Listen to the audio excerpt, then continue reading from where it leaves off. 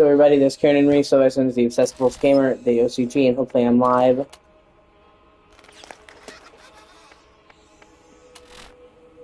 With Borderlands, I had an issue where the textures weren't loading after I respawned, so I decided to restart my system and do it, because literally all the textures were fine. Like, I'm not talking about the normal pop-in Borderlands has. But after I died, the textures wouldn't load in, and then it kept being a problem. So I quit the game and went to the title screen, didn't fix it, so then I decided to exit and restart my system. Everything was fine. Like, that texture pop-in is fine. But I'm saying the textures were staying permanently low res. Like, Borderlands was on Unreal 3. Unreal 3 has an issue with texture pop-in, but you'll see it take a second to load in, but it does load in. These textures were not loading in at all.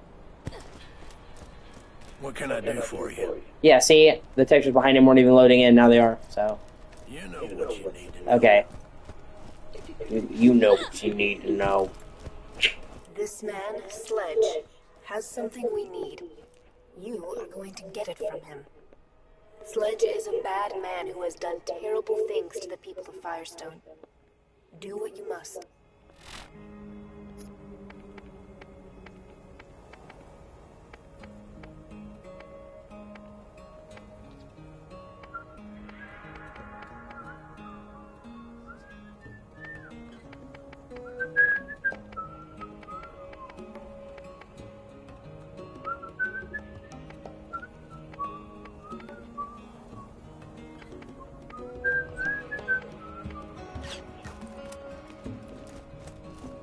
Catch a ride!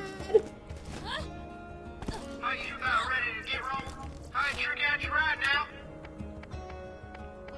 Let's get some wheels.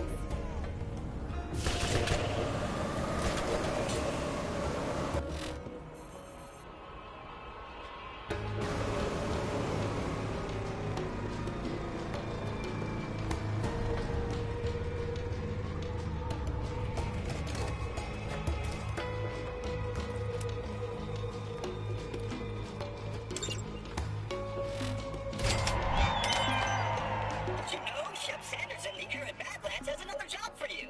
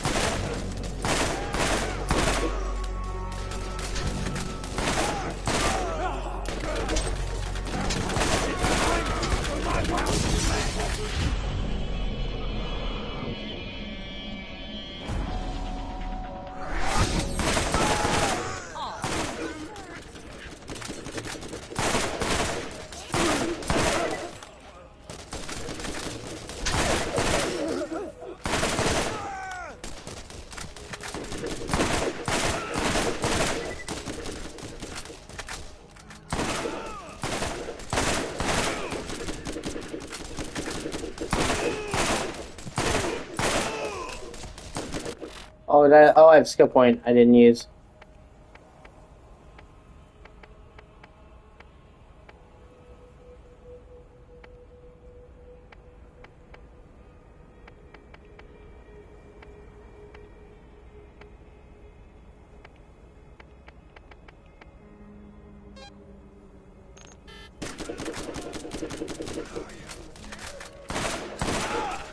Used all my ammo.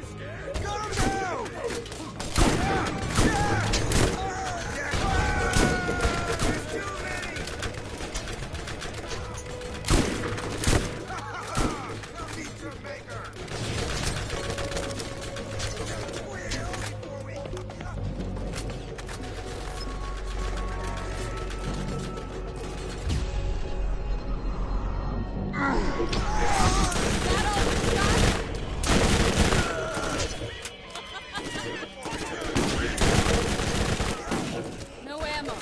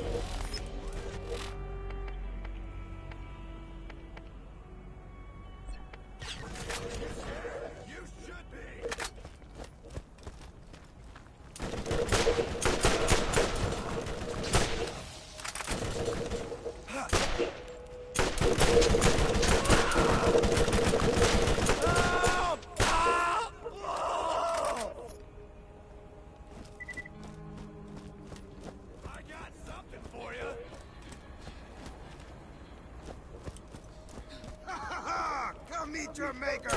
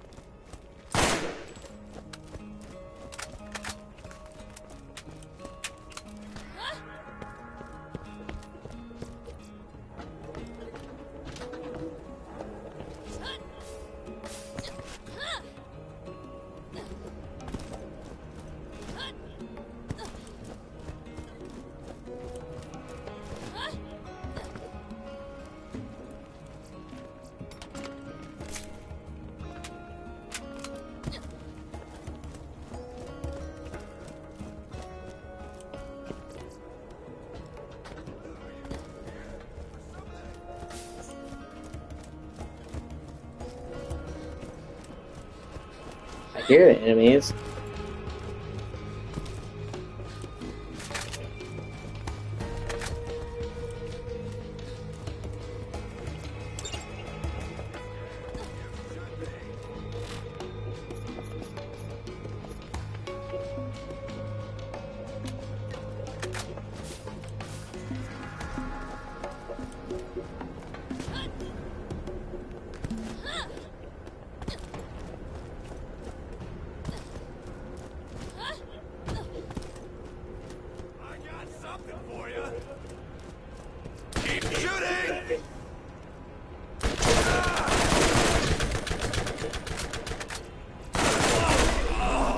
Nice. Is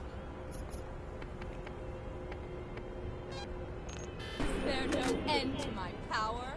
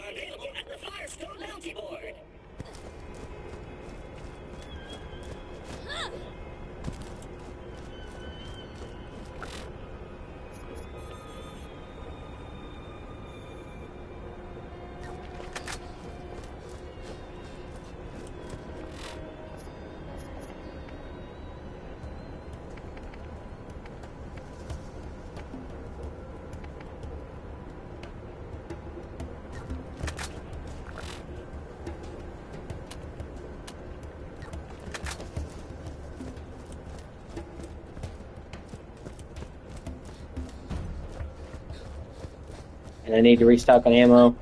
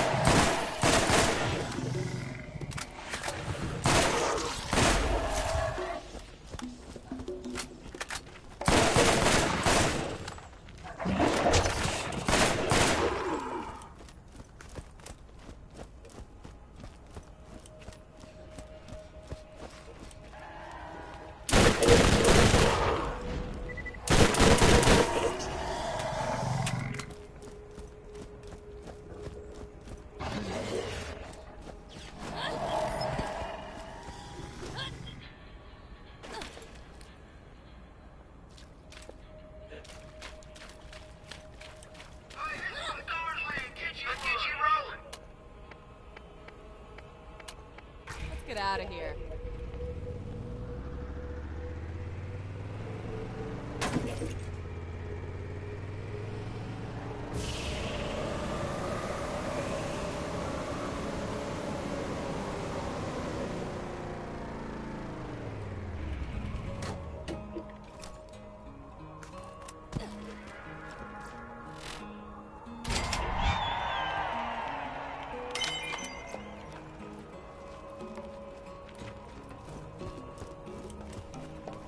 I need to try and make sure to restock on ammo just in case I don't get one right here.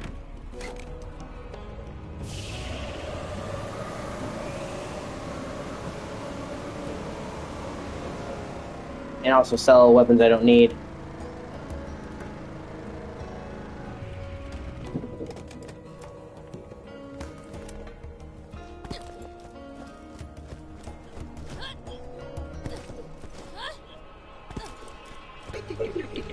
Hey, Dustinovich!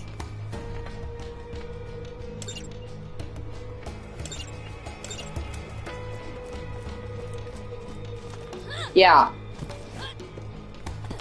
What can I do for you? You know what you need to know.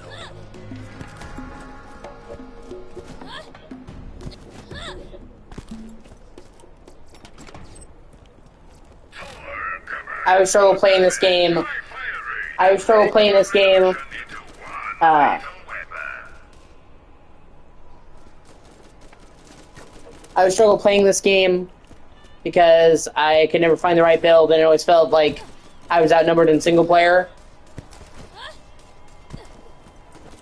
But I looked into it, and Lilith apparently is the most OP character for single player, and yeah, I played it back in the day, so I decided to give it a go with Lilith.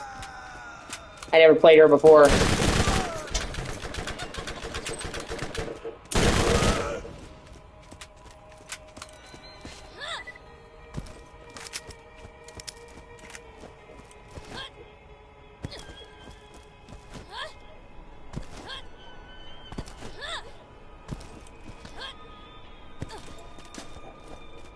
Because I always play these single player, and I didn't choose the right build for single player, so I would really struggle.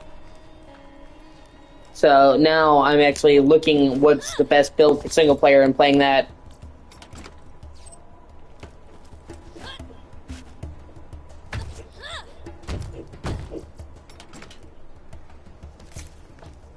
And everybody said Lilith was the most...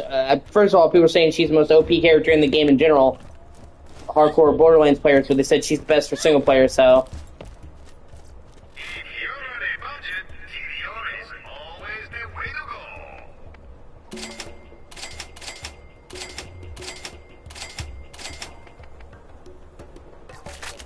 Flat off. You don't need to be a better shot. You just...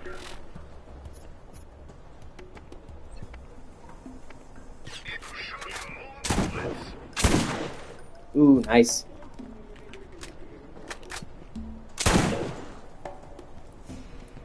Wanna shoot a lot of bullets really fast?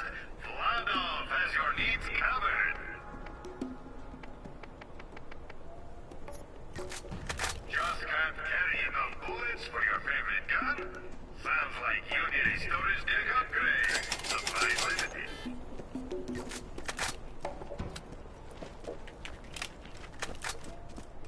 So, I never got very far in the first Borderlands. I played it back at launch when it came out, but because like I said, I picked the wrong build for single player, and I constantly felt overwhelmed and not having fun. But like I said, now I'm picking a build specifically for single player, and hopefully I can go through this. I have the whole series, and I intend to go through all of them. Well, I'm sorry, I don't have Borderlands 4. I have 1, 2, pre-sequel, 3, Tiny Tina's Wonderland.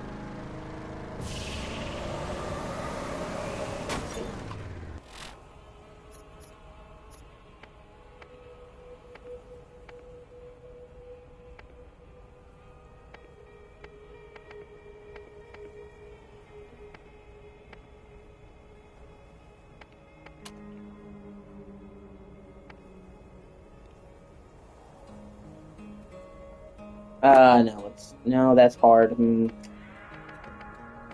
Okay, let's do.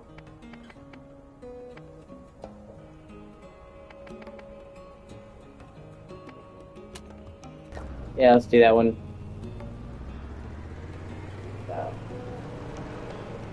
Like, I never even did any of the DLC for Borderlands 1, which I've heard is pretty good.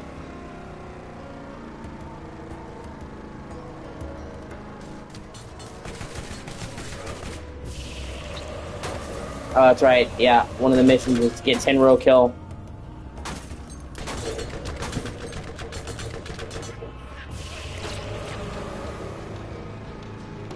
I also really like Tiny Tina's Wonderlands. I have Tiny Tina's Wonderlands. My dad has Borderlands 4. I didn't get around to getting it, but my dad actually says Borderlands 4 is really good. And my dad put a lot of time in Borderlands 4. And since he's been there since day one, and my dad tells me that it's really good and it's a proper Borderlands game, I believe him.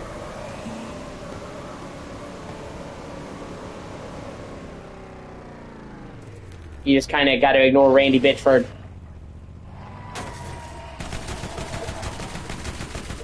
Honestly, it's amazing. It's amazing they, like, even let him talk in public anymore because, like, he's such an asshole. Like, he honestly is one of gaming's funniest assholes. I mean, he left a flash drive that had company Gearbox secrets, along with tons of terabytes of weeb porn, of squirting porn, at a medieval restaurant. I mean, you cannot make that shit up, man. And like, he is testified in court to this. And then when asked about it, he's like, well, actually, I just wanted to see how she squirted so much. She's like, she's not a porn star, she's a magician. I'm like, dog, you're making it worse. Oh my god, stop. It's like, dude, stop.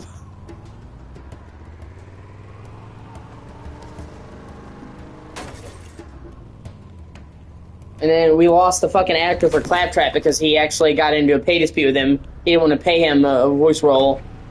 The guy who did Claptrap worked at the studio, and he became Claptrap because they just liked him. And he basically did Claptrap for free in the first game, and then Borderlands 2, like, oh, we're gonna pay you because it took off.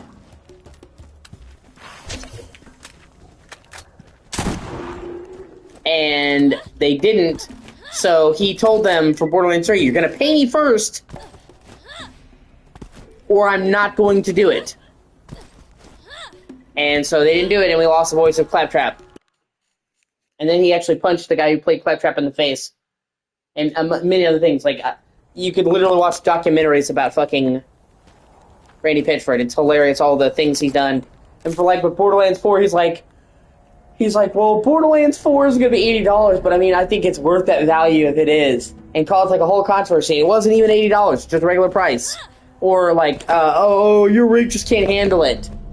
Borderlands 4. Like, I remember like every day in the lead up to Borderlands 4, he would open his mouth and say some shit that was so fucking dumb. And it turned, like, the game actually wound up being great. I've never heard anyone say anything bad about Borderlands 4. They've actually said, like, the writing was a lot better and closer to Borderlands 2 after Borderlands 3's writing sucked. Which, by the way, the reason why Borderlands 3's writing sucks is because they had issues with the writer. Believe that.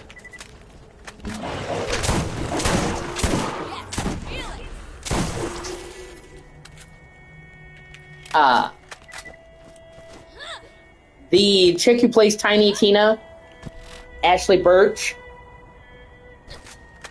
worked on the team with her brother, something Birch, as a writer. And they wrote parts of Borderlands 1, but they wrote Borderlands 2. Which most people will tell you, not only was Borderlands 2 the best story in the series, but Handsome Jack is just unironically one of the best villains in gaming. And then her joining, she only joined,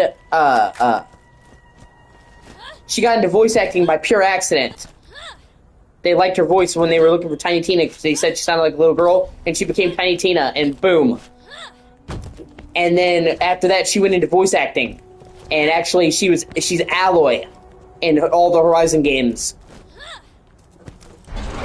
which actually shows how good of a voice actor she is.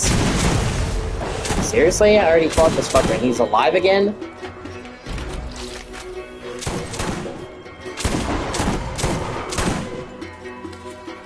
That she can, the same person can play Tiny Tina and Aloy. They sound nothing alike. I'm really good at this. But anyway, so he her brother wrote most of Borderlands 2, which people thought was good. Well, Randy Pitchford did and pissed him off, and they had to get another writer for Borderlands 3, and well, look how that turned out.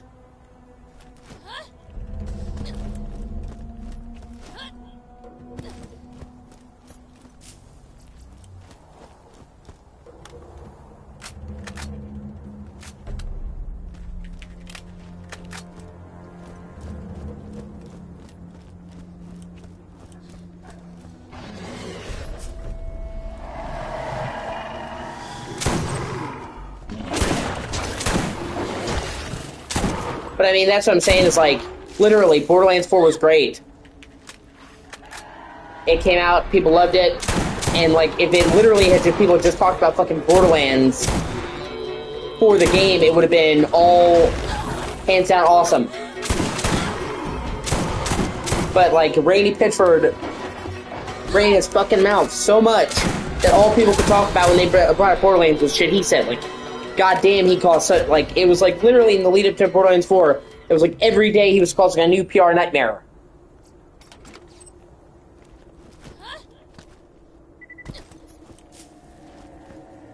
Or I actually think the Borderlands movie was good. Bro, Randy, dude, buddy, pal. No.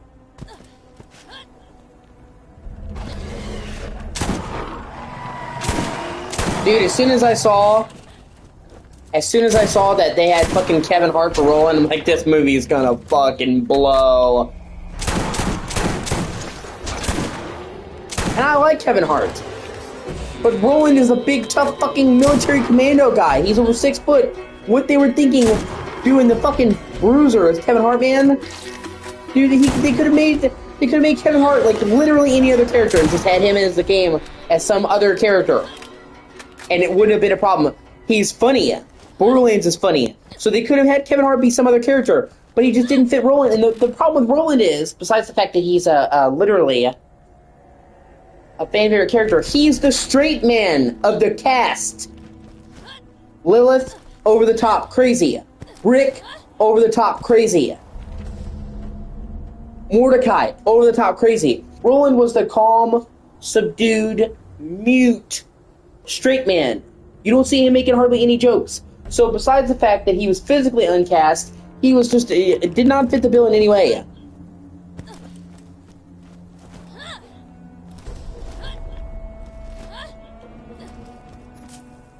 The only good casting they had for that movie was fucking Jack Black as Claptrap.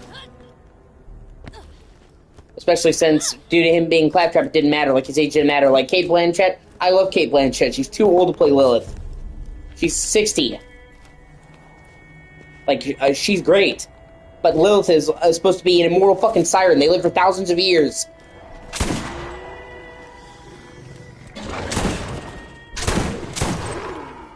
You know, obviously Jack Black is old too, but he's in a role where you don't see his face, and his voice fit the bill.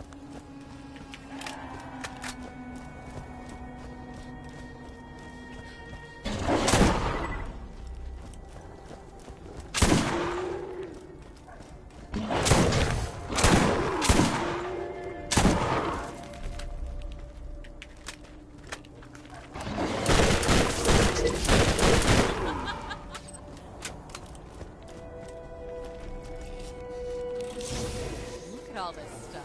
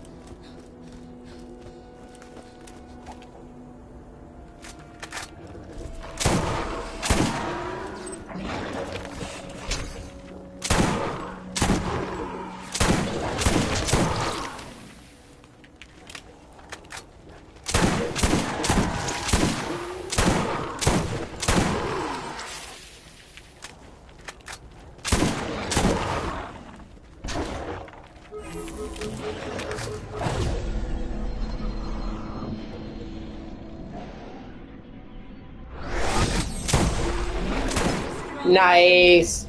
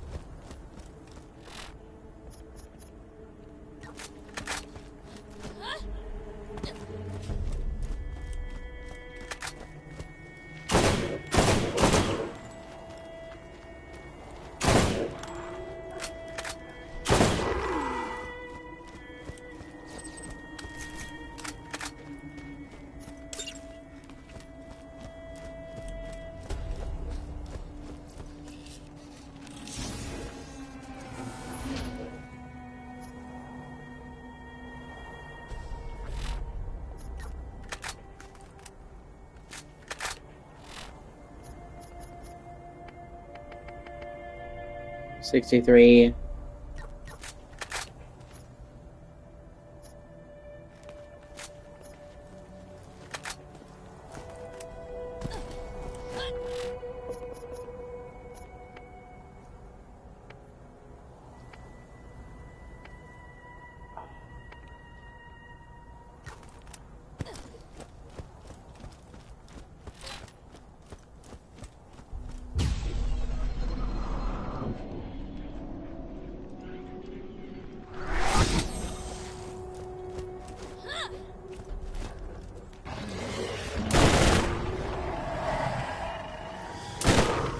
And fuck it, I don't even need to fight them.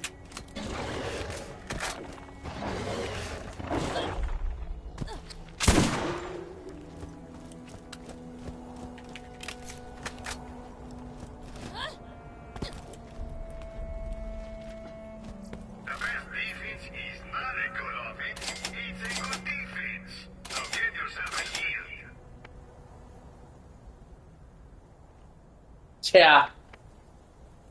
I love the comment says, "We shall. It shall happen."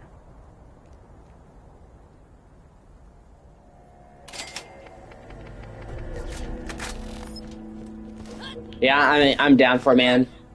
I don't have PS Premium right now. Times are tough, but yeah. Right now, I'm saving every bit of money I have for Crimson Desert. I'm getting a new controller for my birthday. So that takes care of one thing. So my next main purchase is getting Crimson Desert.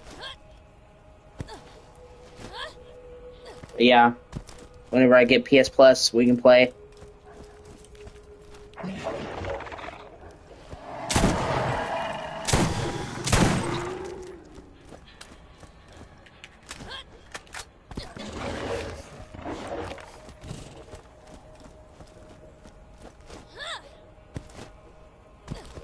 Alex loves the Borderlands games. He plays them a lot, but he has them on PC. And up until Borderlands 3, none of them are crossplay. So even though, like, there were times that I wanted to play Borderlands with Alex when I had PS Plus, and he couldn't because, you know, didn't have them on PlayStation. Hey, why don't you come over here and chat a while? Always nice for a fellow to have company out here.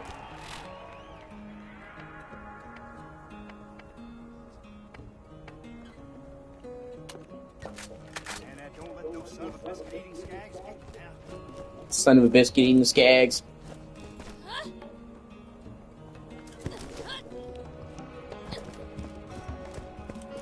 Hey, let's get you rolling, man. Let's get you rolling.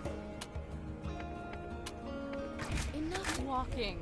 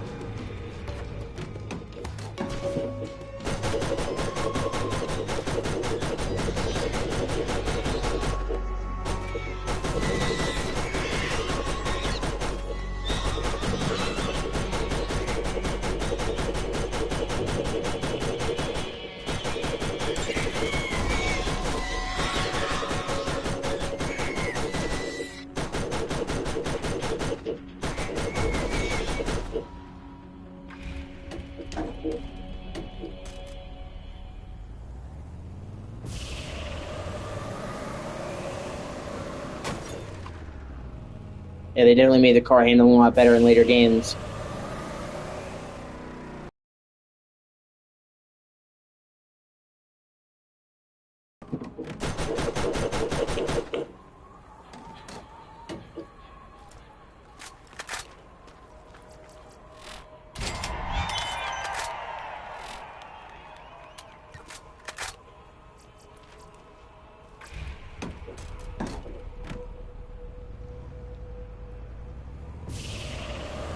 Catch a ride!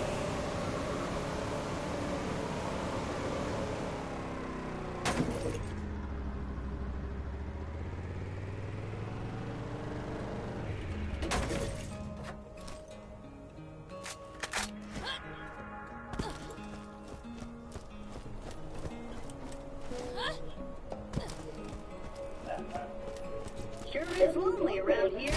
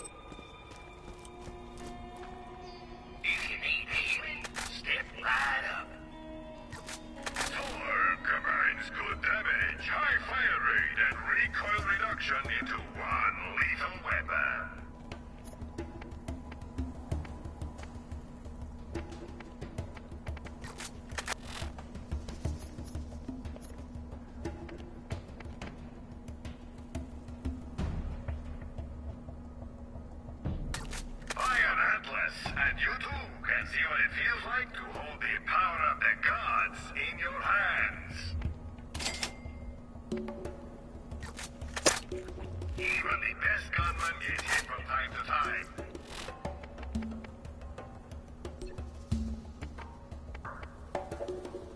So make sure your shield is up to par.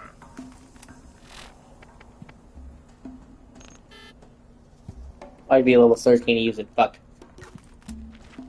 Oh well.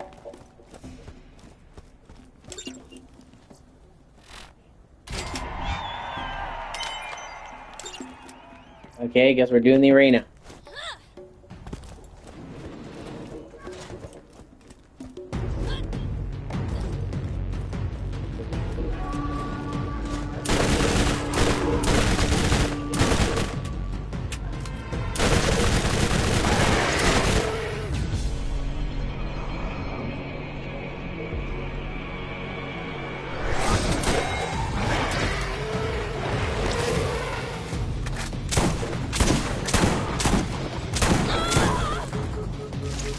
Shit.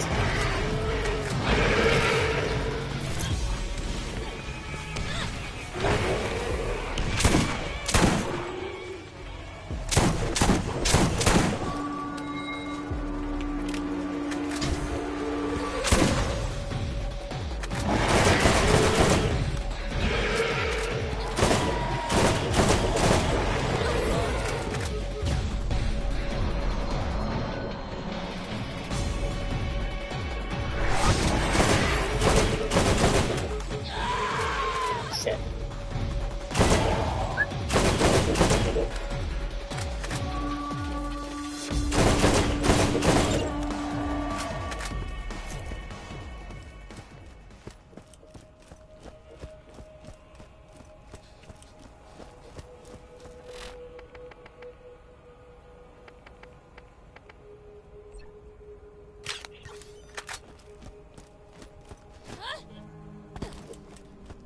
Who needs a real doctor when you got my machines and their scary needles?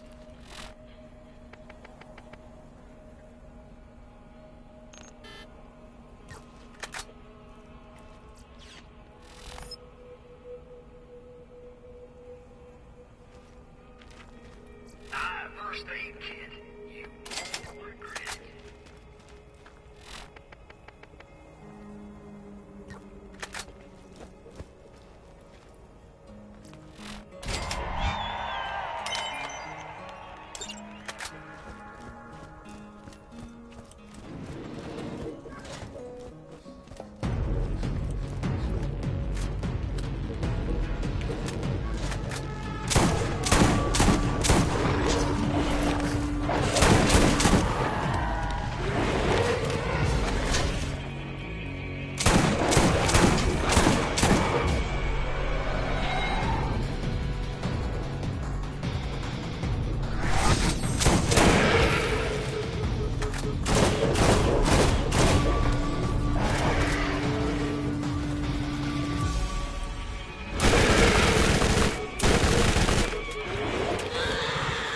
Okay, this is a little bit too high for me. That's my bad.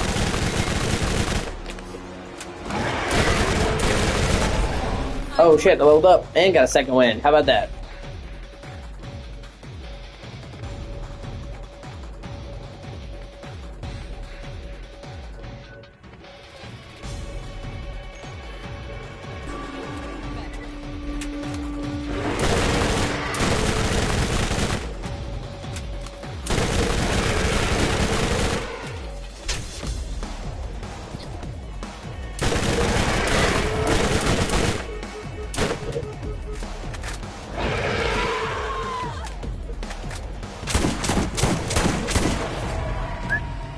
Shit. Holy fuck, that was close.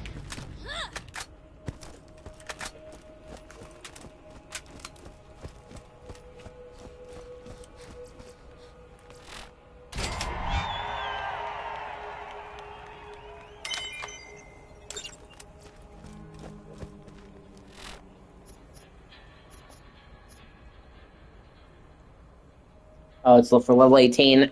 Okay, let's come back for the last one then.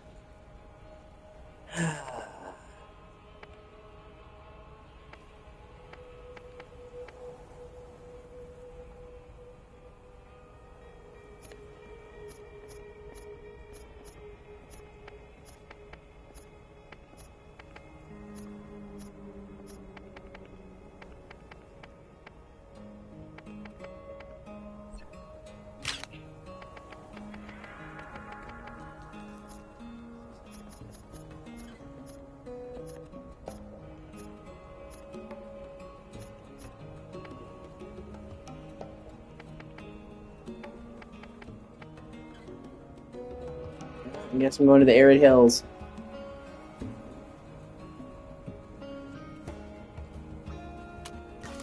Oh yeah, fucking Patricia Tanis.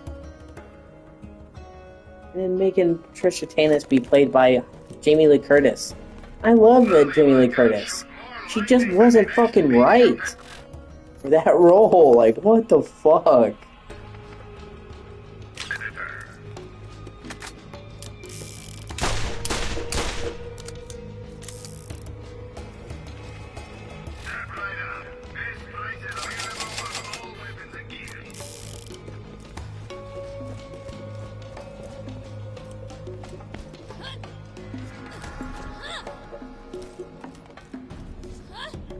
Same with Mark Wahlberg. I love Mark Wahlberg, but him as Sully, go fuck yourself.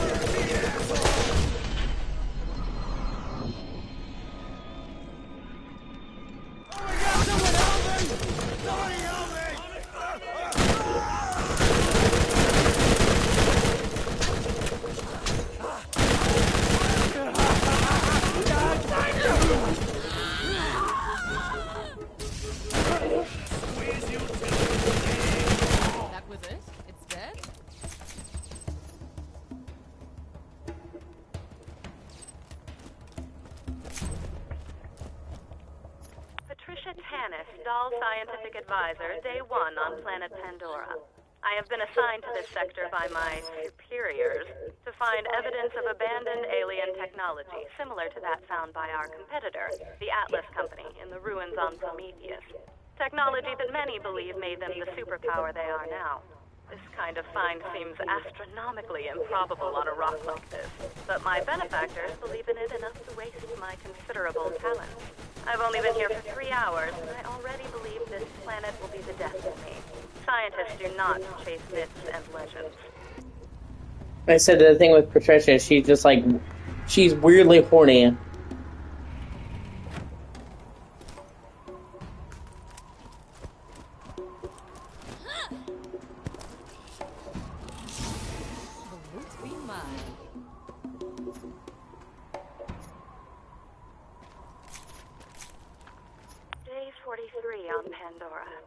I believe it to be the 43rd day I've been here. The moonlight cycles are difficult to get used to. The planet rotation day is over 90 hours long. The people that inhabit this salted dust ball are as ignorant as I've seen in this galaxy. When I attach scientific inquiry to something like the Vault, I'm greeted with silly nursery rhymes and slack-jawed soliloquy about a man who knew a man who knew a man. They drift off into a stupor where I half imagine they're drunk or brain damaged and are unaware of my continued presence. If I believed in hell, I would contemplate how it compared to Pandora. Ironically, such a belief would align me with these Neanderthals.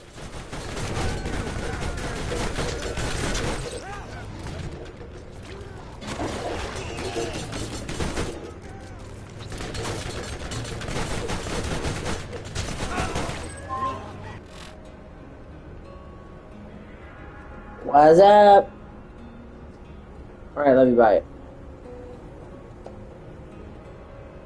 Be right back.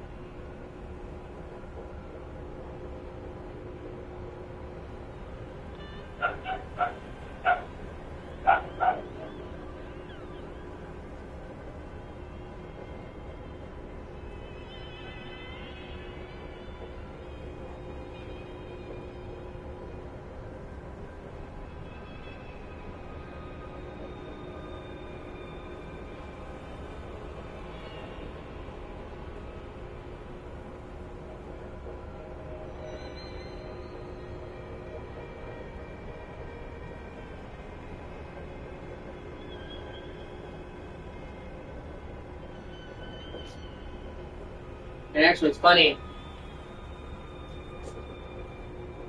I think Borderlands pre-sequel, one of the things it did that it didn't get a lot of credit for, I don't know why people hate on the pre-sequel, but it has the most unique dialogue for different characters.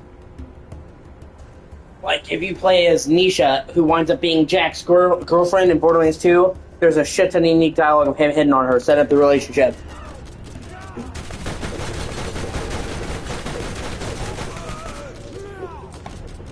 And Wilhelm,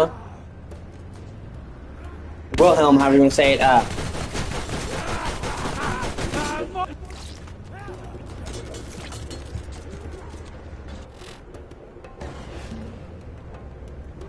he has become so cybernetic he's no longer human in Borderlands 2. So when you play him in Borderlands pre-sequel, he actually changes his appearance and becomes more cybernetic as you invest in one of his trees.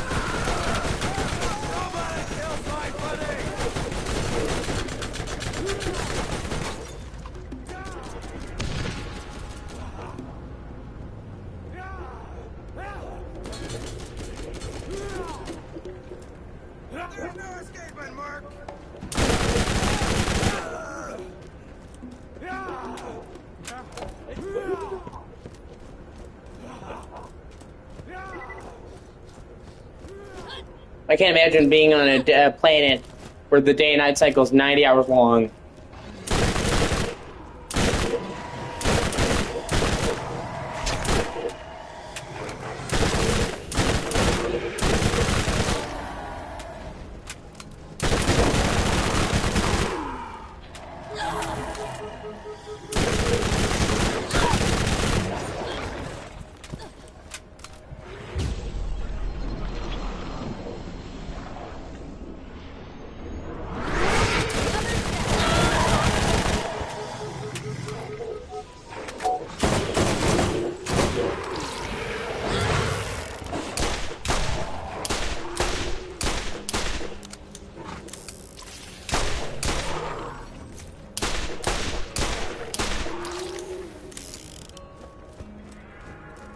Of course, the day and night cycle is only like 10-20 minutes in this game, fed up, but yeah.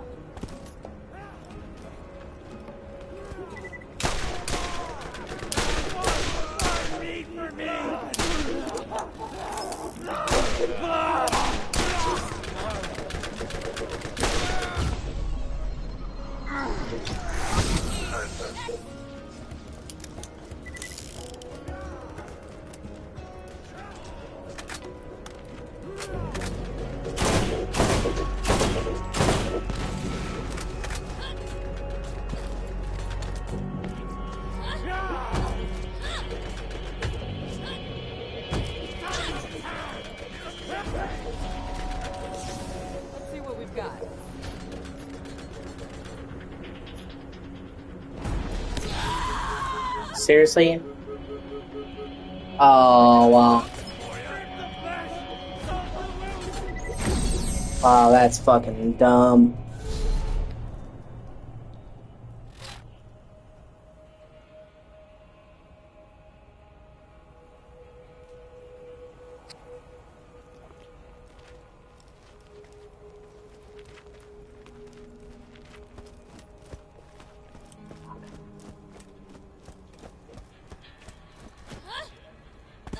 No, go that way. That'll start the arena, which you will die for because you're not leveled.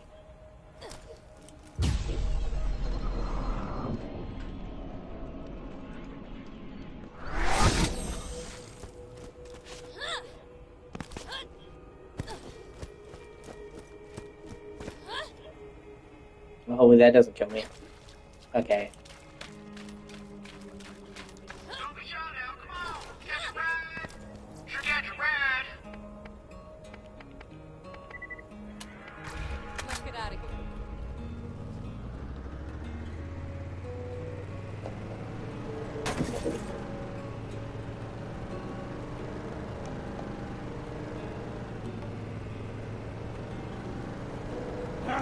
It's time for my pound of flesh!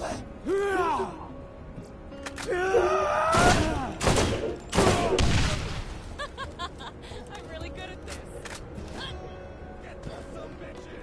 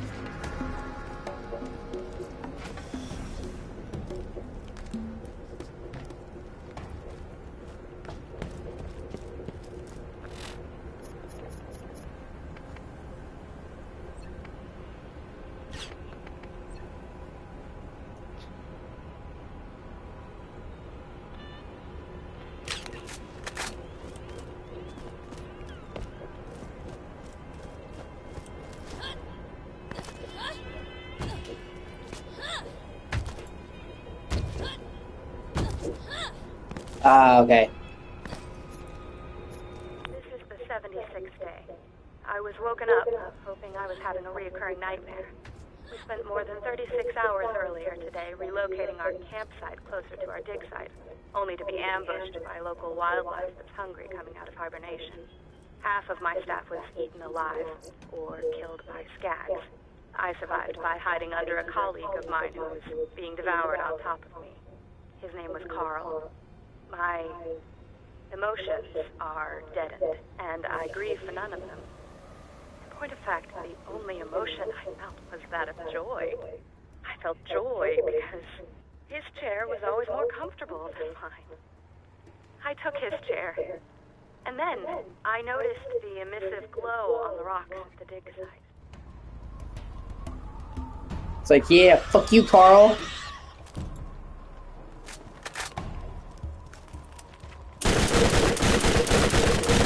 Took your chair, Carl. That's got to be probably the whitest sounding name in the world, Carl. Carl. Day 119. I sat in the shower in tears for just under an hour. This is interesting, considering we haven't had water for days. I equate my ever-decreasing sanity with that of the population of my dig site. With the investigation of the symbols and glowing patterns at the site, we finally unearthed arguably certifiable proof of the existence of alien life having been here on Pandora. But this celebration was lonely, as I only have 2 colleagues left. And I'm not too fond of the fat girl, Shimei. Shimei. I've been told that scientific discovery requires sacrifice, but I never understood what they meant until now.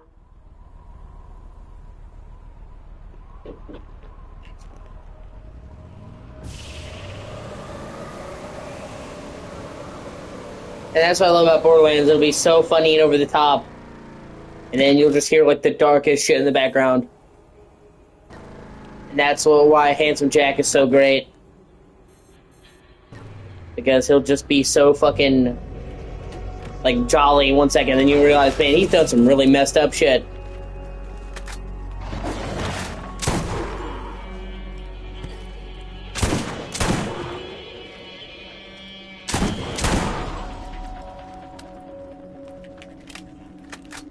That's also what's good about the pre-sequel, because you actually get to see him go from a regular dude to a fucking monster.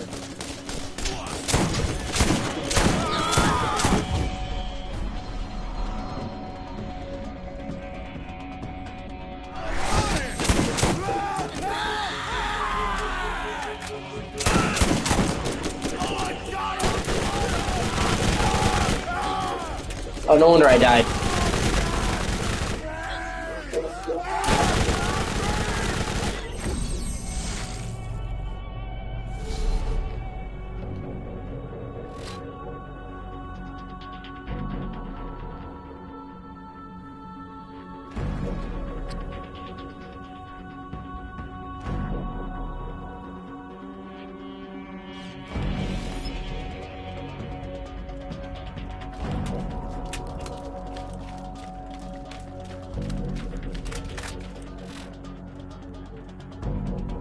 Never mind.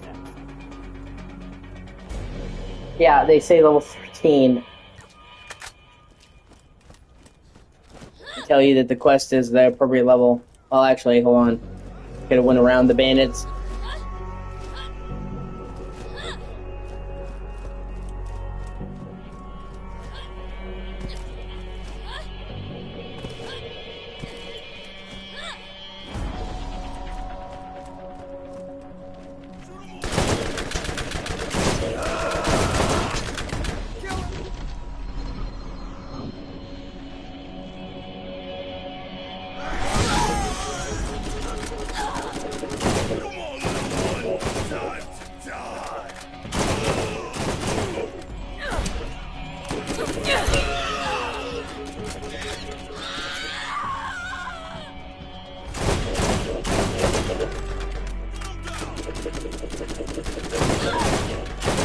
Oh, come on. Fuck.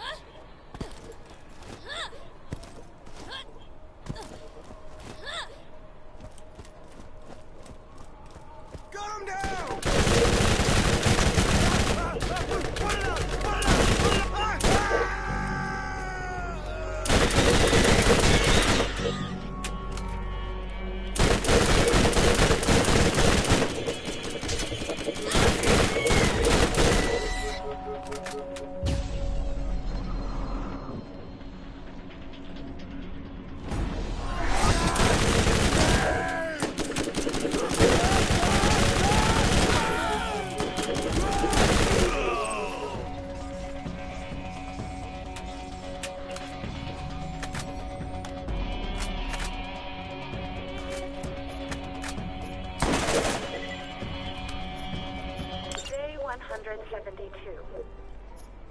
The fat girl, Shimei, was crushed under an alien ruin that collapsed today. She didn't die right away and begged me to put her out of her misery as she choked on various fluids and bile. I hesitated because she was the last one alive that wasn't me. As she was choking and coughing and dying, I tried to enjoy the interaction, which I imagined to be a conversation, as I knew it was the last I would have for a while. I finally got around to smothering her so that I could continue my research. I could tell that she regretted the decision. The skags have been waiting for this meal for a while. They will not go hungry tonight. Look at you roll! Let's get some wheels. Catch a ride.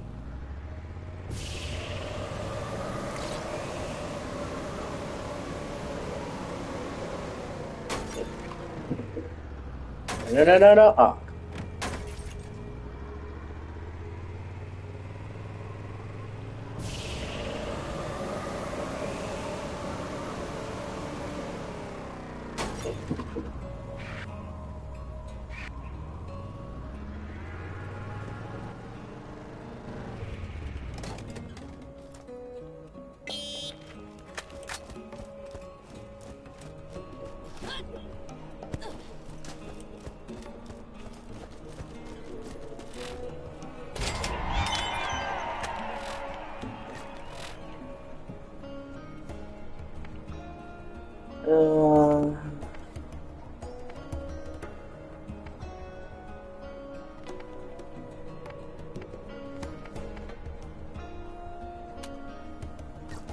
I'm level 13. I should be 14 by the time I get there. So yeah, I'll go do that one next.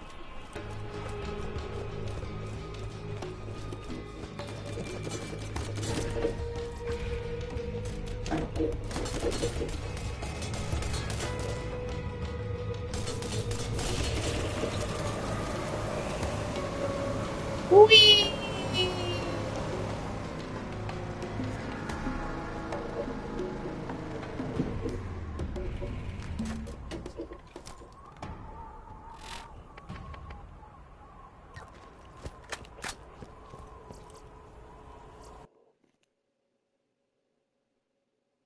Arid Hills.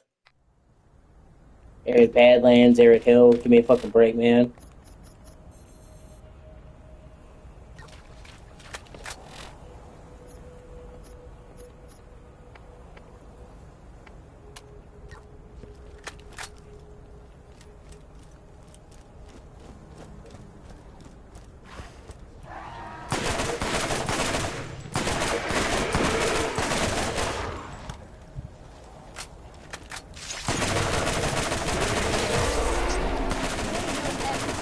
Power.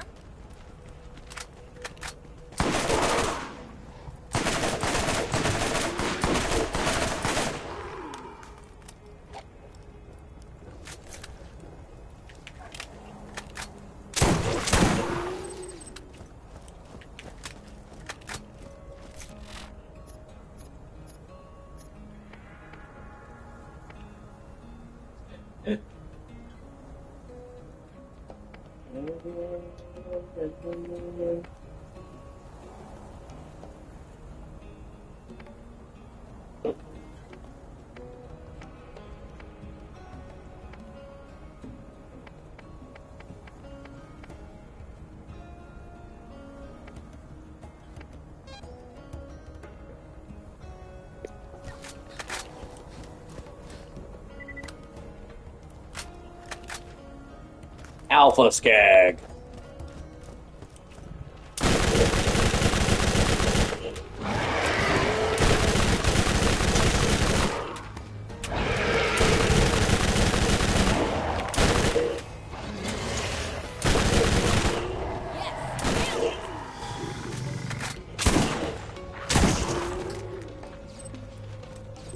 I think there's an ammo shop right there.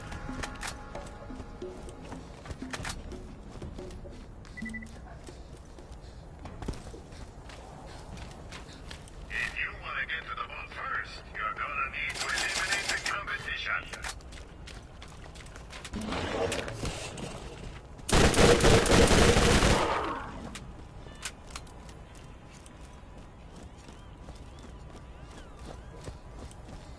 That's one thing they did a lot better with the other Borderlands games.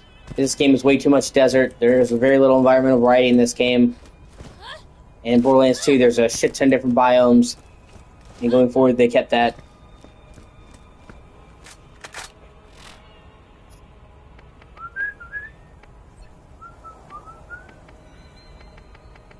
Uh, 129, it's actually not bad damage.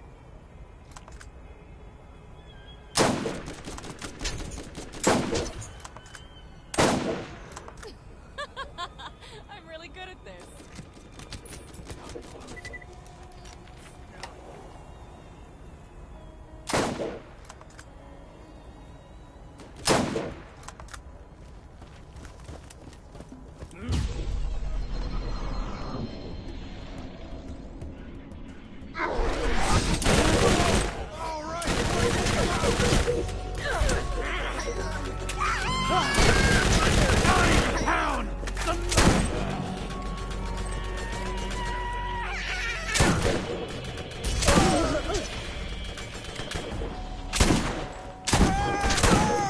Aw, did that hurt?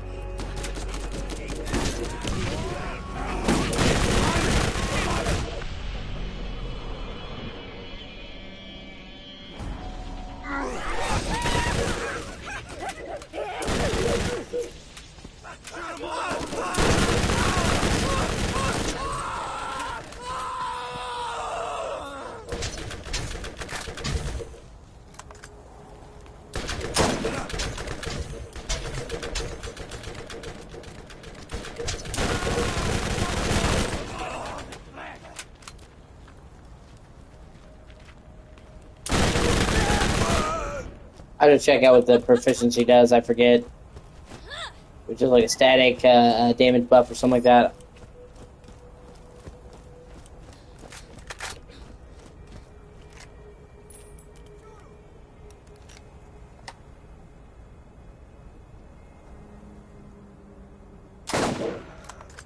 Oh shit! One shot at him. All right, boys, take him out.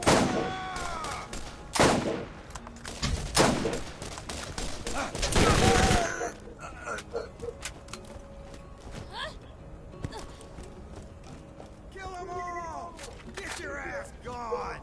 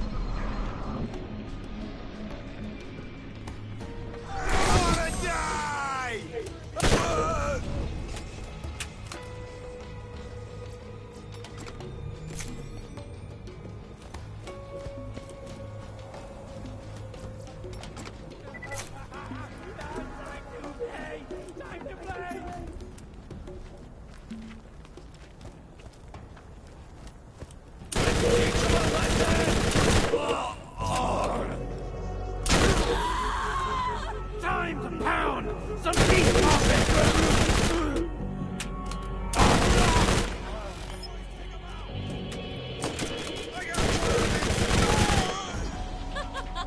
I'm really good at this.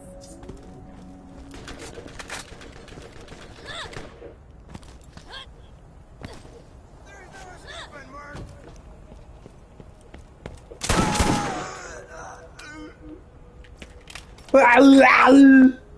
Sounds like I'm killing fucking Bobcat.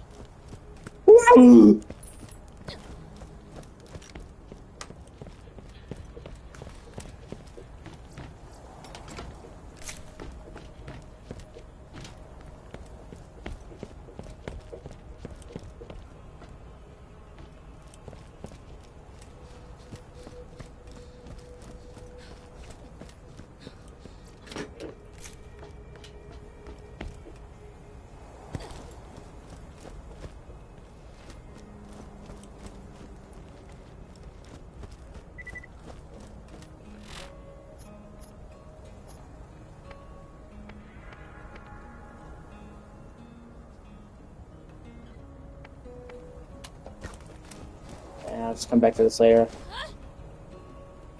And now I'm just gonna do the inquest to go after Sledge.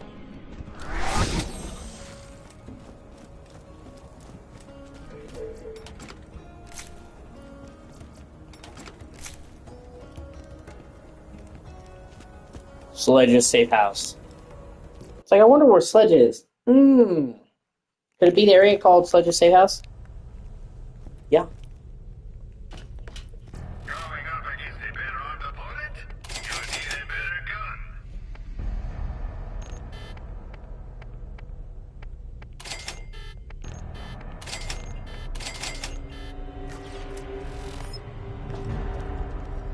If you need healing, step right up.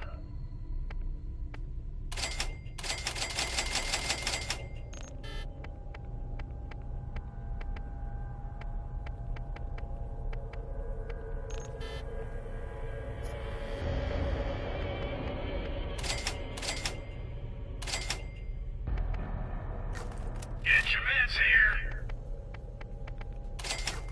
I haven't upgraded my shield in a while.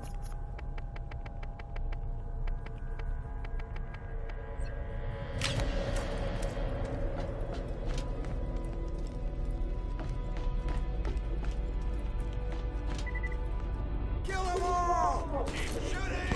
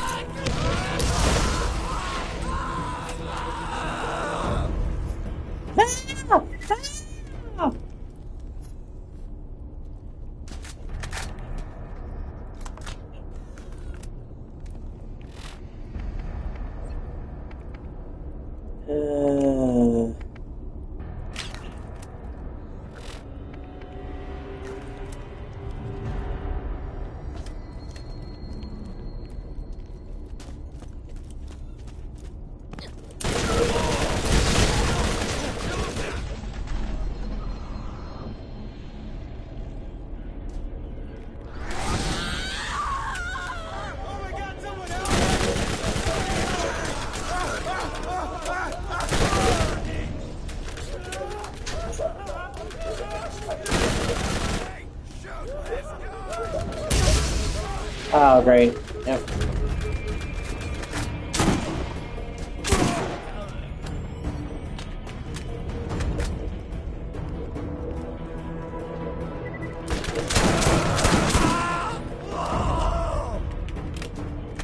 I think this might be as far as I got when I originally played Borderlands.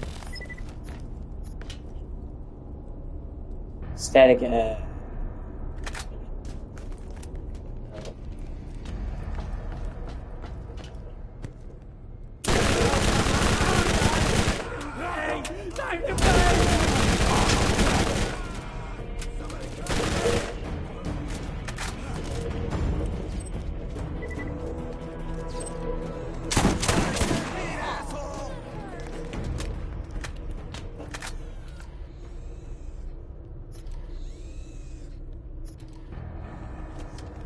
You never should have come here. Now you're gonna pay.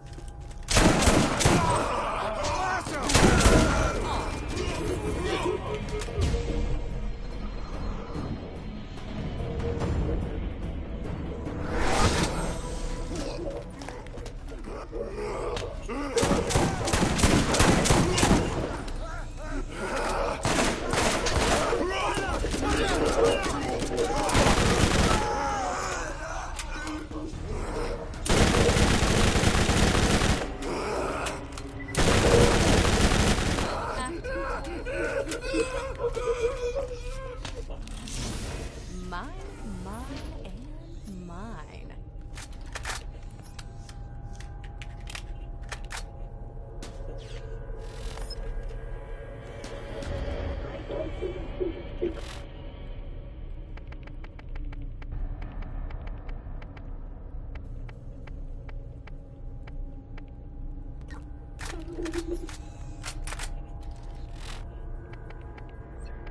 it does less damage, but it has explosions, so it might even out.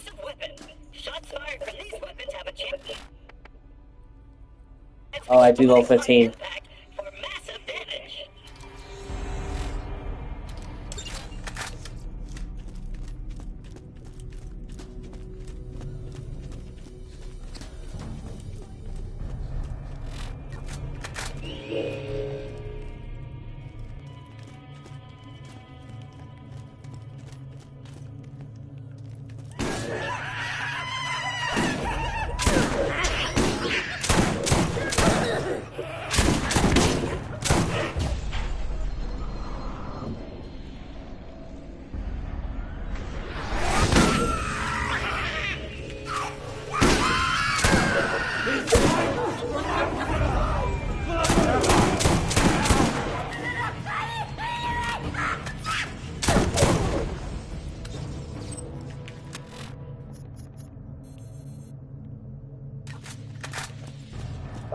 Let me go find the repair kit before I progress.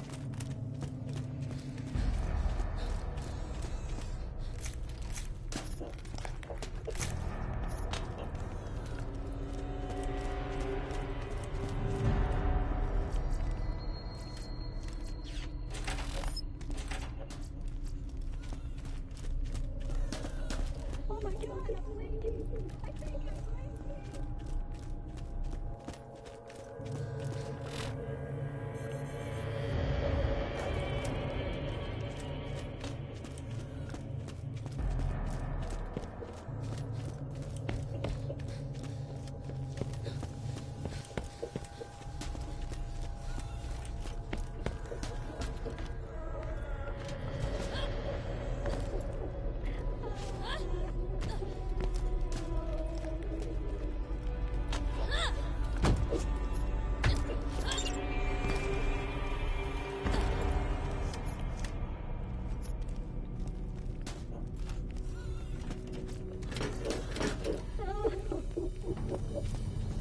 I'm leaking.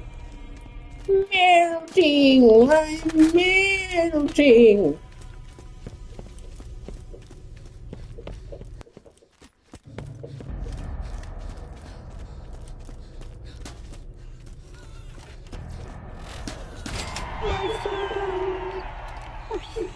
Oh wow, increase my backpack's carrying capacity. Nice.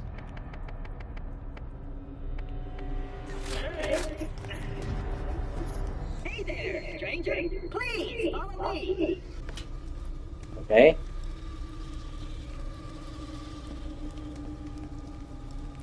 And open! Yes! If I'm lucky. Ooh, shit. Oh, come on, let's get down. Come on.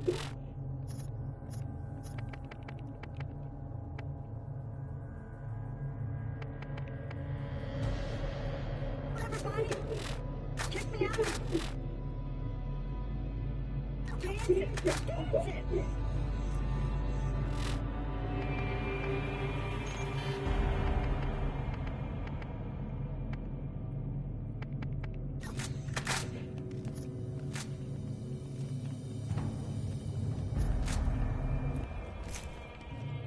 I should check that out when I get to level 15, which won't be long. Chicken.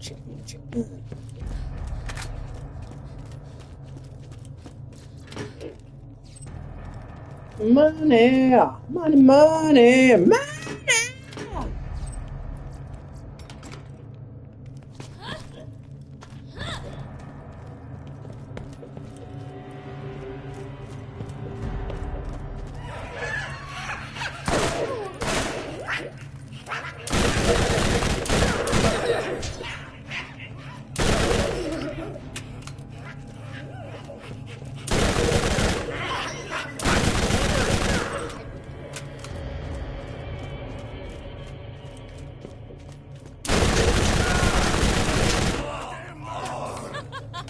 I'm really good at this.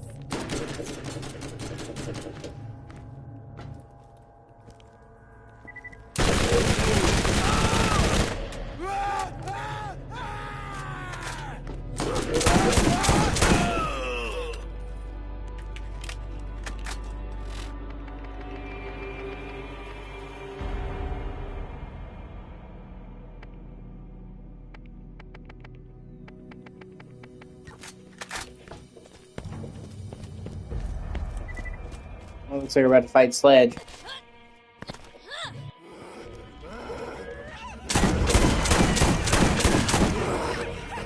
God damn.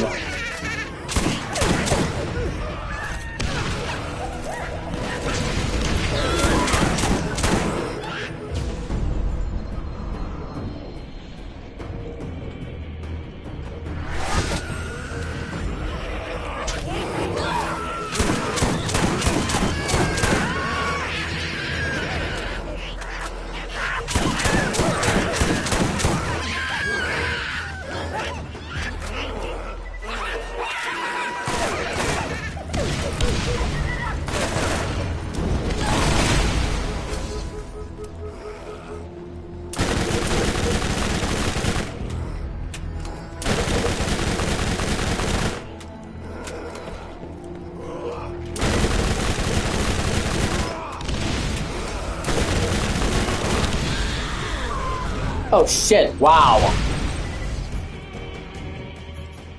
Fuck.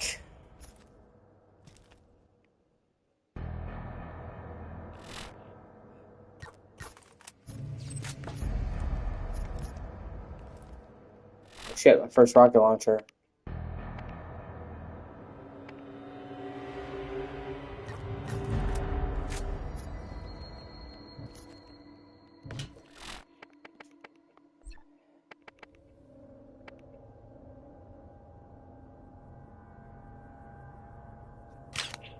Then I can replace it with... Well, that's level 16. Son of a bitch. Oh, regardless.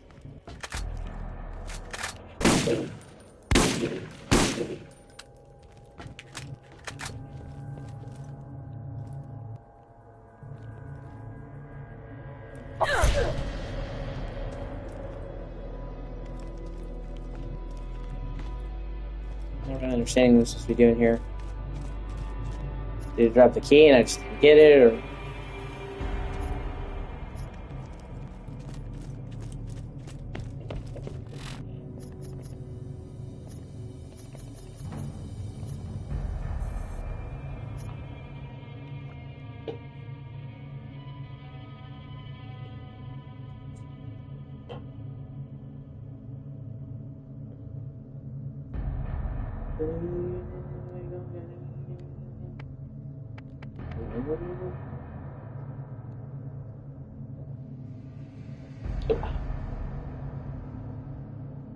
No, this is supposed to be the key right here.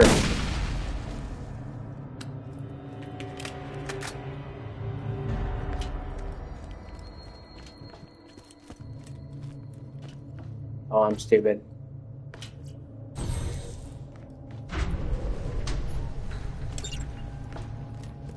You should be able to get into the mine now.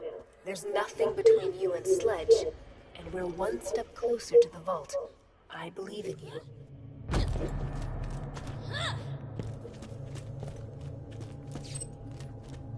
I believe in UFOs.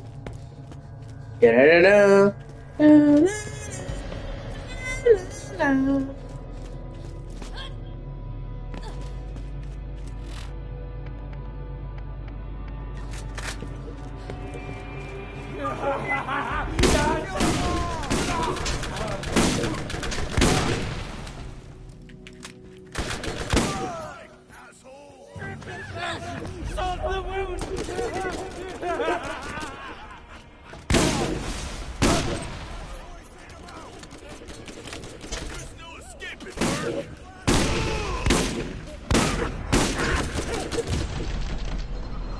That's right.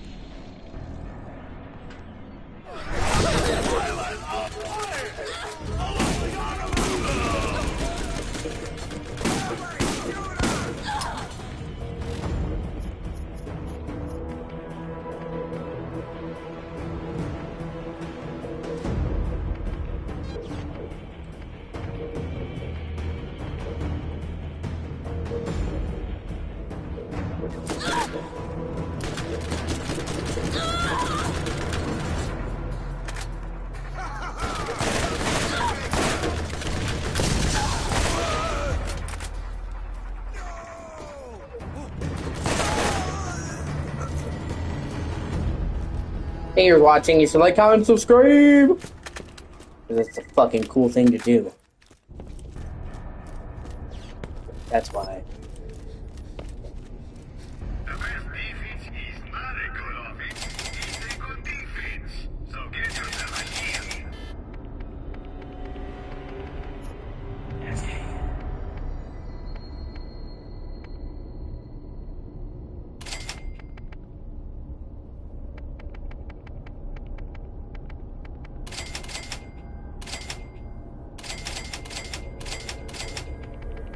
There, I have more space now.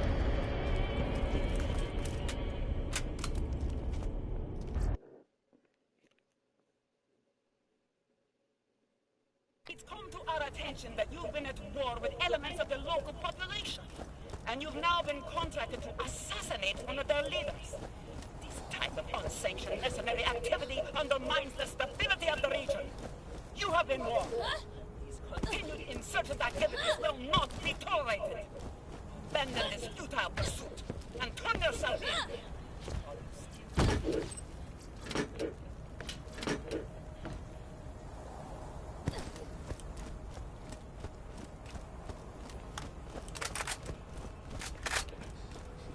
Blast him!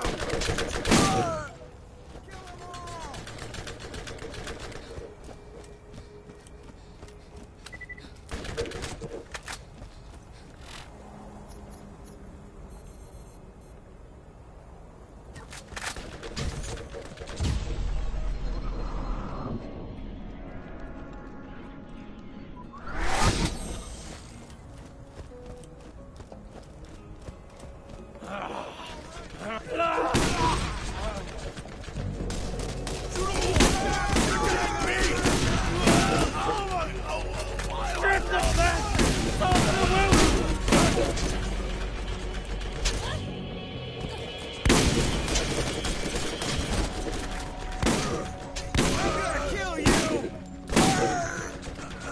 Master Exploder. It's funny. I'm a master debater.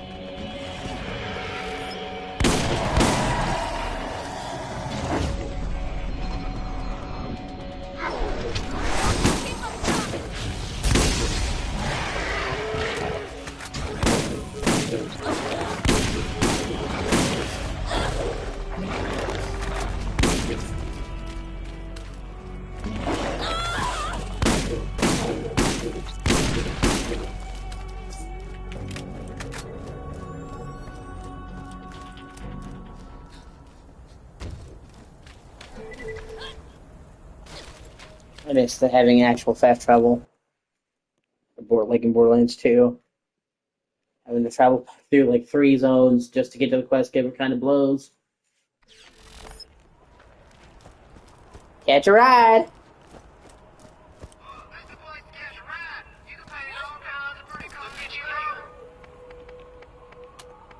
Enough walking.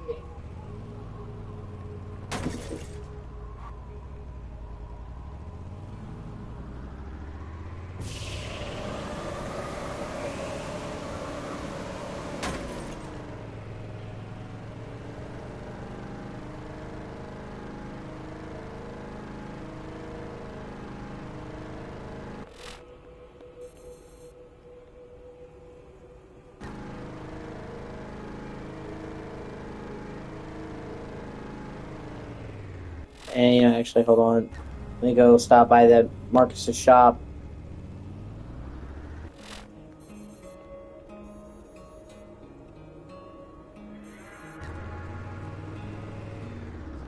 See if there's any better new weapons. It's been a while since I upgraded my O.C.G.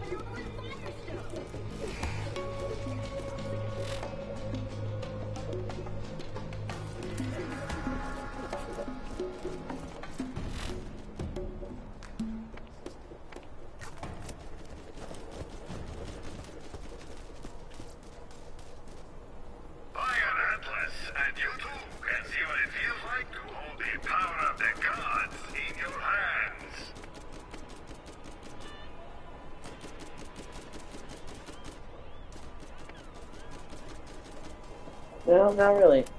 I don't know.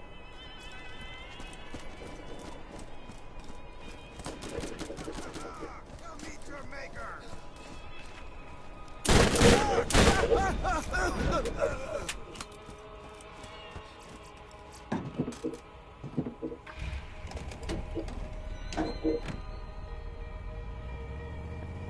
what I've been saving for you.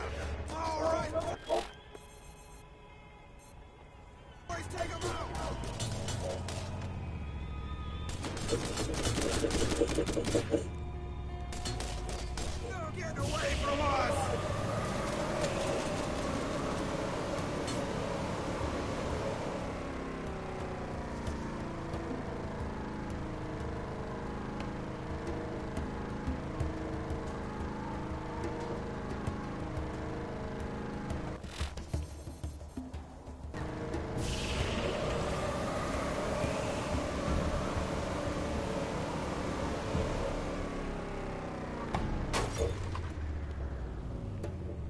Oh shit.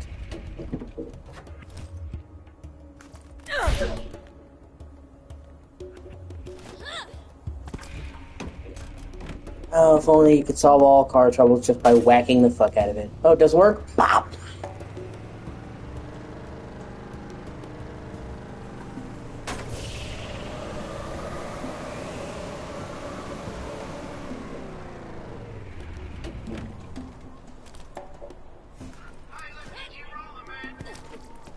Can't you read?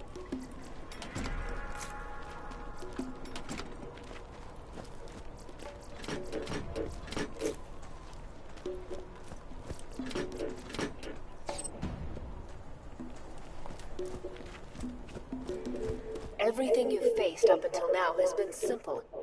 You're about to face a real challenge in Sledge. Do not underestimate him. Alright, man, hopefully that doesn't happen.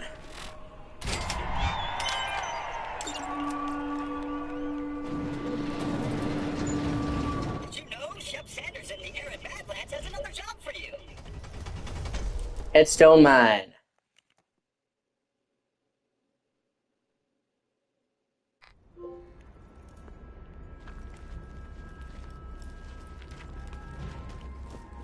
Yeah.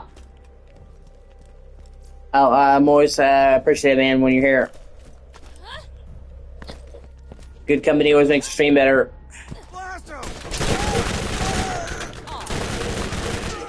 But I understand shit happens.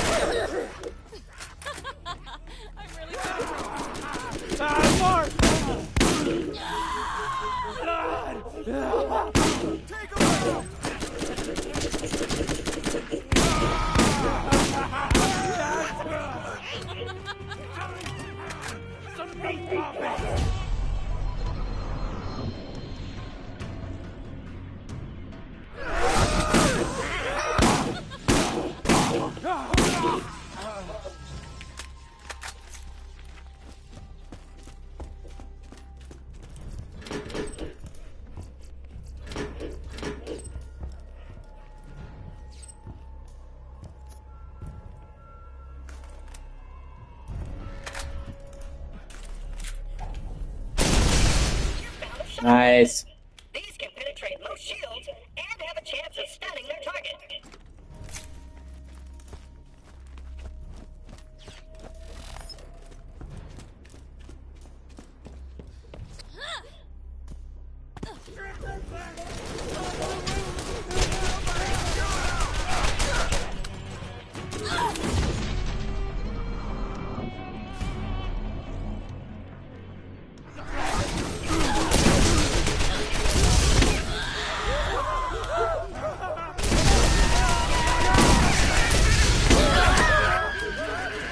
shit.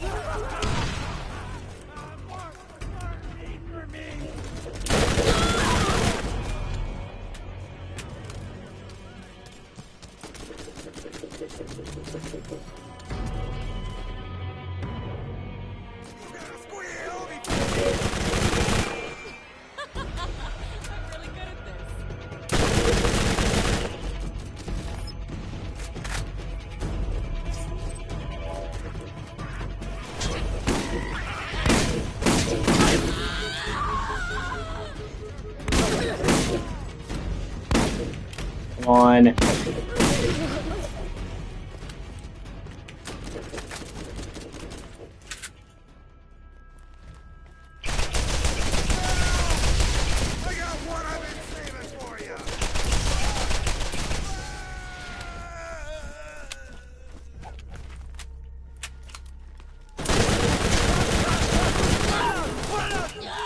Ah, oh, shit. Good old flame damage.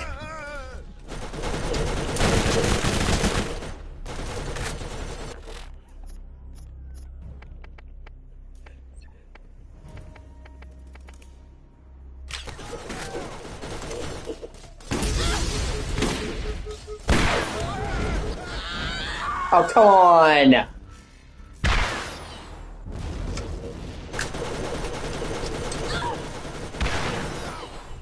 Nope. Shit. Oh well. What are you gonna do?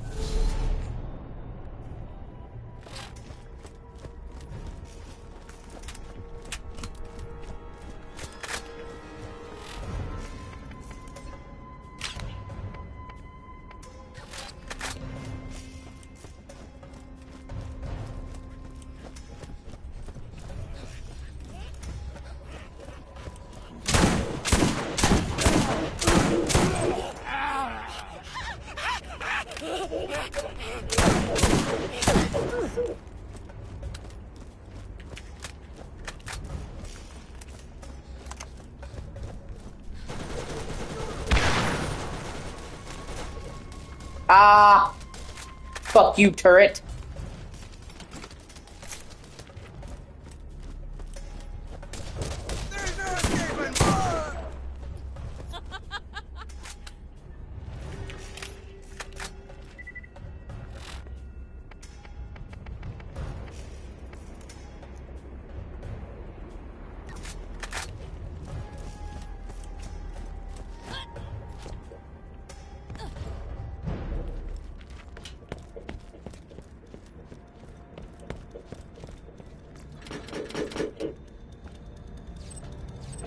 Fucking Marcus bobblehead.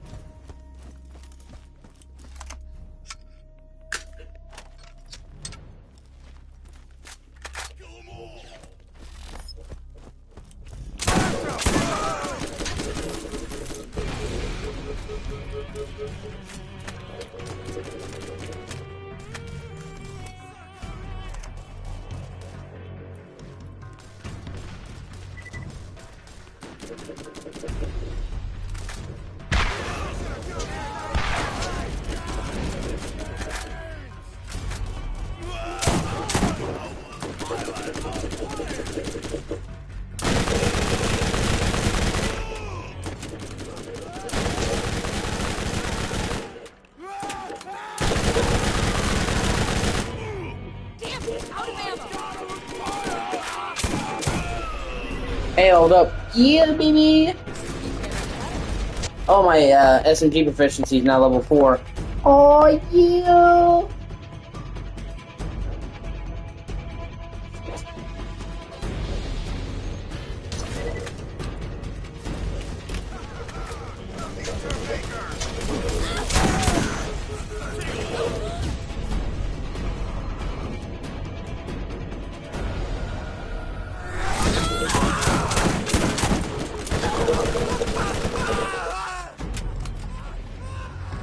I need to look up exactly what the proficiency changes, if it's just more damage or what, I forget.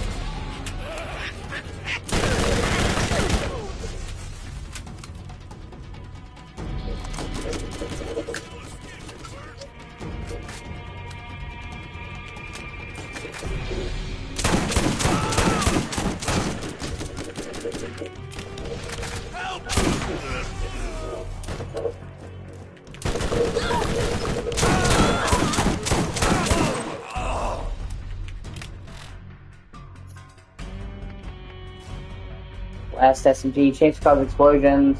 Let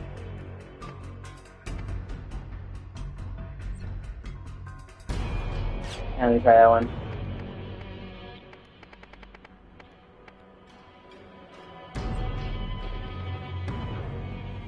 That one doesn't cause explosions, but it does a lot more damage. Yeah, let's do it. Okay, and then yeah, here we go. The Battle Stomper. Still a lot of damage for 3-round fire. 85.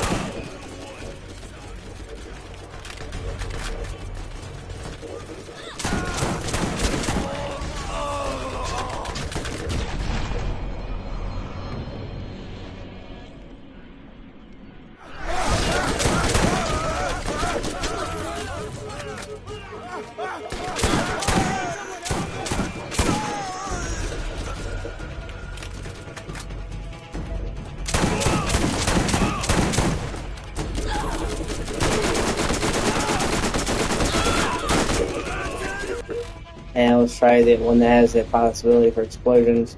Explosions? God. I remember that, man.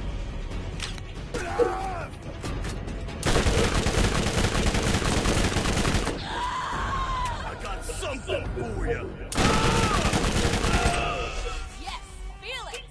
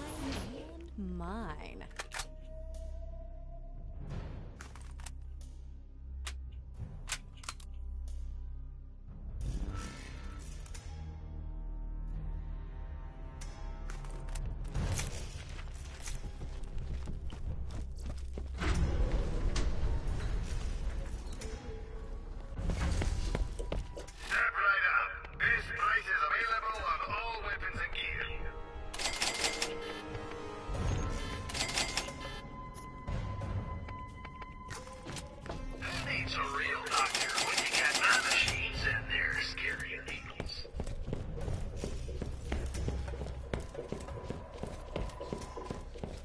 This one is a brute, and he has a powerful shield you will need to whittle down before you can hurt him. Don't let him touch you.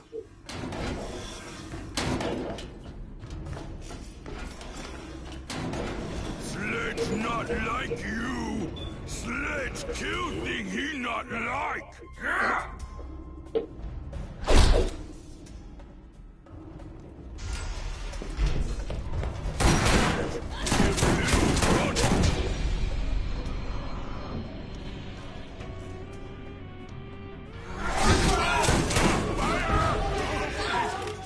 Shit.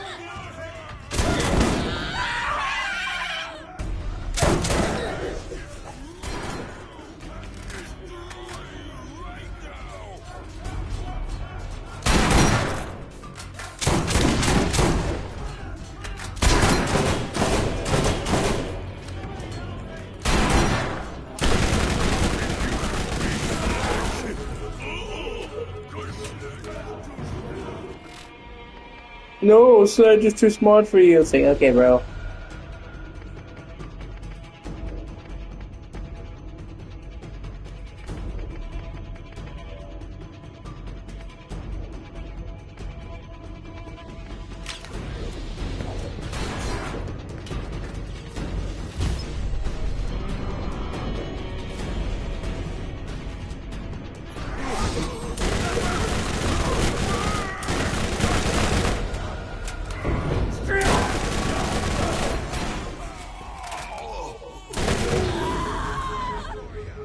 Shit.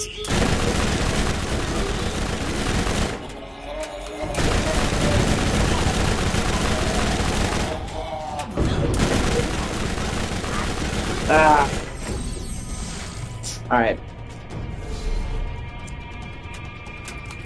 If you want to get to the ball first, you're gonna need to eliminate the competition.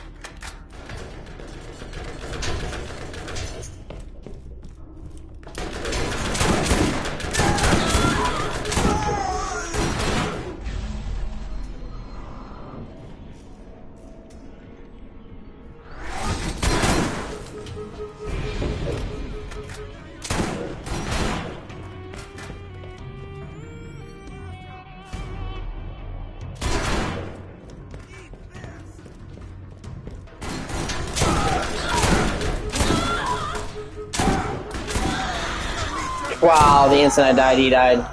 Don't you love it when things work out that way?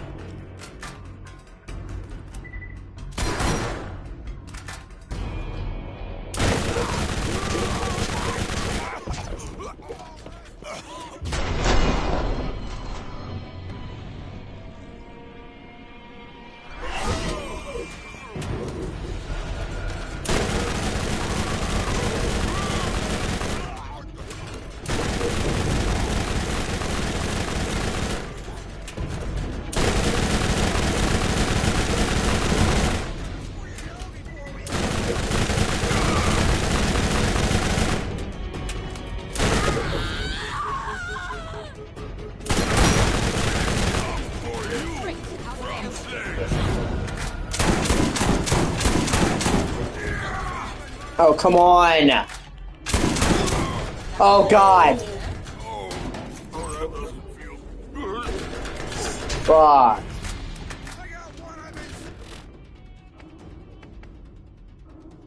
150 melee damage, 106 damage. Where's fire count? Oh, so it basically fires 2 shots. And you have to reload.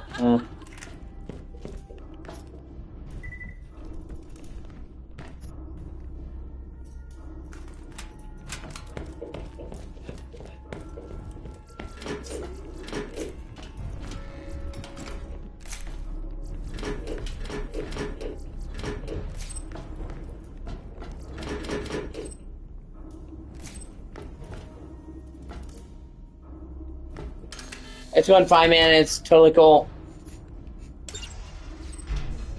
I bet you would like to know what that is. The vault is real. What you are holding is the key that opens it. One part of it, anyway.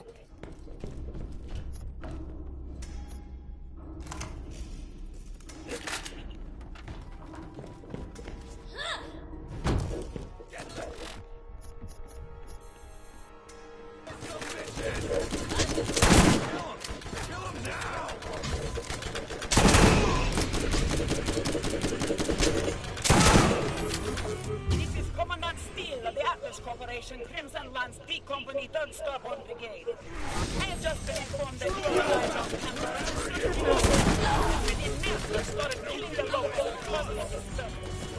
This planet is under the authority of the Atlas Corporation, and any Iridian artifacts found here are Atlas property.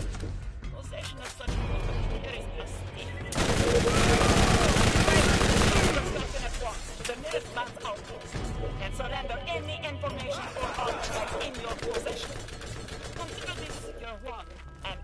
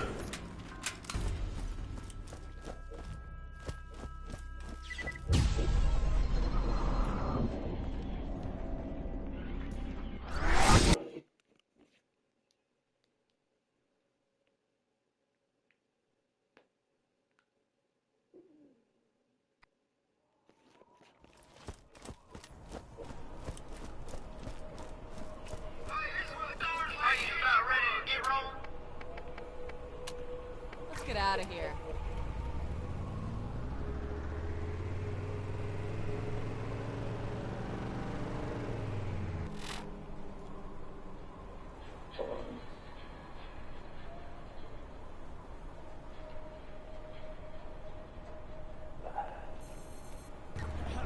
Give me a second, I see all what you're saying.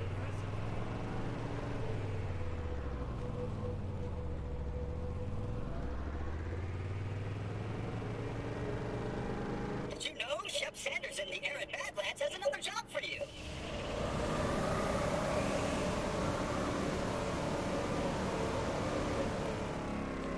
Greetings, traveler! New missions are available at the Firestone Bounty Board.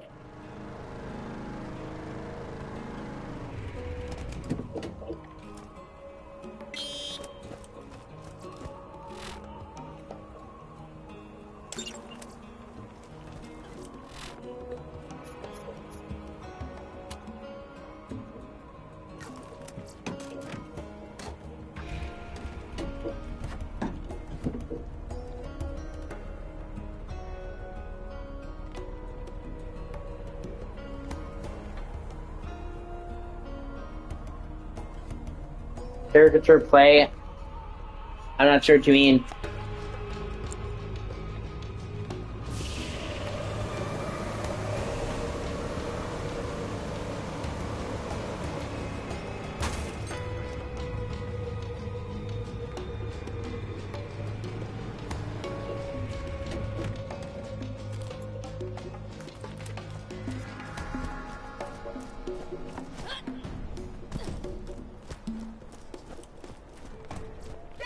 Duties available.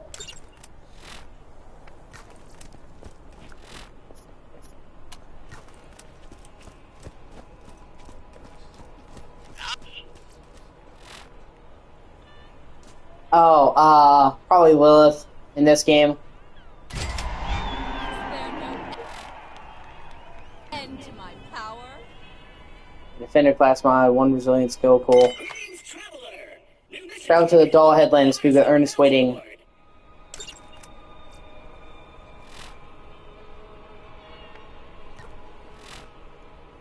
Let me see.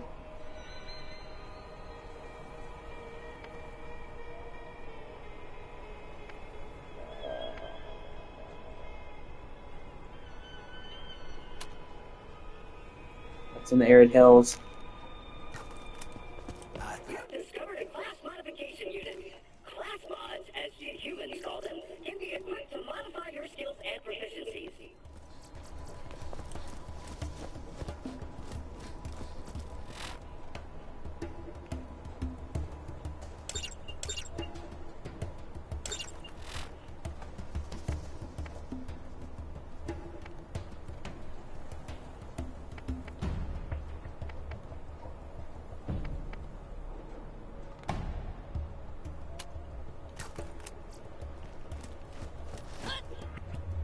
Just because I like her speed and aggression.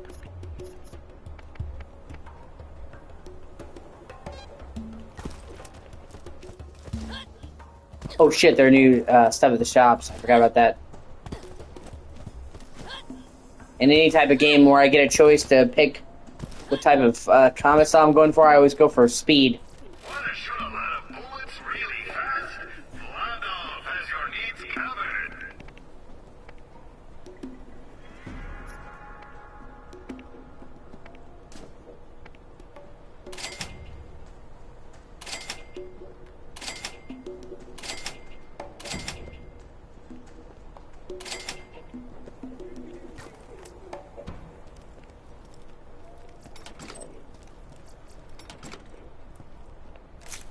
Oh yeah, I need to get ammo. Forgot about that. Teach those last guys a thing or two about firepower.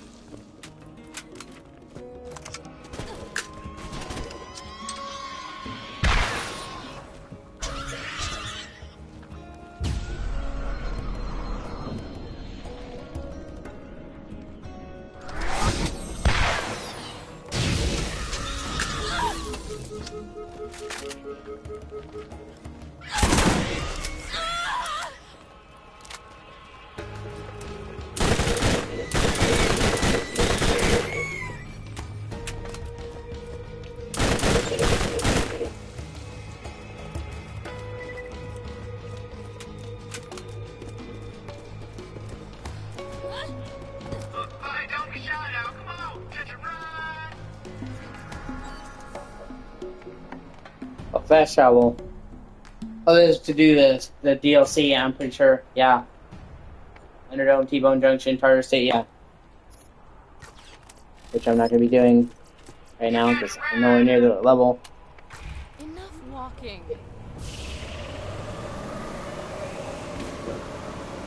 Yeah, I've actually known people who say they like Borderlands 1 more Borderlands 2, and I can't get behind that, man. I think Borderlands 1 is a good game, but it really feels like a rough draft. Like, nowadays, looter shooters are all the rage. This game is the game that made looter shooters a thing.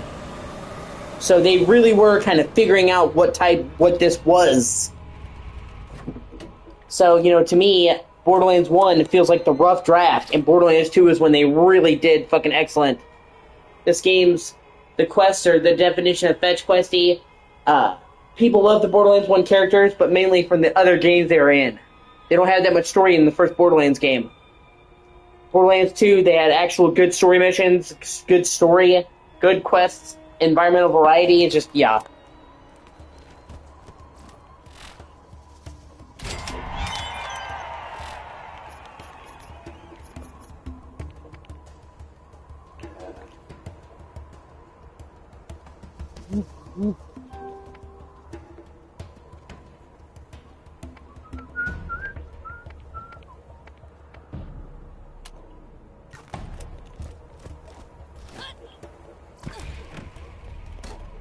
Not to mention the fact that, like, the ending to this game is fucking terrible.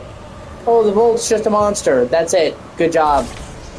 It's a generic shitty monster. And they retroactively... yeah. True. They retroactively had to fix the plot. Because going through all that effort to find the fucking Volt... and then being told, oh, it's just a generic monster, is considered one of the most anti-climactic endings ever. One second, I'll be right back. I have to use the bathroom real quick. And, you know, and then in Borderlands 2, they made it better because, like, oh no!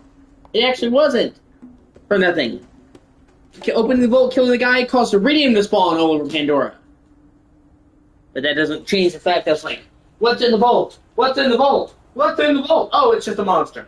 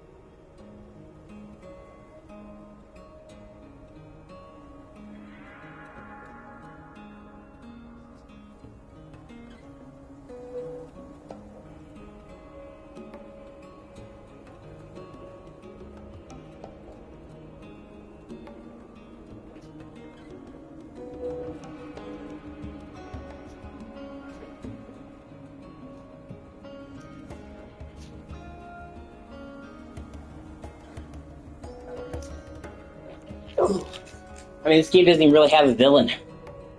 That's what's so funny. Going from fucking a really weak story, with no real villain to speak of, to one of the best villains ever in Handsome Jack is just insane.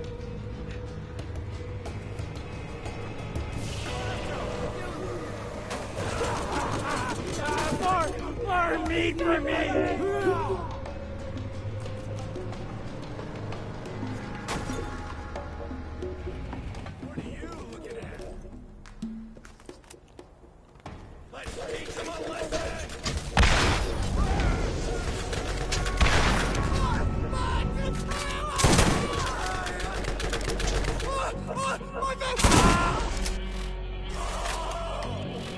Yeah, it does okay damage, but did I sell my old shotgun? Yeah, I did. Son of a bitch. Oh. That's a good thing about Borderlands. I'll get another.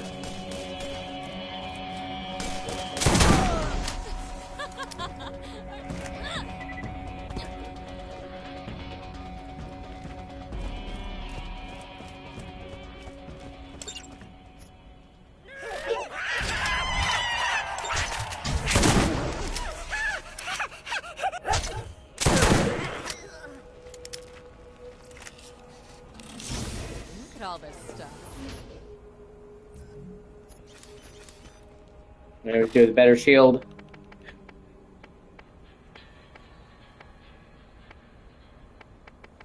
Okay, I equipped it. Sweet. I am Atlas, and you too can see what it feels like to hold the power of the gods in your hands.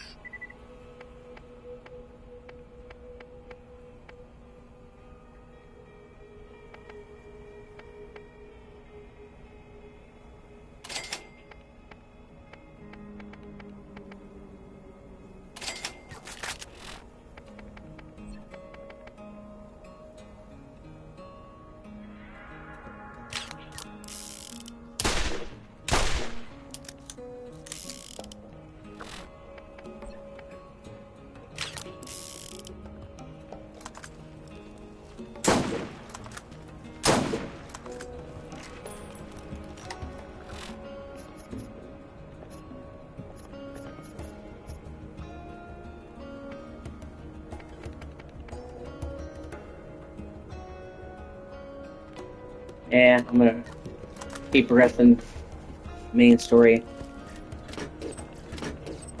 It's level 18, I'm level 17, almost 18, so I don't think there'll be that much of a difference.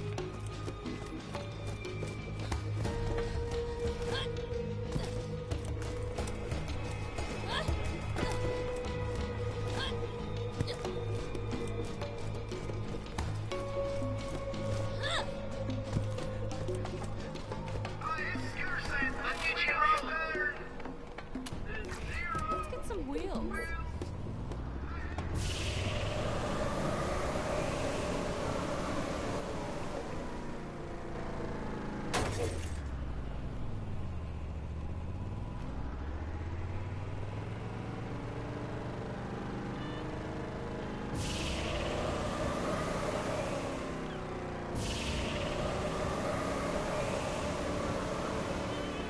So, you think the vault is real, eh?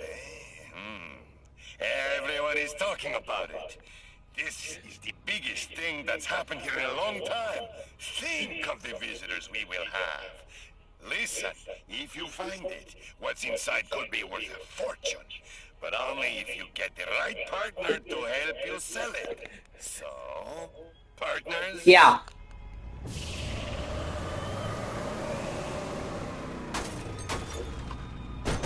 Well, the remaster of Borderlands 1.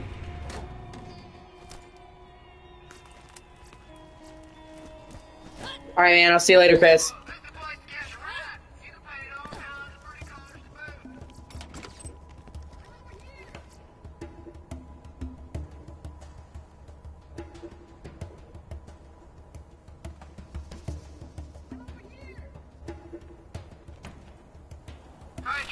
Right now. Let's get out of here.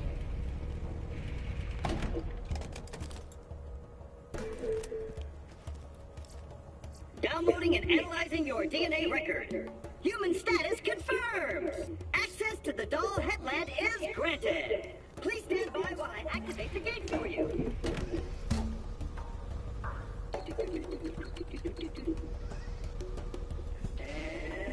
Yes. You are now free to enter the doll headland. Please.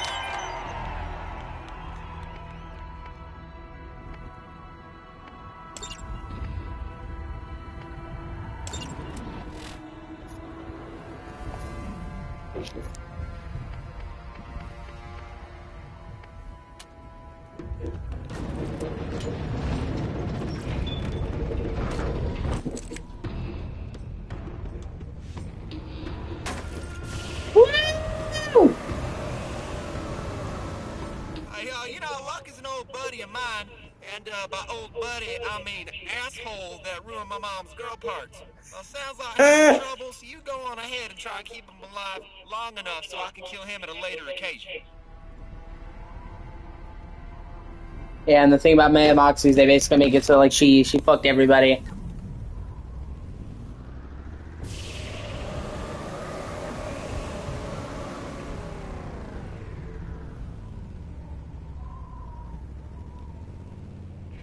I mean, it's the game series that literally made FPS and RPGs a thing. Like I was saying earlier, Borderlands created looter shooters. People don't realize that now.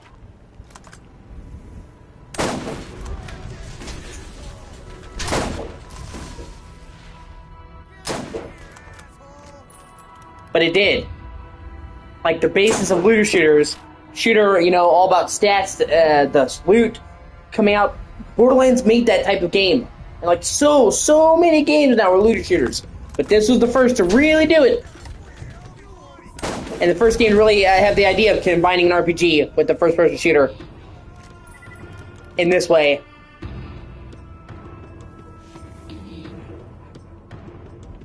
I remember back when this game came out, they had to explain to people what genre this game was. Because people had no experience with this type of game, and now it's so commonplace. I mean, it's a good thing. I like a good looter shooter. It's done right.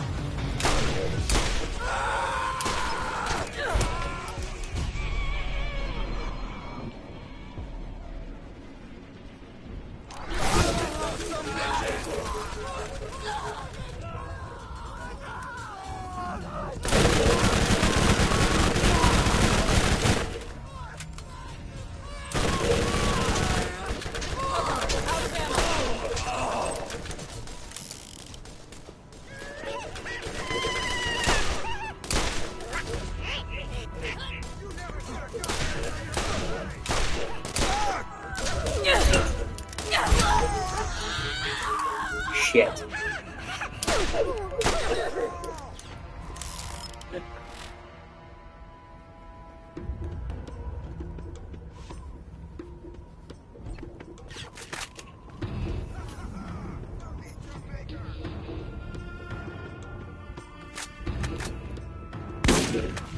Actually, you know what? I like that better. It doesn't do as much damage, but it has 6 shots.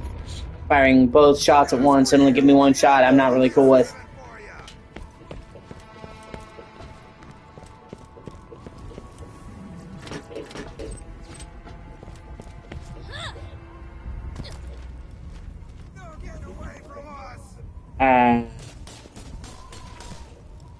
Okay.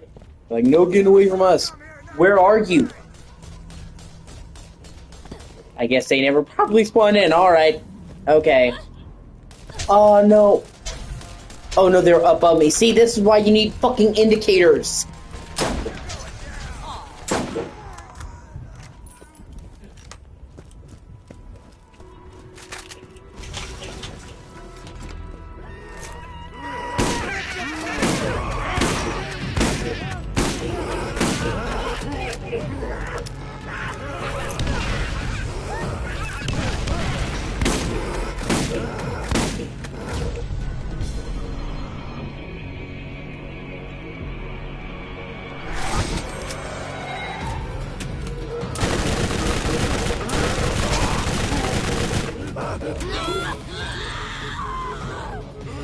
Okay.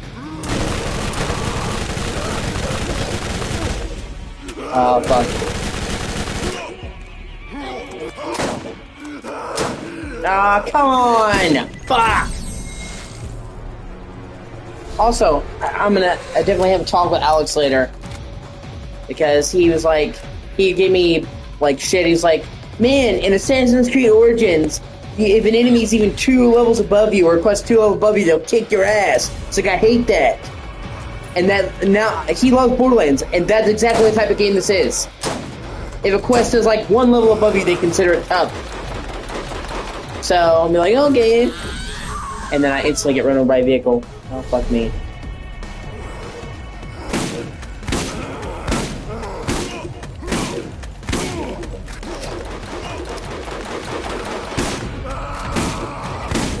This enemy is like 2 levels above me, and yet they may as well be fucking 10. Me up close, getting crits with a shotgun and barely putting a fucking dent in them. And I'm just saying, you gotta keep it even. Don't be like, oh my god, it's so shitty when Assassin's Creed Origins does that. Which I want to say, by the way, I love Assassin's Creed Origins. But, literally over 100 hours in it. Almost had the platinum.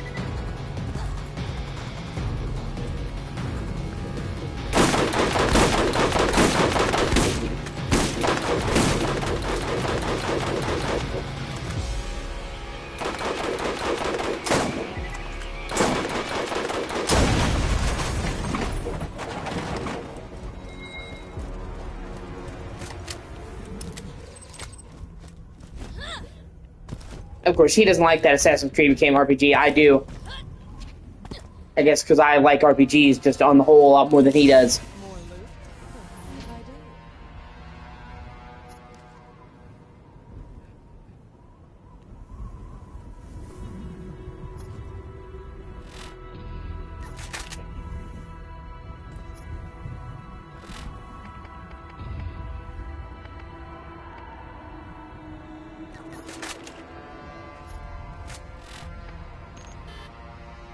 Must be at least level 22. God damn it.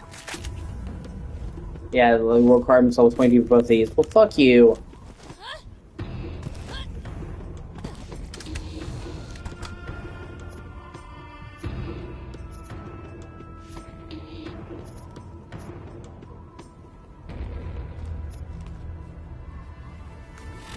I haven't really fucked with corrosive weapons.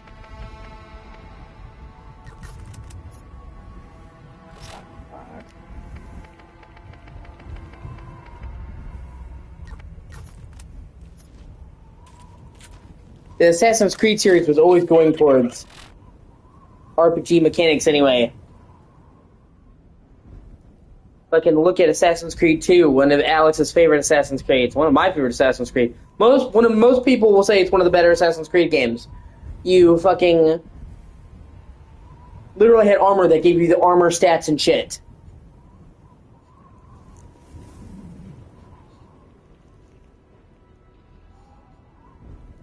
And had a base that you built up and then collected weapons.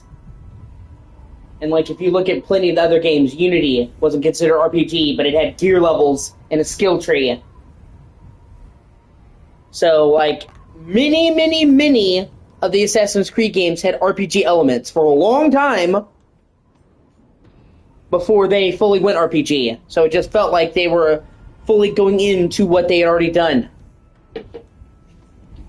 It didn't feel like oh my god, this is a total 180. And at the end of the day, like, yeah, you get skill trees now, you get armor, but you're still climbing buildings, going around historical places, and stabbing dudes. So it didn't really change the actual gameplay. To me, it just made it deeper. Because instead of having just one type of weapon and one way of playing, here's all these different types of weapons and all these things you can do and gear that you can equip. So for me, it added on to what was already there. But it didn't feel like, oh, I'm not playing an Assassin's Creed game anymore. But, like, so many people really, you know, it's weird. Because on the one hand, like, so many people hate Assassin's Creed Go on RPG. And then consistently, the RPG Assassin's Creed games did fucking numbers. Origins, Odyssey, Valhalla all sold over 10 million copies each.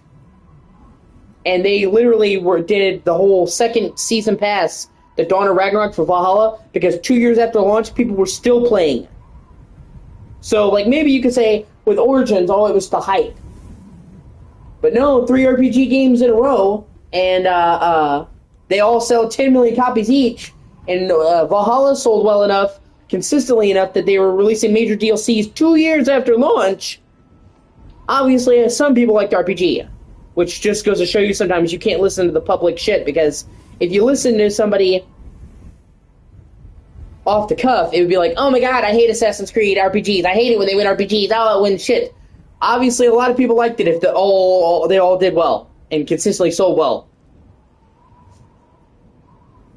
But if you listen to just the average Joe, you think, oh, nobody liked the Assassin's Creed RPGs. Even though they were some of the best-selling. And made Ubisoft the most money because people consistently came back to play them. Do you think there was a huge amount of people playing Unity 2 years after launch? Not really, no. There was for fucking Valhalla. Oh. Shots fired from these weapons have a chance of splattering acid on your target. Acid eats through armor and flesh in no time at all, and can spread to other nearby enemies.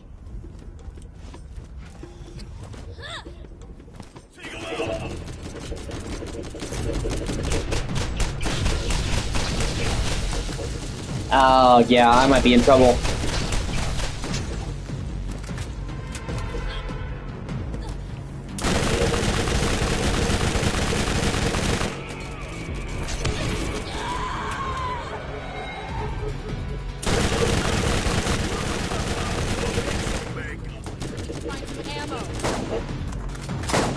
Yeah, shit.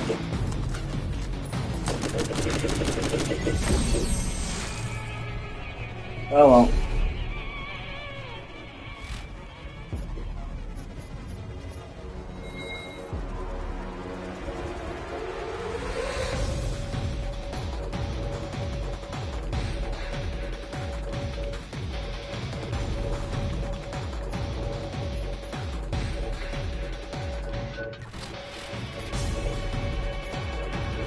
So, I was wondering what Alex's explanation is going to be when he's like, "Oh my god, I can't believe they made enemies plus 2 levels above me too hard to do, but they do that same fucking shit in Borderlands, so it's cool. Cool when Borderlands does it, now when it says Creed, you gotta be consistent. My thing." I gotta fly my drink. Of course I did.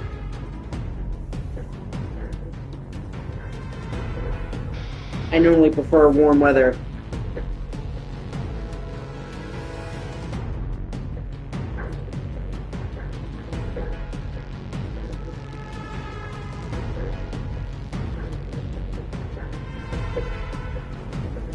That's one of the things that fucking sucks about warm weather.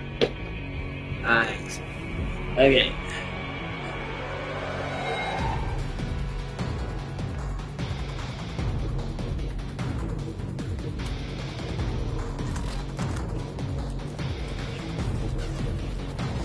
Fully up.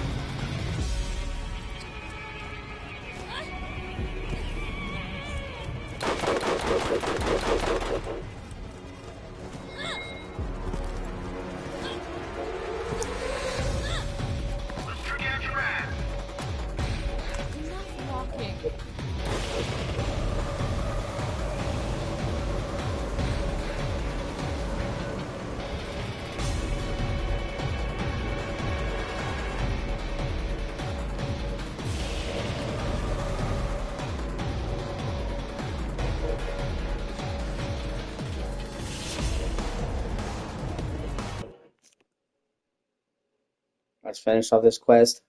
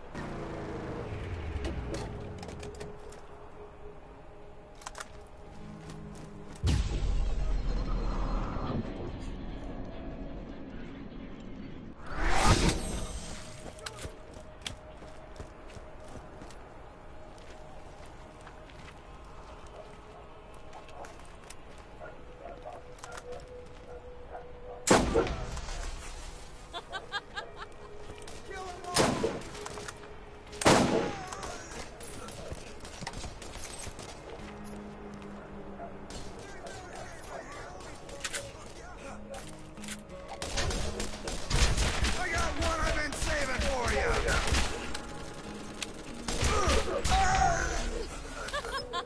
I'm really good at this. Like I already fought those enemies, I got distracted.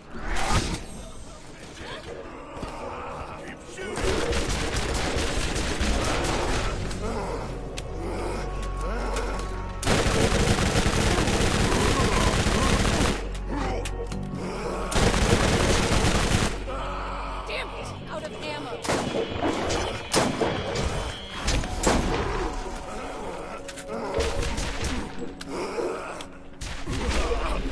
Oh shit, level 18. Nice!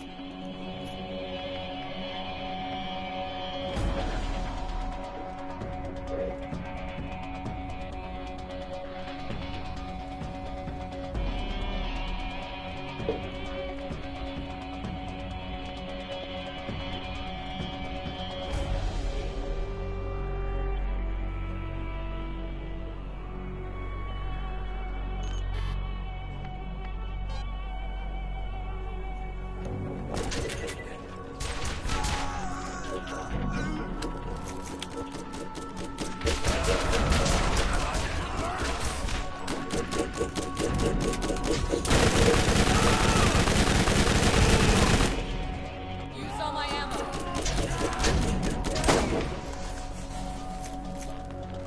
Loot!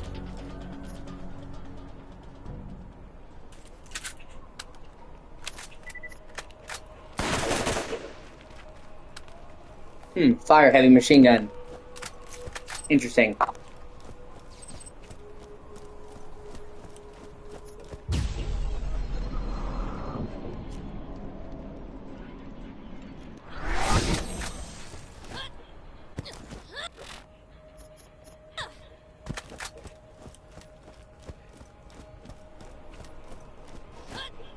Well, I'll try anything twice.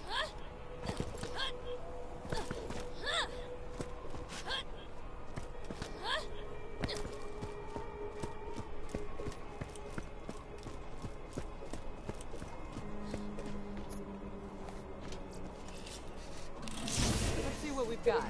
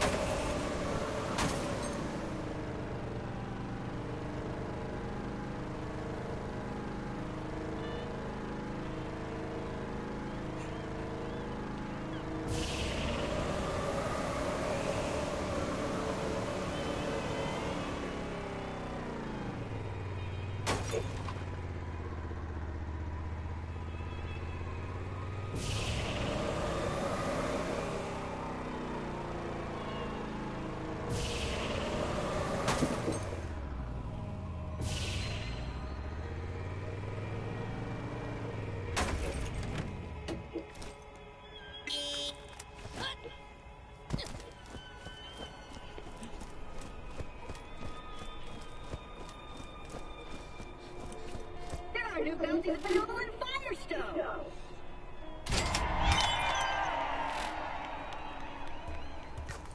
Let me go stack up on ammo, sell the weapons and shit I don't need. If you're on a budget, TDR is always the way to go.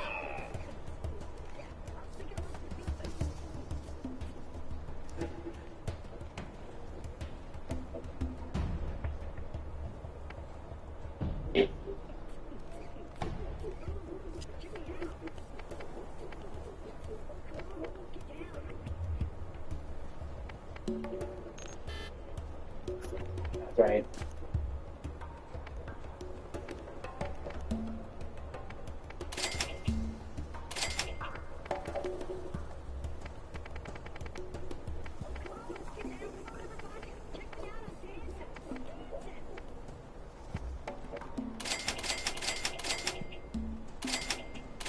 There's some spots.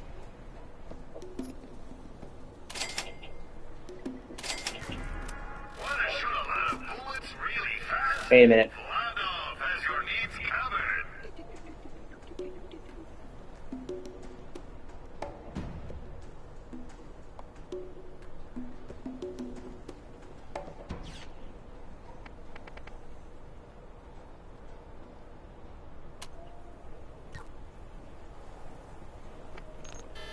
I can't afford that. Fuck you.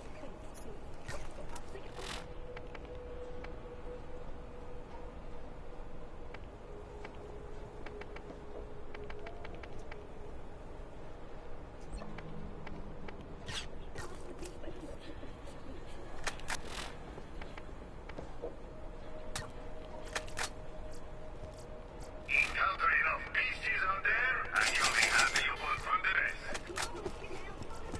Want to make a bigger pool? Buy a better mod. I've got all kinds.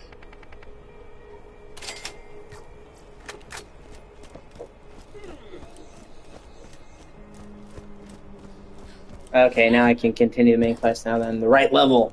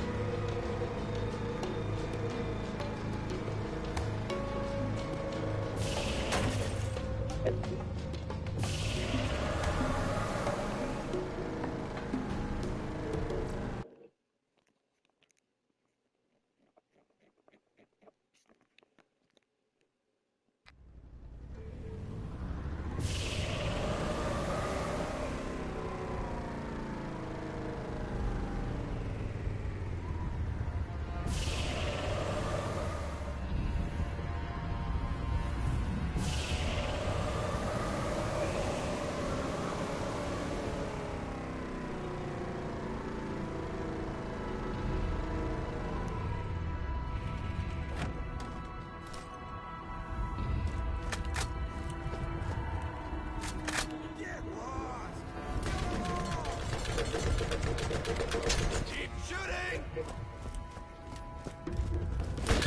Somebody shoot this guy! No, I don't want it to fall!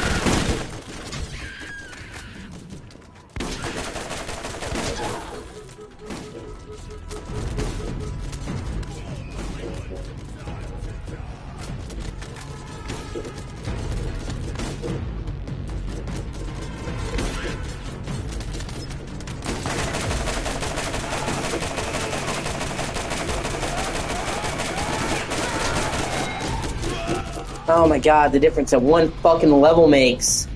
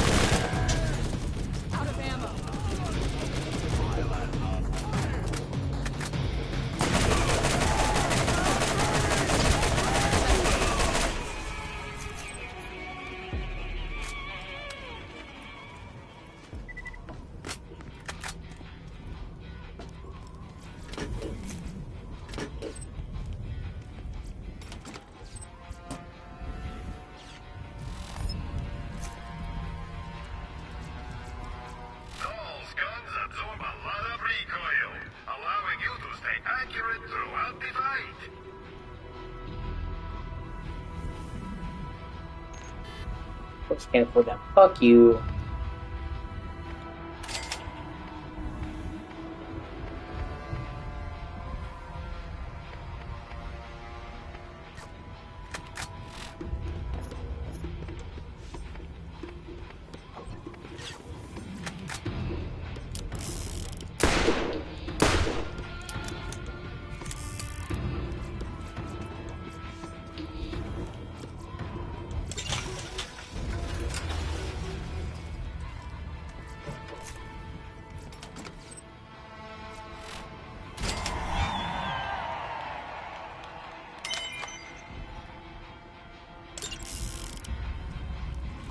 Hey, thanks for keeping that dickbag alive long enough for me to pound on later.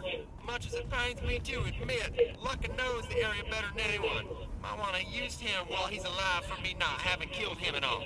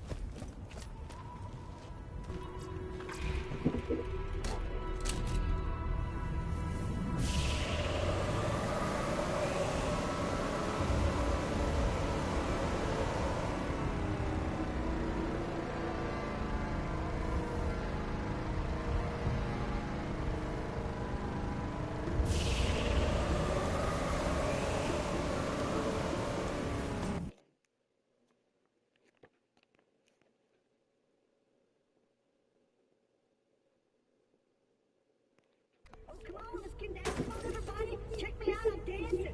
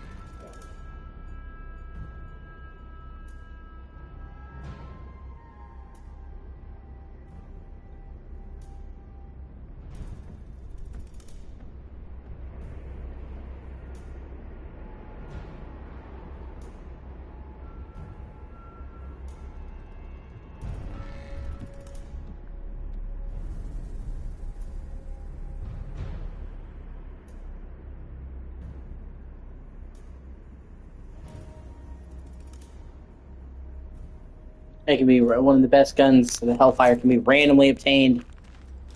Ugh. See, and therein lies the problem when you have RNG. You think can go good for you or very bad for you.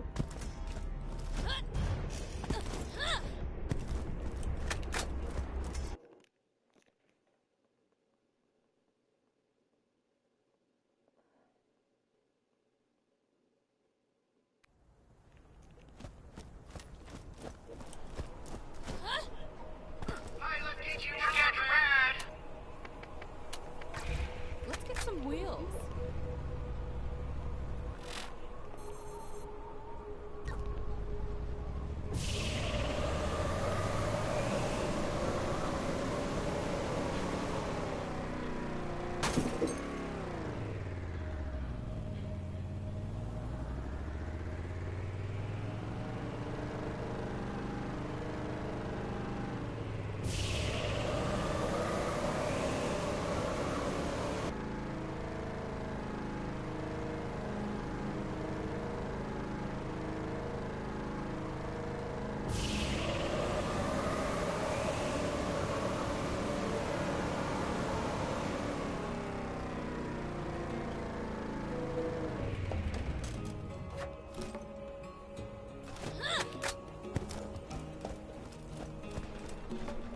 Catch a ride!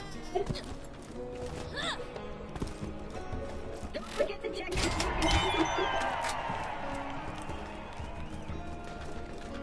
Jacob's got to do one thing really well. Power. And honestly, what else do you need?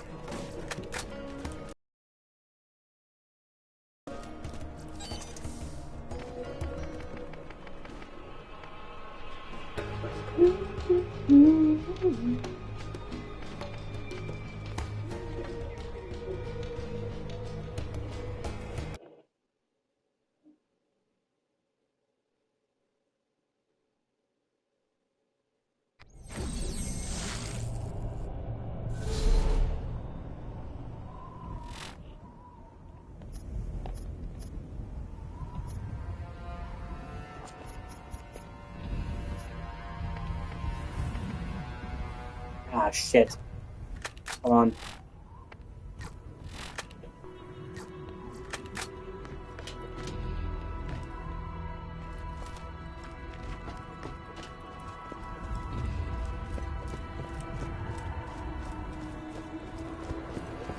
Let's get you rolling. Shit, Get out I of here. dashed out of the wrong spot.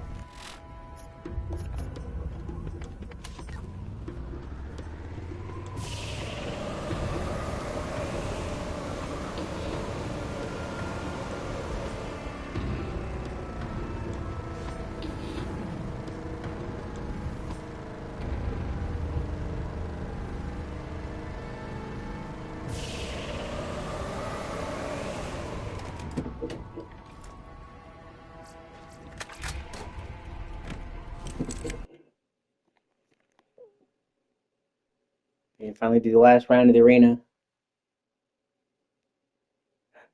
Oh, come on, let's get down. Come on, everybody. Check me out. I'm dancing. I'm dancing.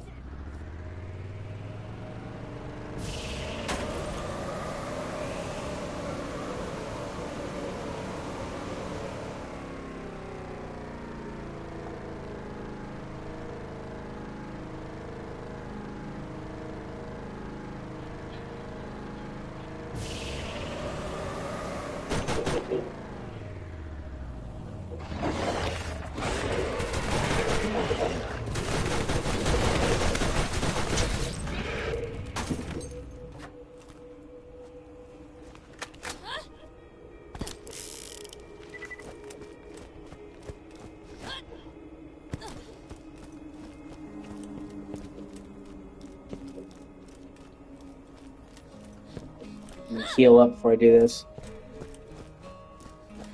If you need healing, step right up. First aid kit. You won't regret. Cheap, reliable, lightweight, and incredibly fast reload speeds. TDR makes an easy-to-use gun. Only buy the best. If the vault is real, you'll be able to afford it.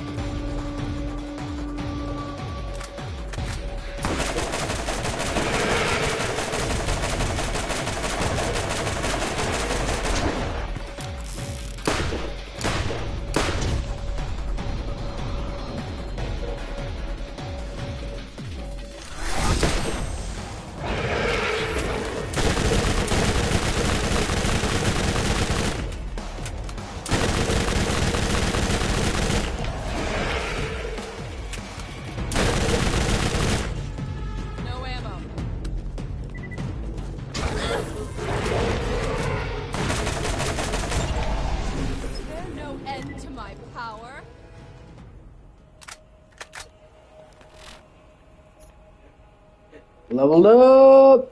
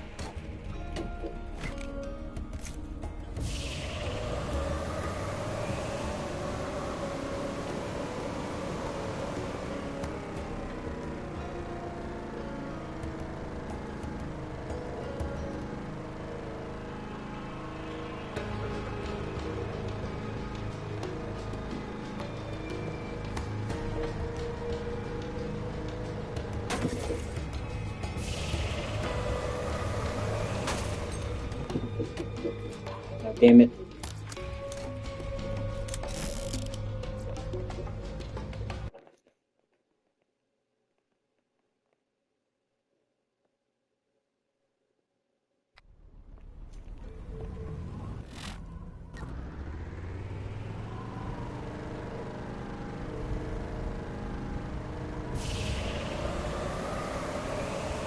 Yeah!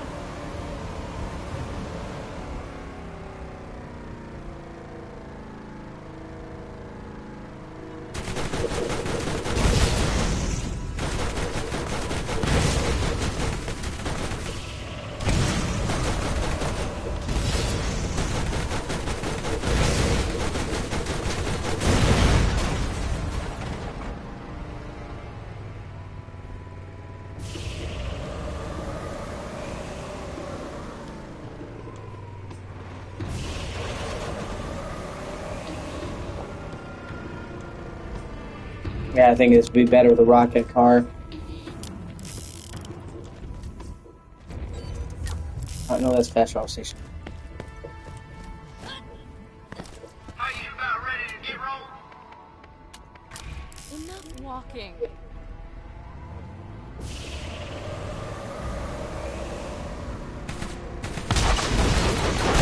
It's time for my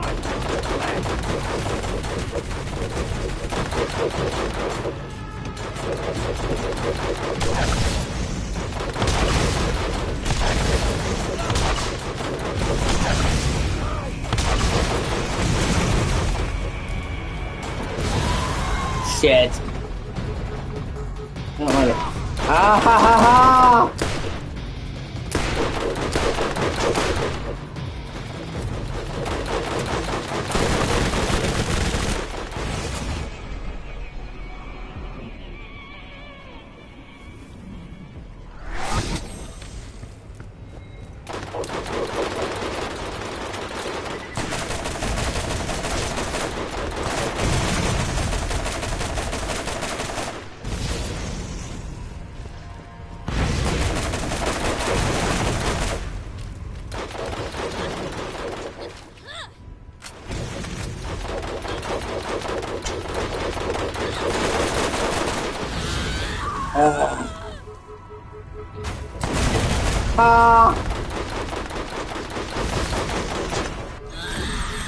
And I instantly got run over and died. Perfect.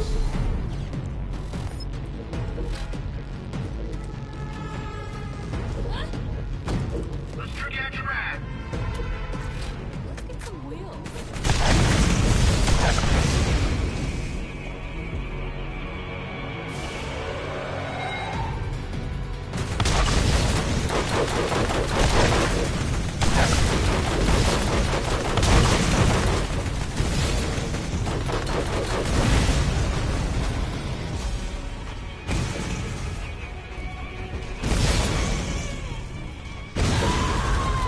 he shooting me? Seriously, what the fuck?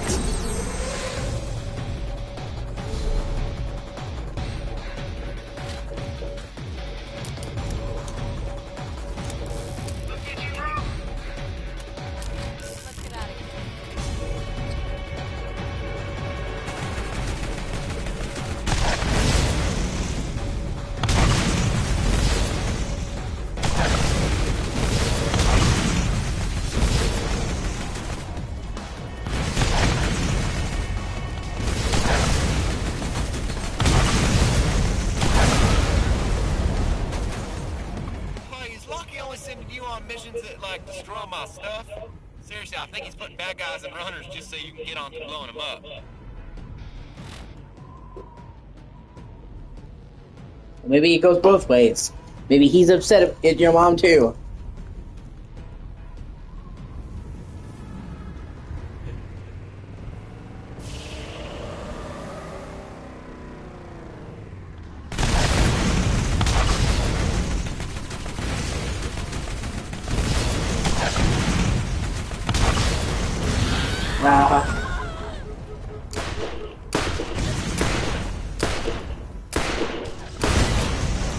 Well.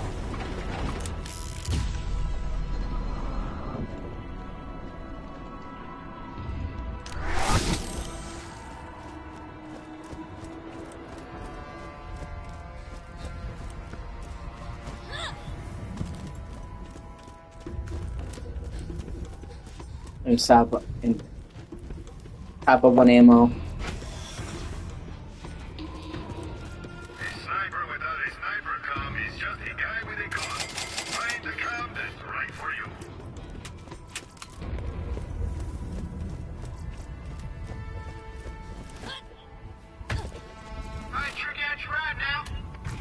Let's get some wheels.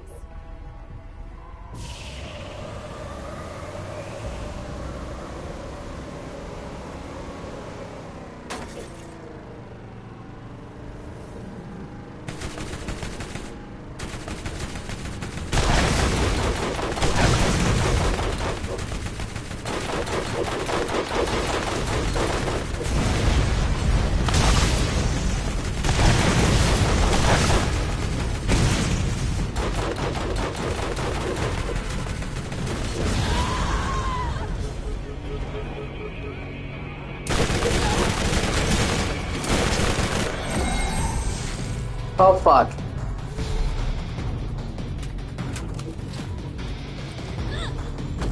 Let's get you rolling. Enough walking.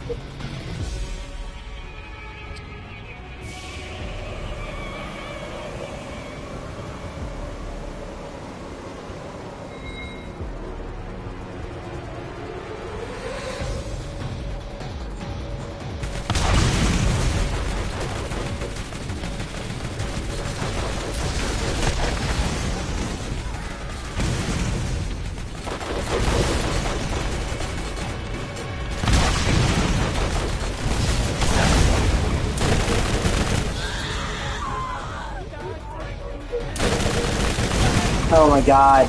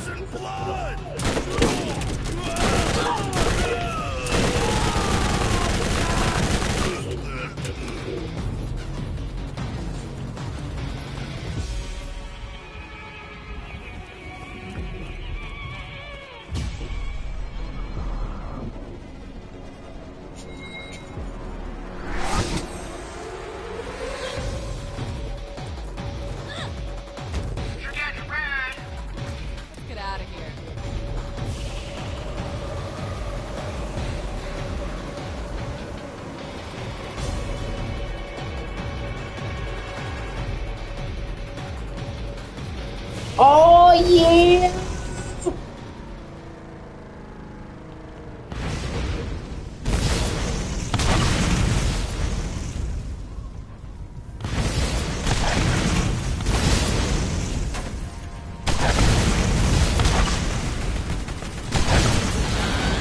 Oh my god.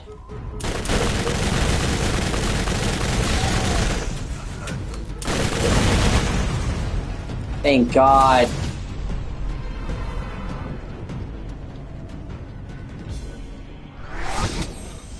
Oh, he had you blow up some of my rides? Bandits or no, those were some pristine tail-getting machines.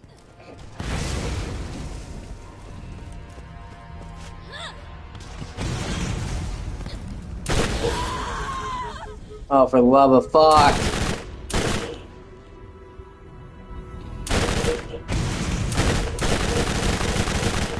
Oh, I'm right there anyway.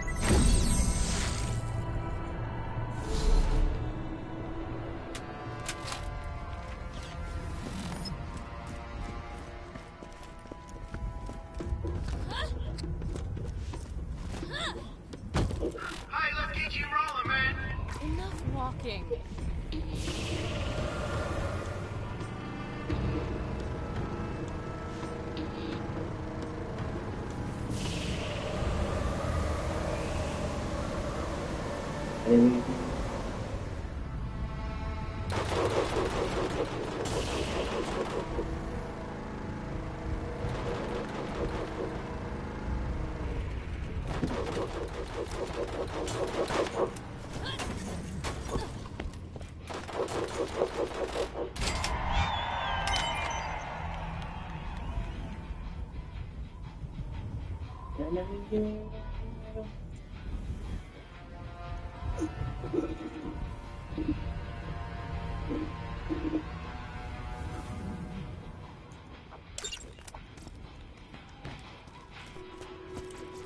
I am Atlas, and you too can see what it feels like to hold the power of the gods in your hands.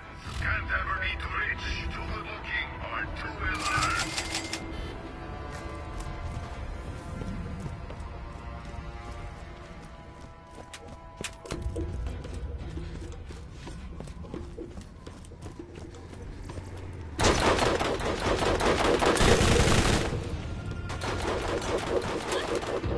Let's trick out your ride.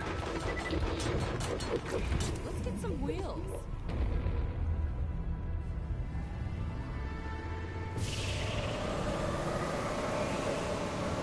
Okay, this bad Mel guy, I know him. He's the one that's been stealing all my runners and putting them in the hands of these jagoffs. Hey, you say hello from Scooter. And by that I mean you just go murder the crap out of him, alright?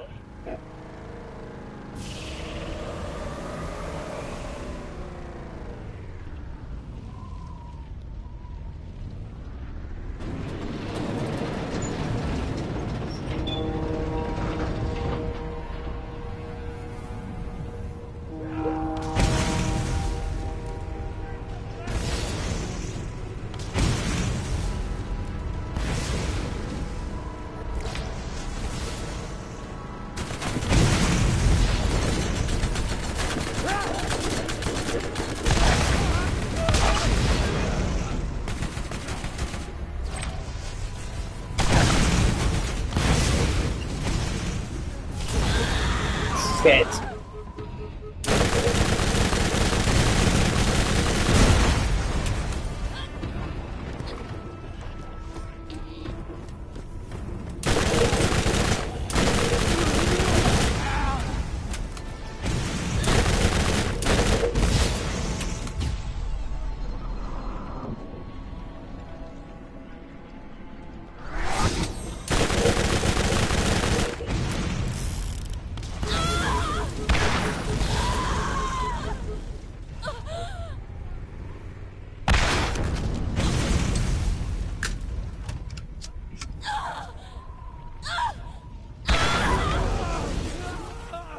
I'll pull that out of my ass.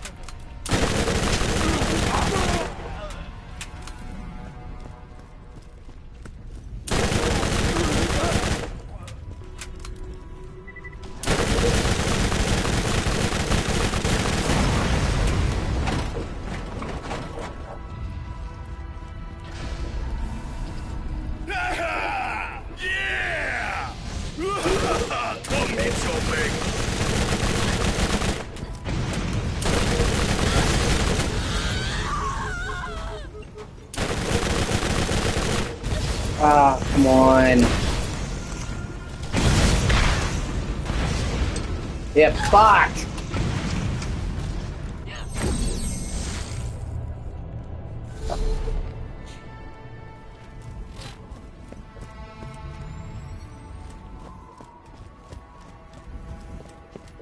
Let's get you rolling. Let's get out of here. Need to go refilling ammo. Oh, after taking down this guy. God, you're supposed to do this in a car.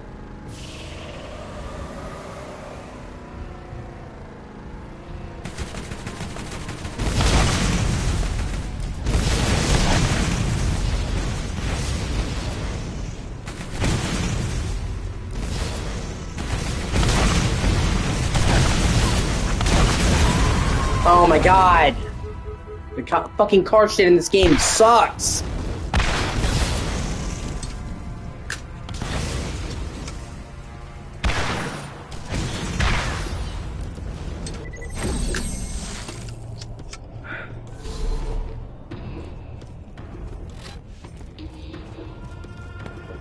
Alright, trick out your ride now. Let's get some wheels.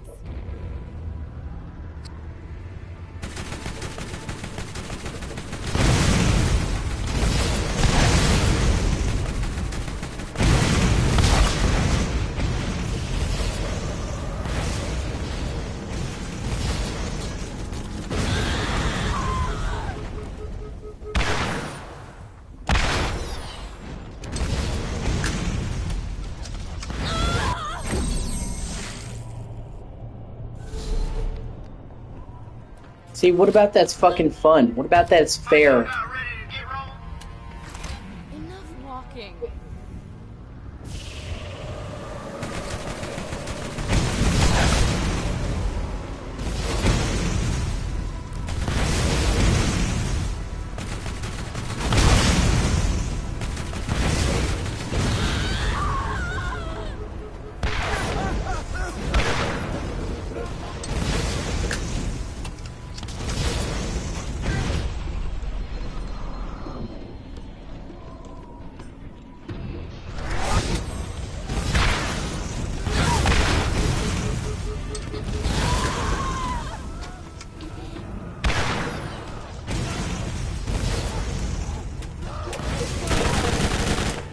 Ah!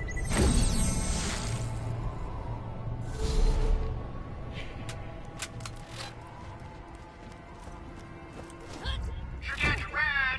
And I guess that's another area where I'm disadvantaged because I'm playing single player because you're supposed to have 2 people in a car.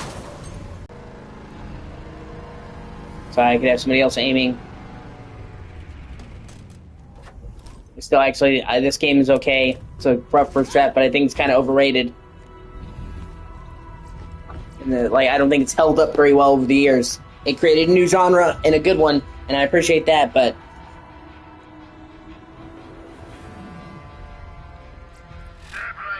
I don't think it's aged very well.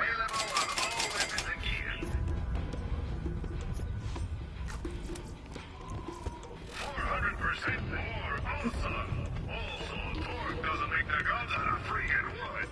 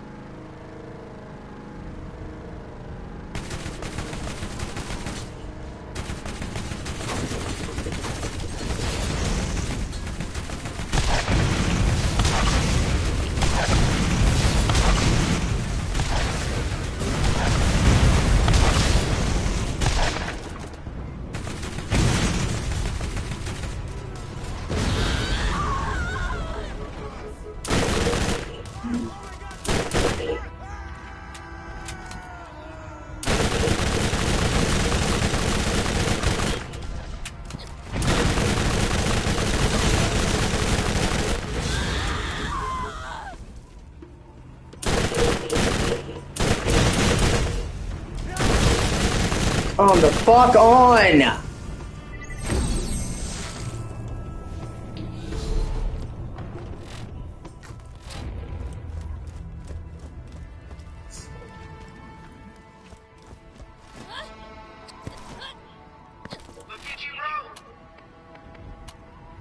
Enough walking.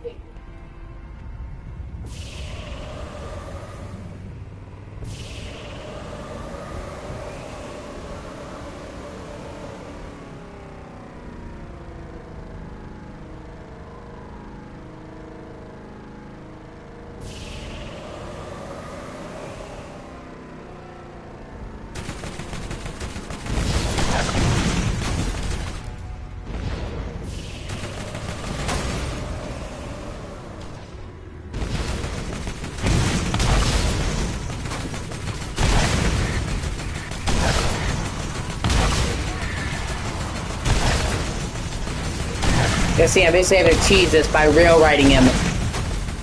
Because this actual fight is fucking ass.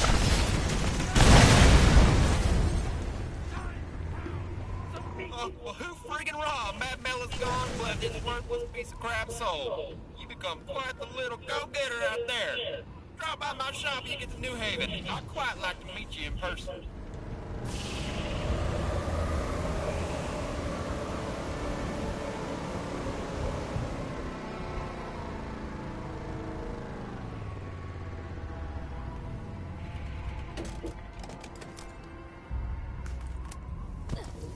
I've received proof of Mad Mel's demise. Claptraps everywhere will rejoice.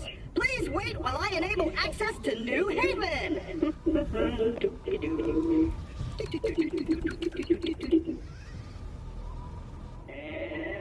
Yes. Oh, an actual town. Oh, they made you wait a fucking while to get to it.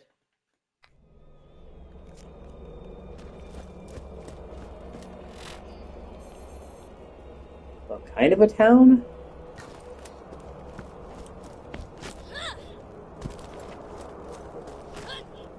Don't be shy now. Catch a ride. Catch a ride! Hello. There are new missions available at the New Haven Bounty Board.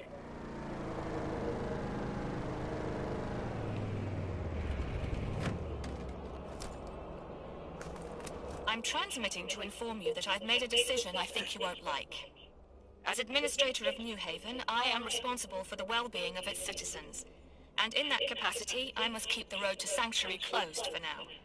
Baron Flint's tribe and that infernal contraption of theirs are out on the Salt Flats, and I don't want citizens getting killed trying to get past them. That's the place to catch a ride. You paid all kinds of pretty good. I hope you're avoiding... Listen to this, mud dwellers. Skipping all the details that would confuse the lot of you, I have concluded that the vault is more than likely genuine.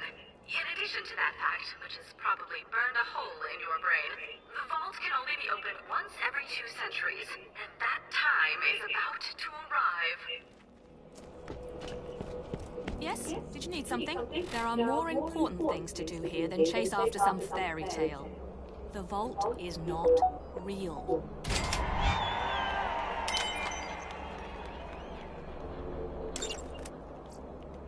That's all for the time being. Finally unlocked the 4th weapon slot. Yeah, baby!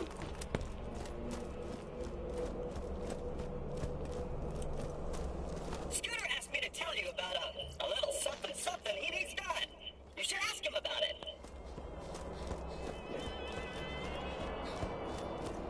Come on in. I ain't gonna buy it, probably. I wasn't born in no barn, alright? Well, actually I was, but all I'm saying is you don't believe people running around talking about magic doors spewing out treasure and the like, alright? Bye now.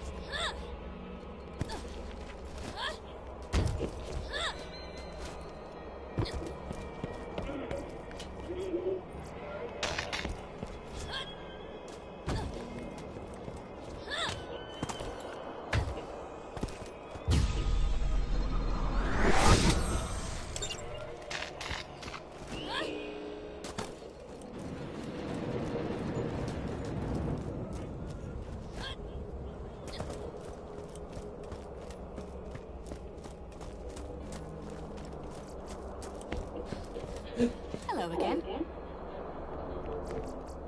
The vault is a story to give hope to the hopeless. Nothing I can...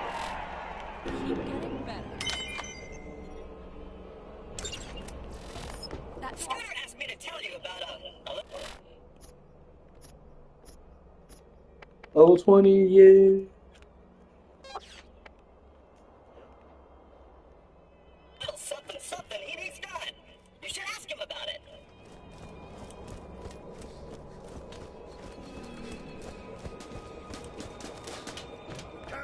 Come in. Have a look around.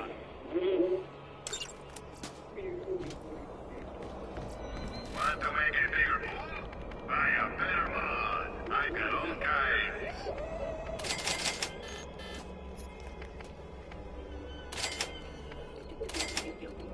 Hello! There are new missions available at the New Haven Bounty Board.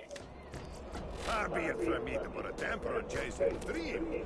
That vault's about as likely as having scars invite us to a tea party. No, makes guns for professional mercs. They're heavy, accurate, and effective. Assuming you're strong enough to hold one.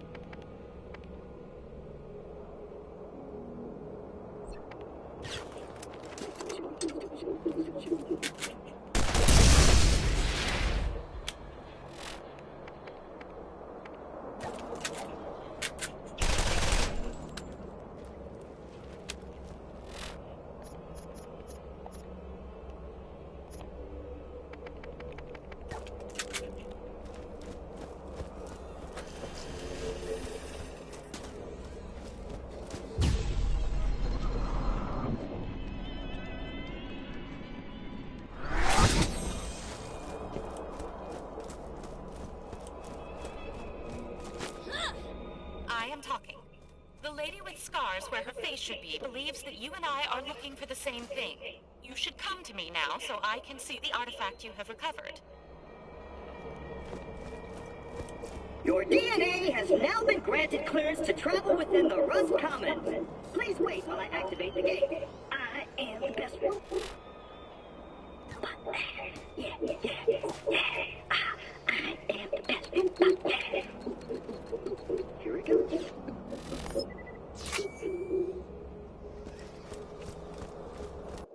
To Rust Commons West.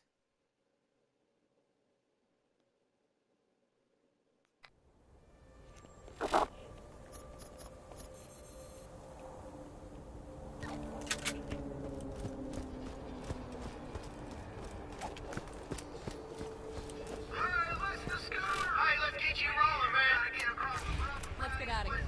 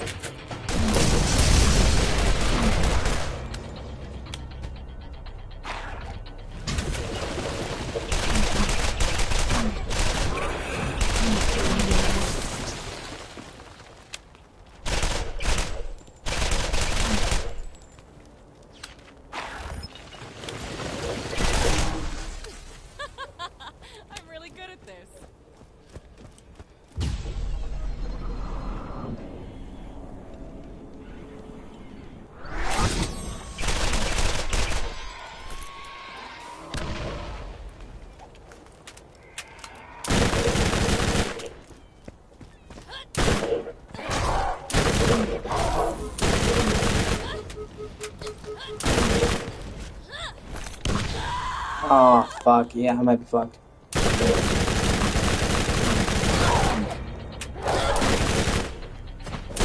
Yep. Shit. Damn, he's out of ammo.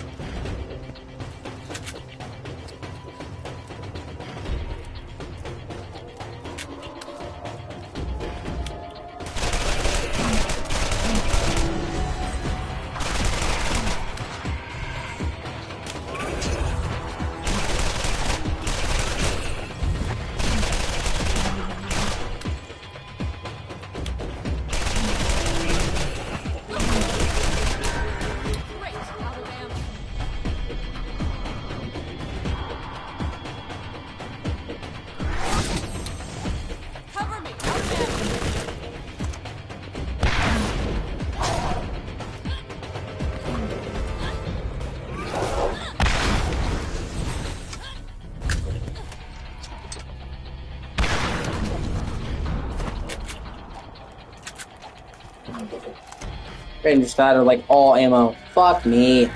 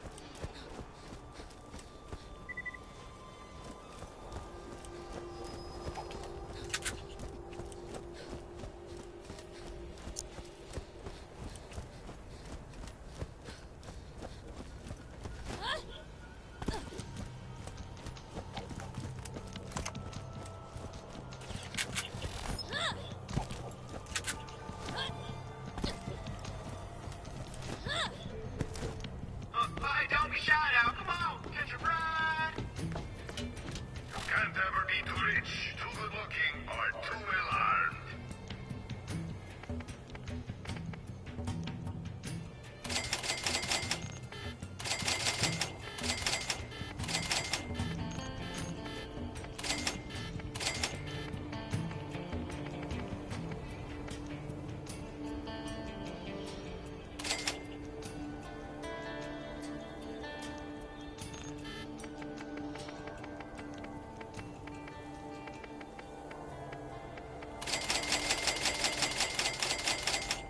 There, fuck.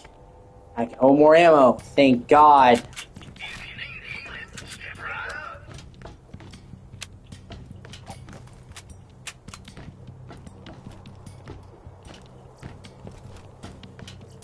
Let's trick out your ride.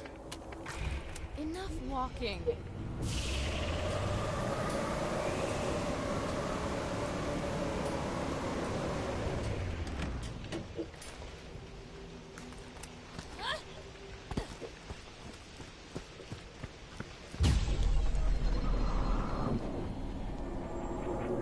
Is that all you've got?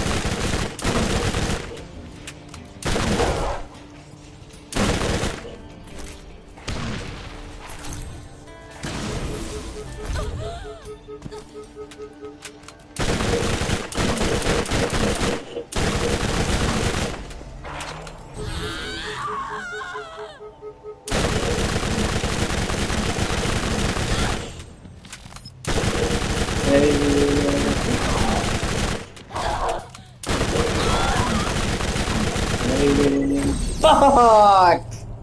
So close!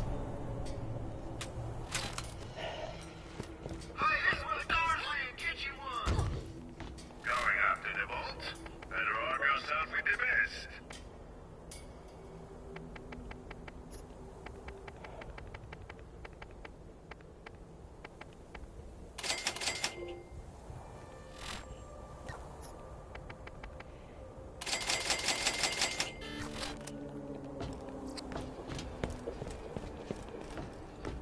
Look at you roll. Let's get some wheels.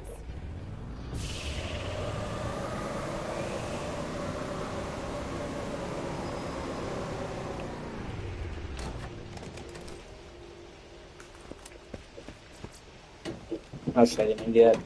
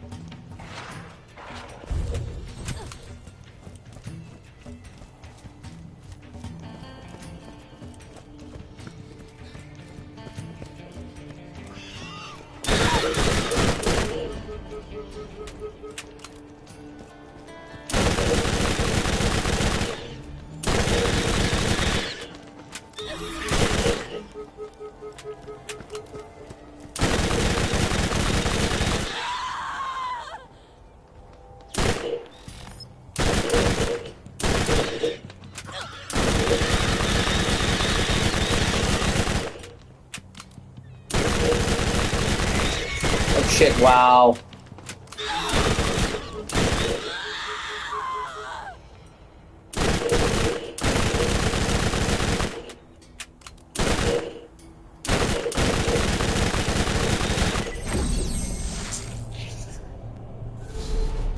Oh my fucking god.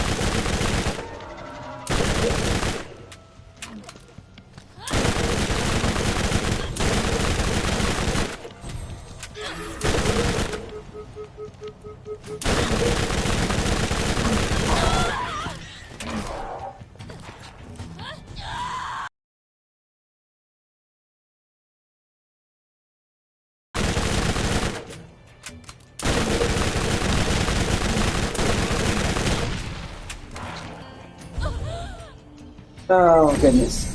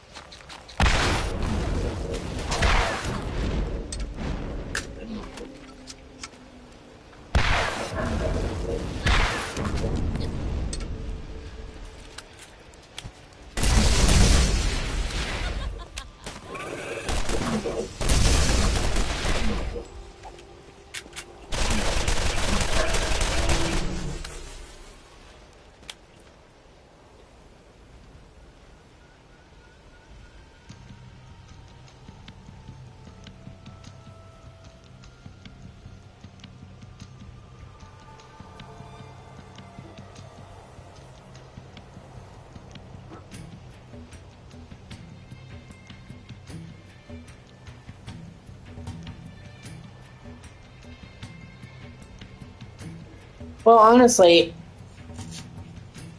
I'm gonna have a conversation with Alex, man.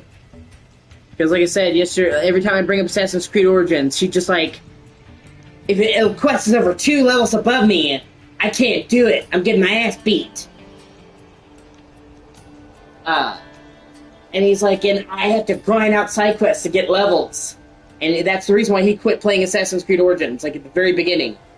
And it's like, in this game, if a quest is 1 level above me, it can be super difficult.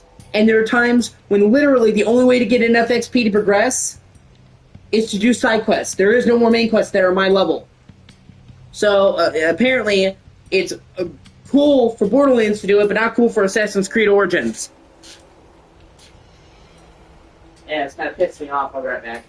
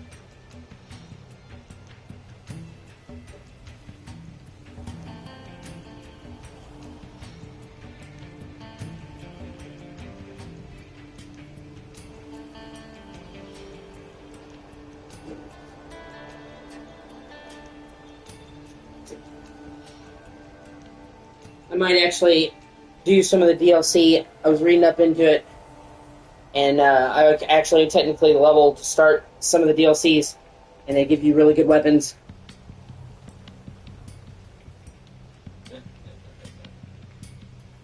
So, but yeah, no, it's because like literally.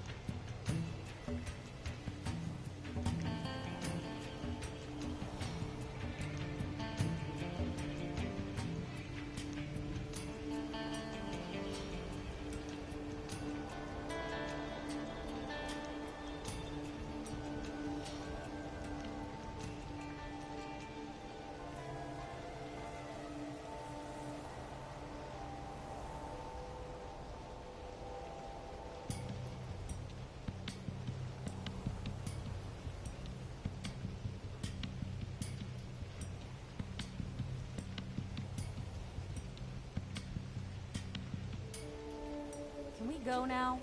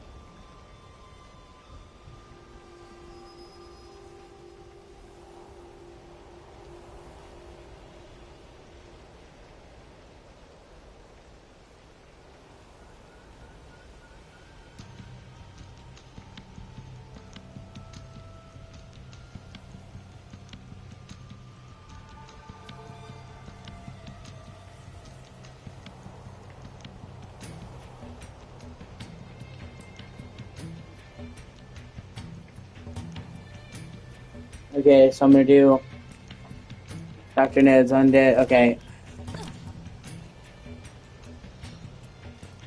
I'm gonna do the DLC because it scales with your level and you get good stuff that can help you take on the rest of the game. Right now, I'm getting my ass handed to me and I don't have effective weapons. So. I have not found any fucking incendiary SMGs. This one is like, level 12. Because due to RNG, I haven't found any appropriate SMGs for my level. So, fucking awesome.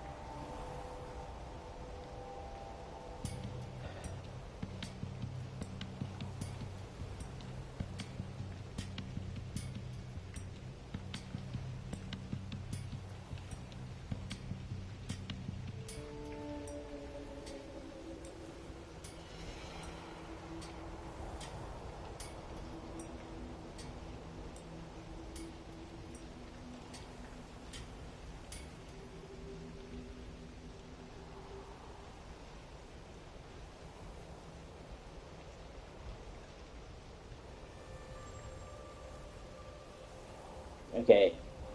Jacob's Cove is the started the DLC, and now I know.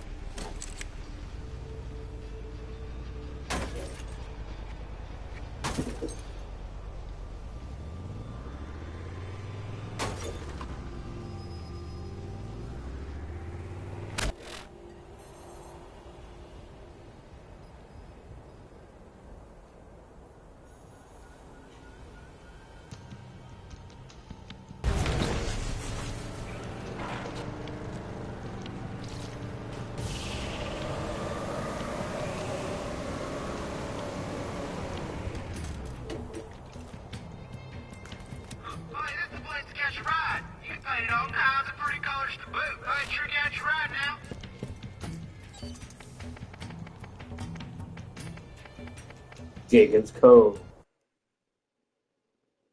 Bleed Heart Infirmary.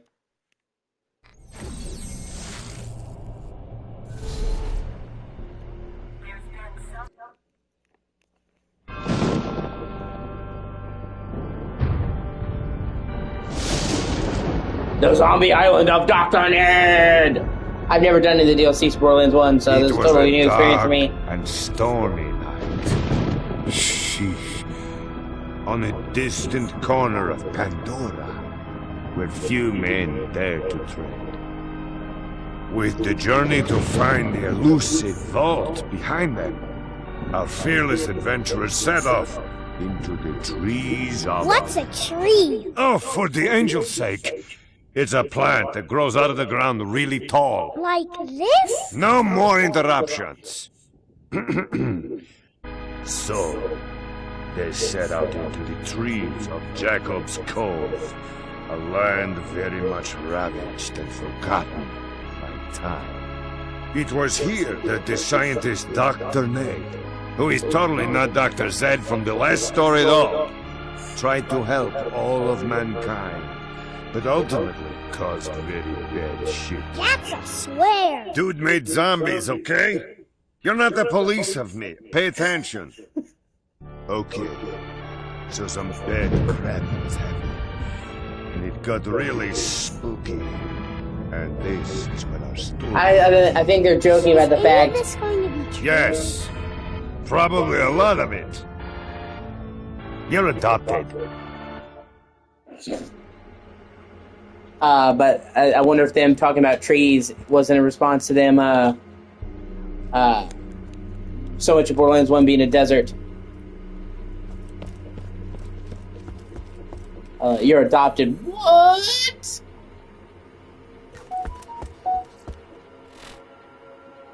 Greetings!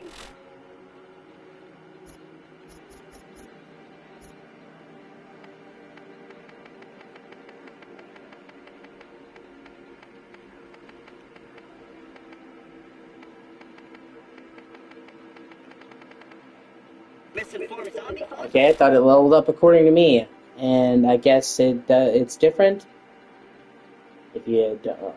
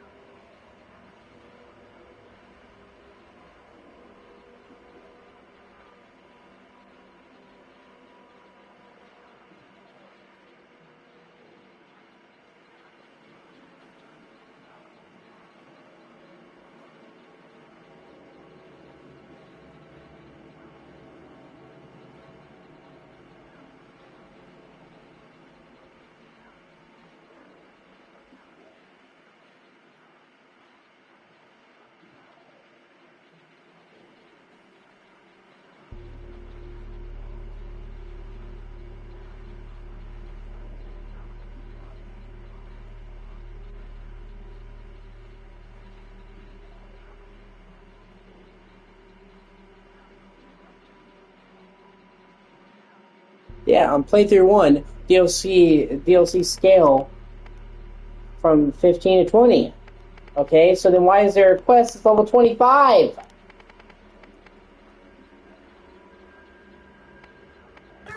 I am not affiliated with the Jacobs Corporation, but they've hacked me to tell people like you that they would appreciate some assistance with the overwhelming situation with the living impaired. I should warn you, though, that they'll suck your brain out of your cranial cavity like a crappuccino if you get too close. If you'd still like to help, I suggest you turn on the town's defenses. Otherwise, crappuccino. Toodles!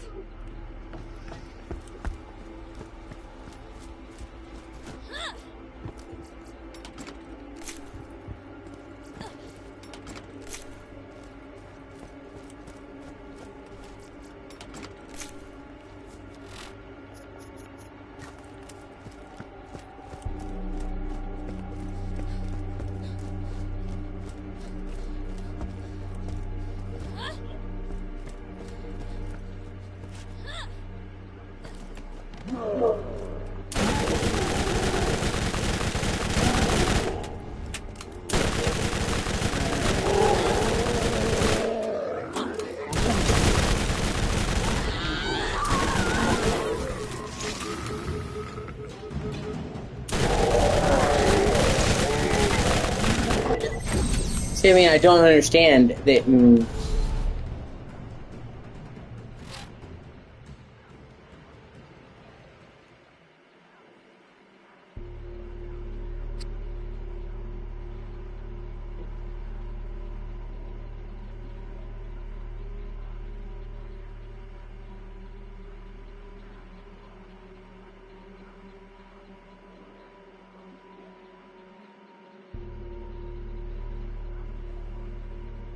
During this transitional period, please do not interact with the creatures in any way. Any resemblance to formerly living family members is purely coincidental, and any messaging to the contrary will be met with swift litigation. Above all, do not shake their hands, embrace them, and never, ever initiate oral contact of any kind.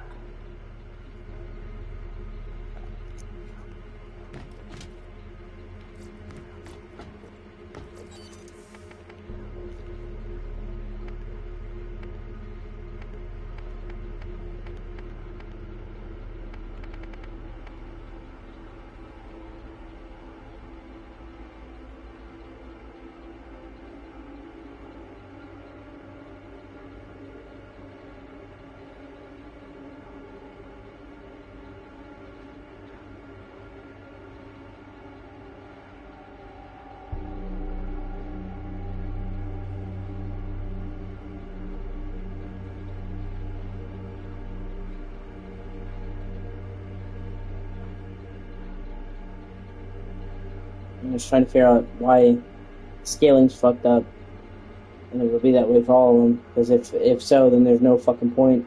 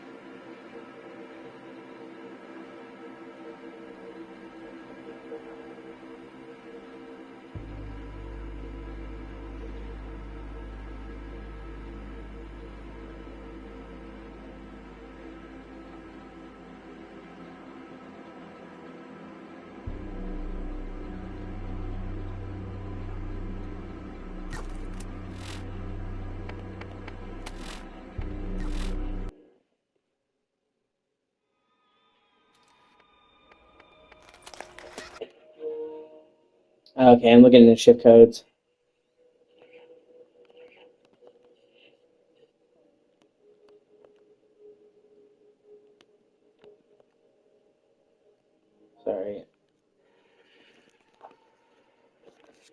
I'm making a shift an account.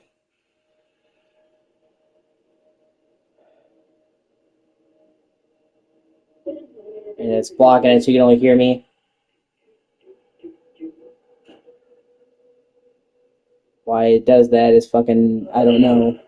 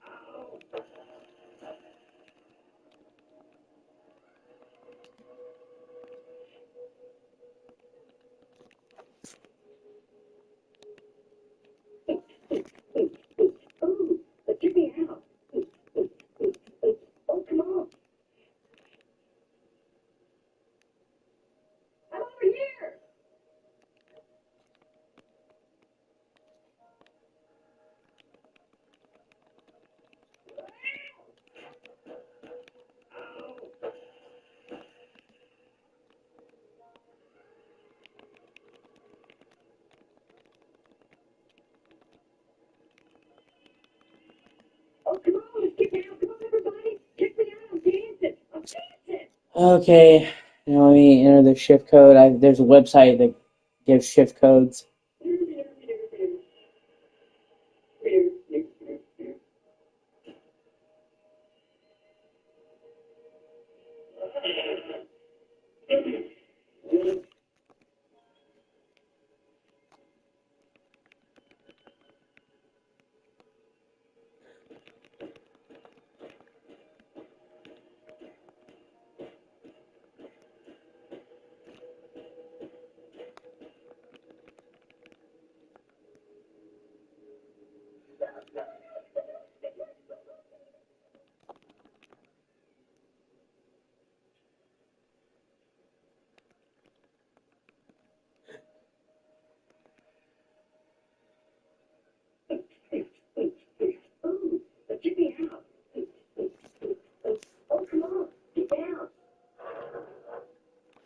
Shit, it's like entering these codes. These are huge codes too.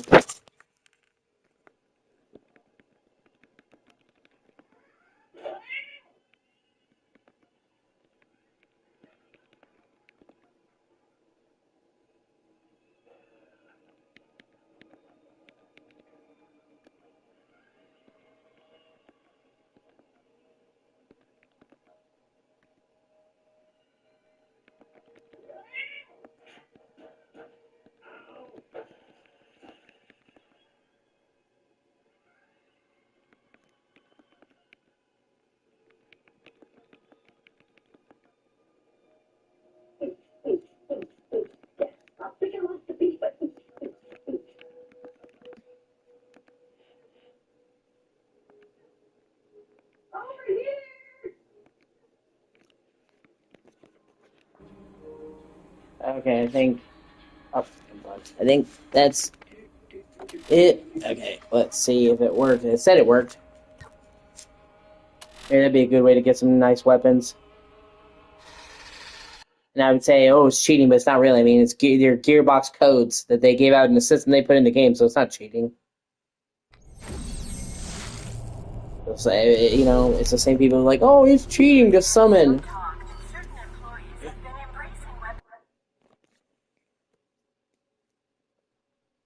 In Elden Ring, like, no, it's an intended feature, fuckface. I don't even summon 99% of the time in Elden Ring, but I'm not going to shame people to do it.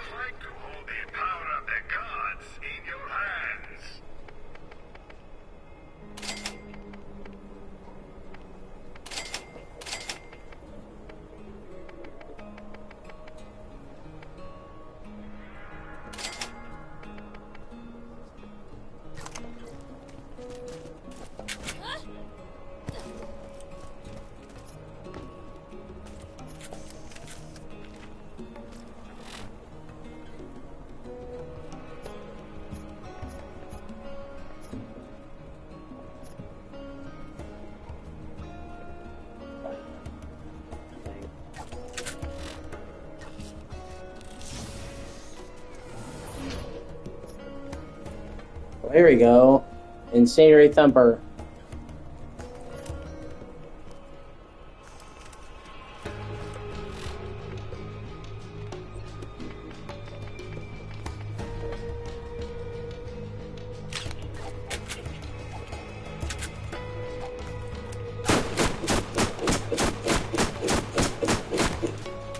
I don't know, that fires really slowly.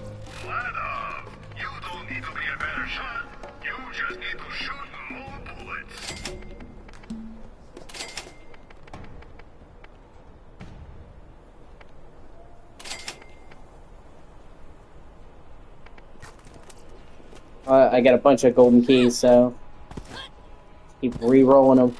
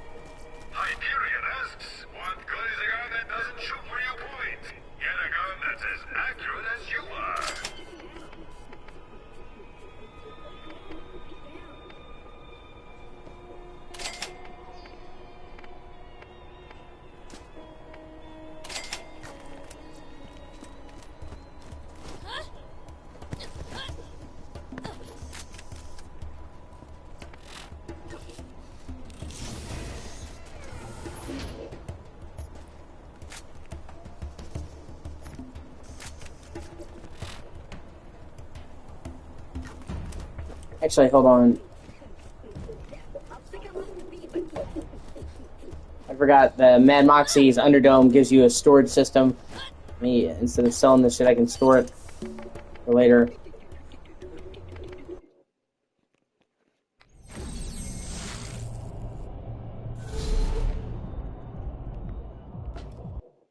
My first husband was a dirtbag and a cheat.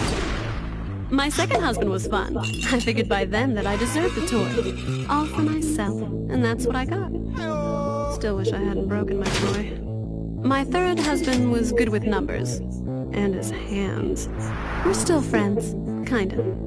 We're civil. I'm looking for my fourth. You know, on the prowl. I don't know when I'll meet him or where I'll meet him, but he's out there. For now, I'll get my jollies off on bringing pain this way. Or maybe this way. And in the end, the crowd will love me for my brutality. I'll make them yearn for more and more of my pain. I'll be cruel and enjoy myself. When the thrill wears off, I'll leave and find a new toy. Until then, not too different than matrimony, come to think of it. Maybe the Colosseum is my fourth husband, in a way. Yeah, maybe you need to see a therapist.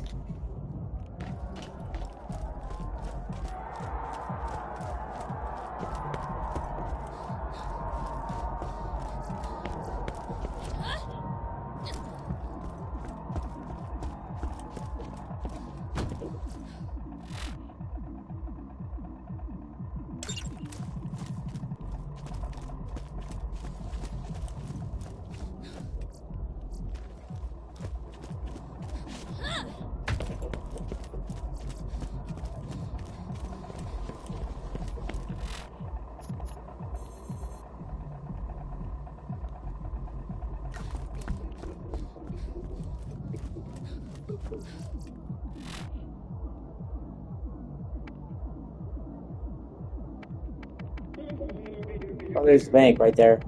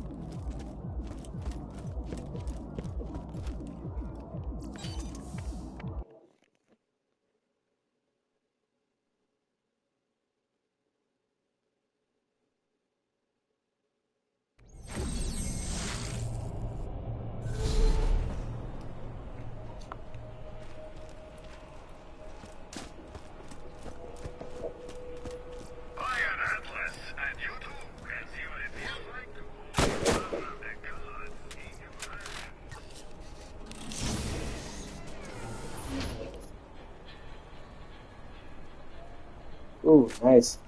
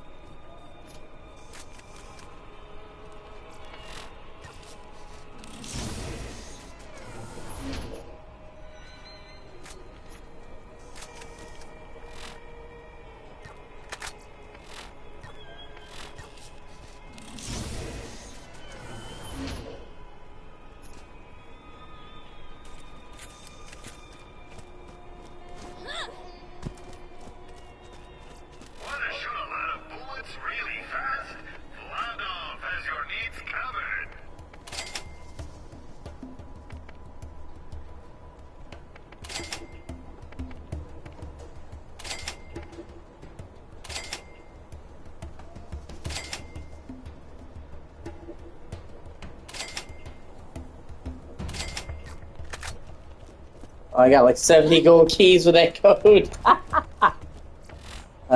Cha-ching!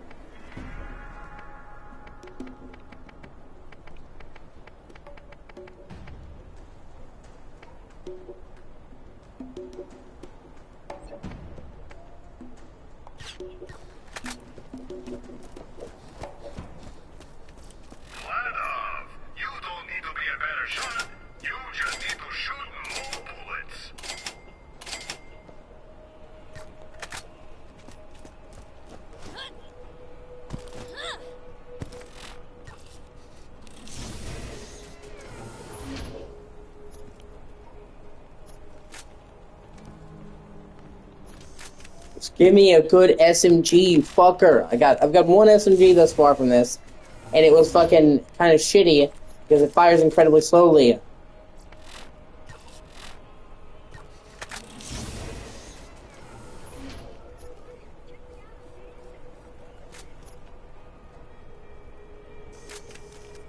Yeah, the fucking DRM shit. Yeah, they need to roll that back right now. That's fucking stupid.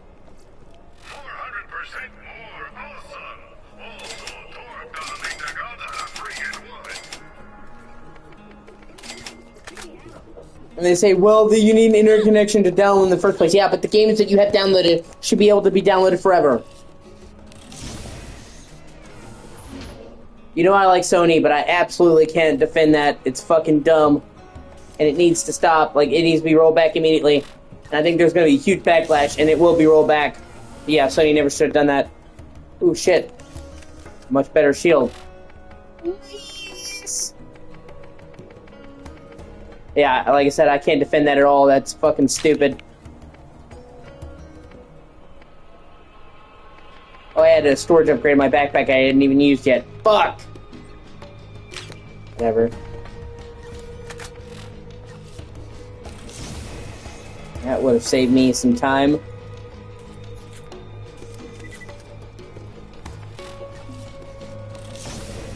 I just want a good SMG. That's my level.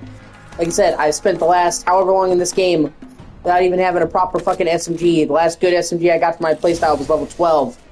So if I could just get a fucking...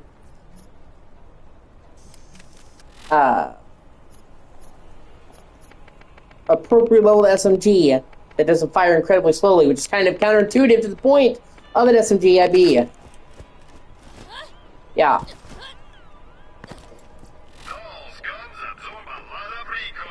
Yeah, I don't think that idea is gonna last very long, man. Like I said, it is so unpopular, I think that idea is going to quickly die.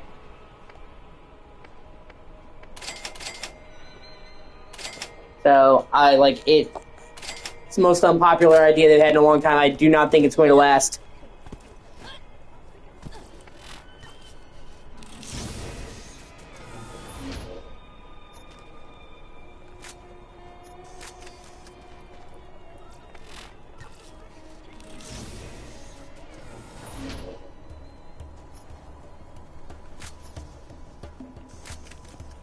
Yeah.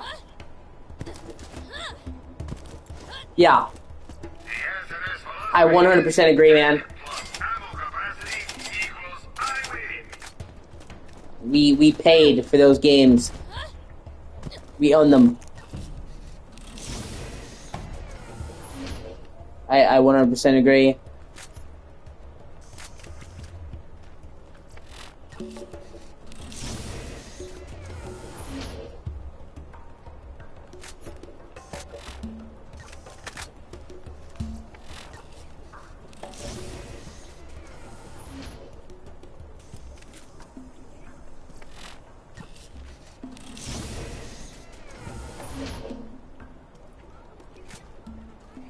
I said, Alex got it in his head that I will defend some companies. I won't. Stupid idea is a stupid idea. It doesn't matter who it comes from. It's a stupid fucking idea.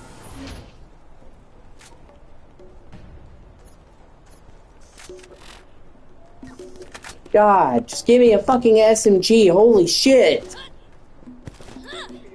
RNG gods are not on my side.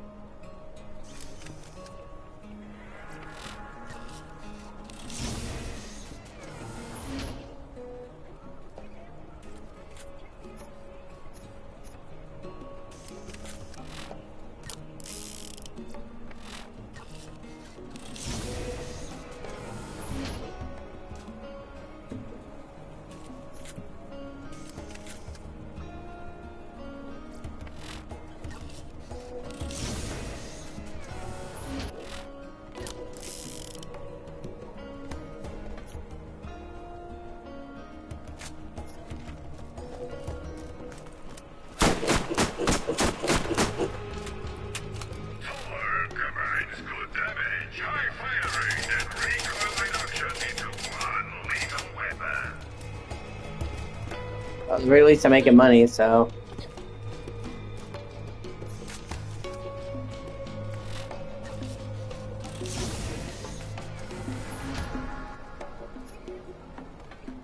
And thankfully, we have precedent of this kind of thing being stopped before.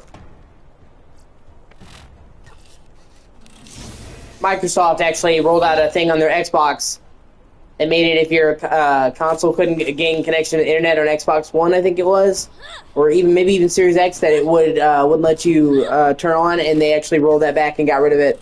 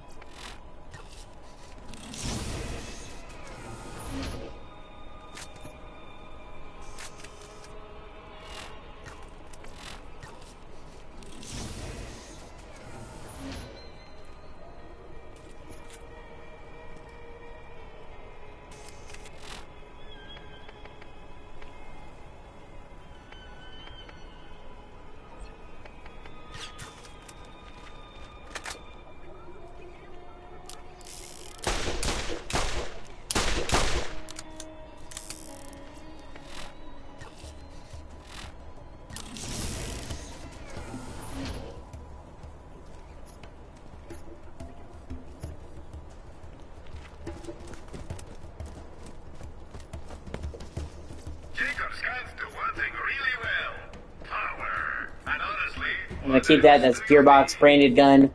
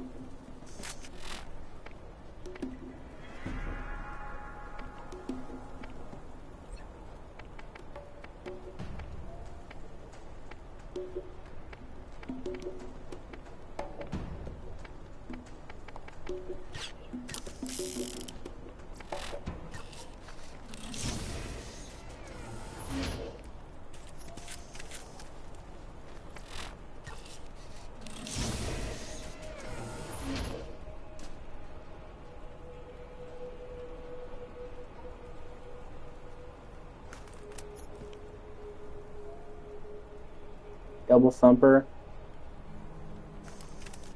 That might be good. I've heard the Desert Anarchy is good.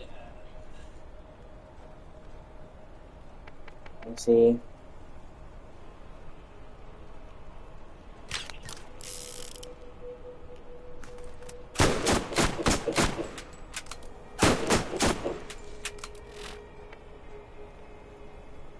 I reload speed, which is cool.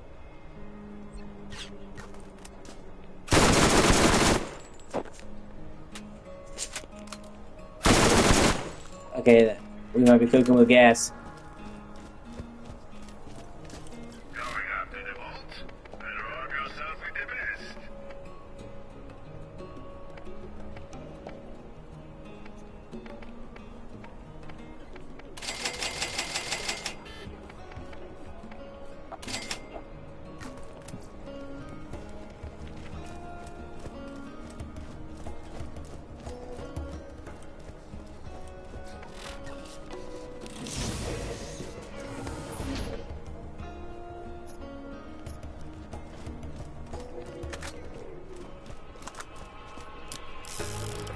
Atlas spares no expense in making guns that excel in every area.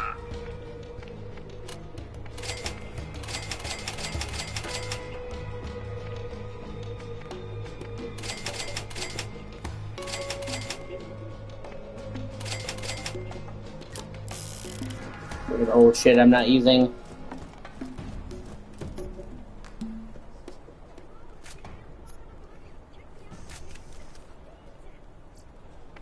I'll do a couple. I'm not gonna sit here all day and do this. Double SMG.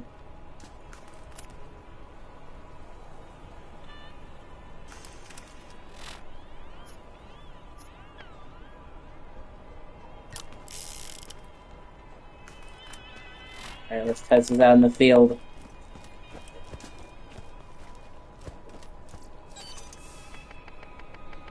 Well, we've made a lot of, we've actually made a lot of,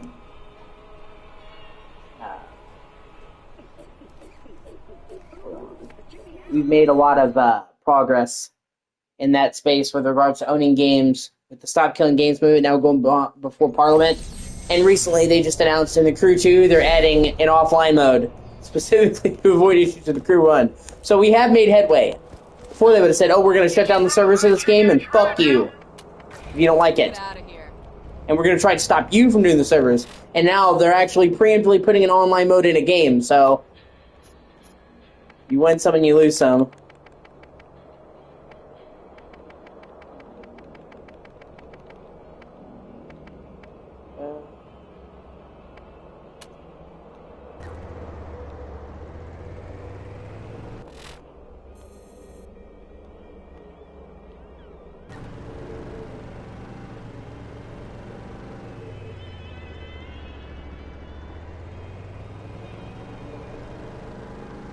Scooter asked me to tell you about a little something something he needs done.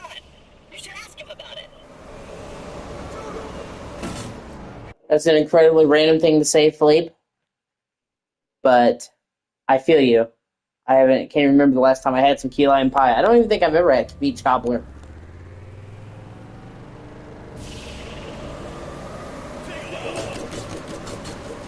I don't really eat a whole lot of fish. Okay. I'll eat the occasional fish sticks, but like I don't.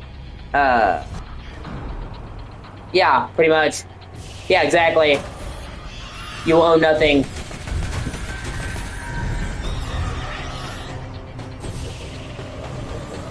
That's another thing. That's another reason why I stopped rooting for the Democrats. I used to be about as left as you could be. Wow. I used to be about as left as you could be. And that's one of the things that pushed me away from the left into the center. I'm not getting political, I'm just bringing it up. Is the left is the big ones who push for you'll own nothing. Communism! And I'm like, dude, I am incredibly poor. I own very little. But let me tell you something. What I do own, I'm keeping. Fuck you. Shit. Like, you're trying to take what little I have away from me, you can eat my ass.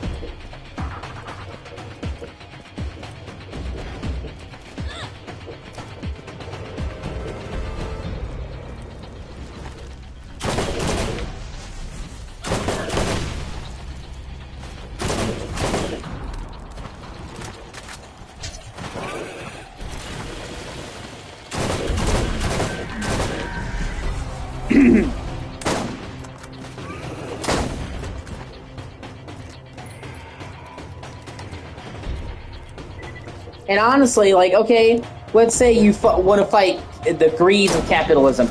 I'm not one of those fucking people who says that all capitalism is bad, okay?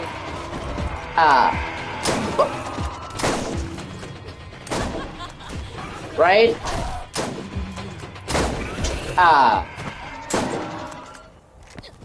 I'm not one of those people who says that capitalism is bad. All capitalism is bad, okay? Unchecked capitalism is bad. Okay, but in all fairness,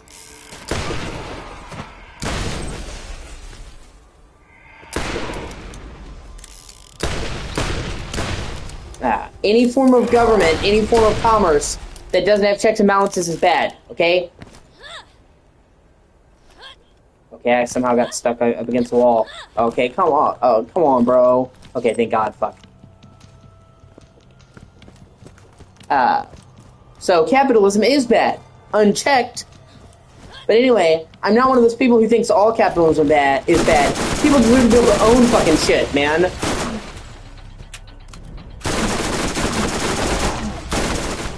And it's so easy for them to say, you should own nothing, when they own everything. Like, look who's talking. If you had believed, and what you're saying right now, you would have diddly dick, wouldn't you? You just tell people that, own nothing and be happy, because then you get all of it. If they say, well, you know, we don't need it, you get it. And that's mostly where it comes from. And that's why 90% of communists, commies, tankies as they call them nowadays, are champagne socialists. Or champagne communists. They don't actually believe in not having anything. They want you to think it's okay to not have anything so that you're complacent and you don't ask them for more. Because if you decided, well, I don't deserve anything, then you're not going to put the onus on them to give you, and that makes their job easier. They can just sit back, collect the money, and say, fuck you, and piss on us.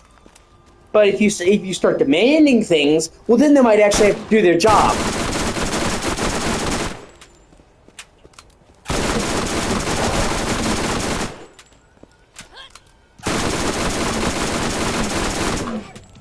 Like I said, fucking Hassan Piker and all these other mouthpieces of the fucking left are sitting there, capitalism is gross.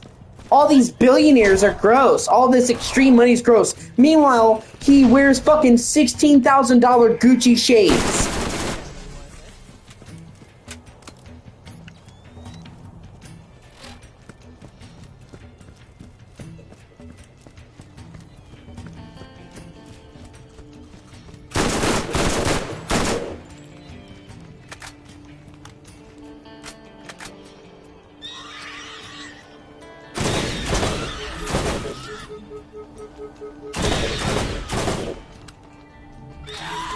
Right? Yeah.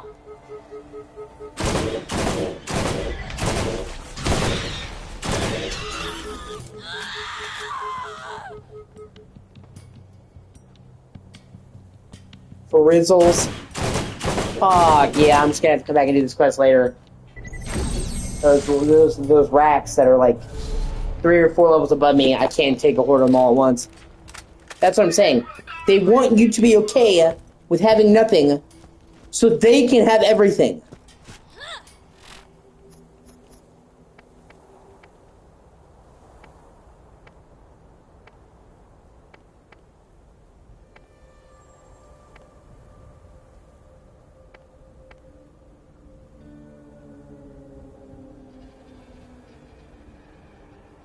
Yeah, fuck it, I'll do this quest to level up then.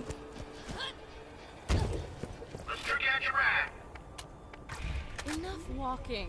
And I want to make it clear, this is a problem that both the left and the right share. They both want to have everything, they want you to have nothing. But the left says that, well, we're on the side of the working man. You are no more on the side of the working man than any fucking Republican. Okay? I'm not sitting here saying, well, I think they both fucking suck. It's sad that it's become a thing where nowadays people say centrist. They're centrist because they don't want to be forced to take a side. Like they're afraid of committing or picking a side, or they don't want to ruffle anybody's feathers, so they just say they're centrist. Like a lot of people will use centrist. A lot of people. Oh shit! Actually, you know what? Let's try out my weapons.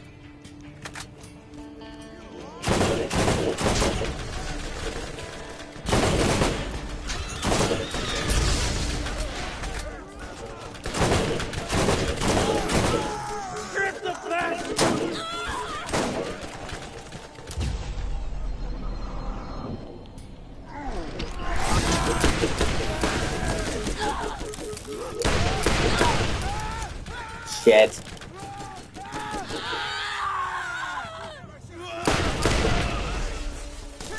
A lot of people will say they're centrist because if they say they're centrist, then they won't offend anybody, so they won't bother anybody. So there is a lot of people who unfortunately use being a centrist. Yeah, exactly.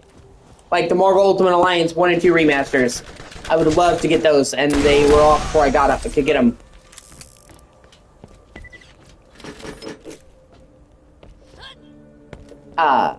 But my point is, okay, so there's a lot of people who have given centrism a bad name because now people equate it with somebody who's a coward. They don't want to state their real political belief, so they say they're a centrist, so they don't irritate this person, they don't irritate that person out of cowardice. Okay? I'm a centrist because I think both sides fucking suck ass and we need a total societal overhaul. The system is broken.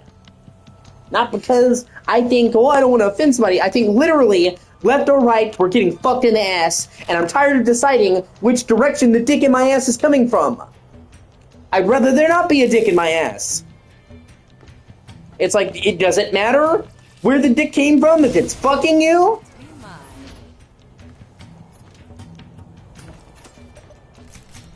Well, I prefer a dick from a dick is a dick, bro. That's what I'm saying. I'm tired of being fucked. And that's what I'm saying. Both sides are fucking us. Nancy Pelosi can say, tax the rich, while she is not paying taxes. Okay? You so strongly believe in taxing the rich, which, by the way, I do believe in taxing the rich, okay? Wherever either everybody's paying taxes or nobody is. We can go either way. But you can't pick sides. So I am for taxing the rich. There's no fucking way that I get taxed to shit and Elon Musk makes fucking $700 billion and pays less taxes than me, which he does. Elon Musk literally pays less tax percentage than your average 9-to-5 guy, despite him making literally like $1 billion more. Literally, he's worth $700 billion and doesn't pay taxes. You're fucking right. Meanwhile, they're gonna tax the shit out of my income coming in on my paycheck, and then they're gonna tax everything I buy, so they're gonna tax everyone fucking 2-3 times. Oh yeah, because 3 times, because if you sell it, there's a tax. So you get taxed the money you get, then you buy something, you get taxed, and then if you sell it, you get taxed. So they're taxing you 3 fucking times on everything that you buy and sell, but dudes who are worth $7 billion don't have to pay any taxes. That's bullshit.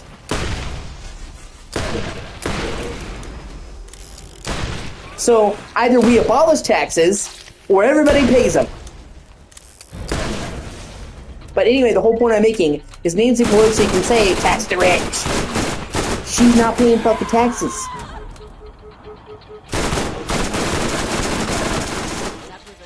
If you believed in it so strongly, then how about you pay the appropriate taxes, bitch? Be the example.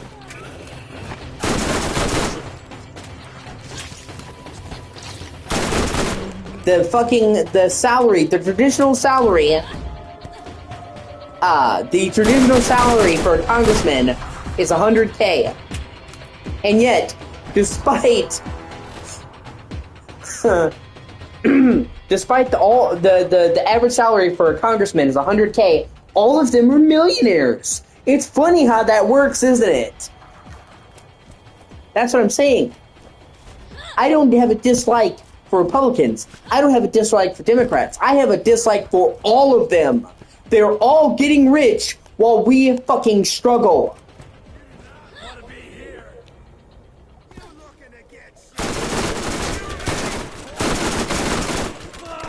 And literally, one of the main things that pushed me away from being a Democrat, I was, for the first like 20 years of my life, I was a hardcore Democrat, okay?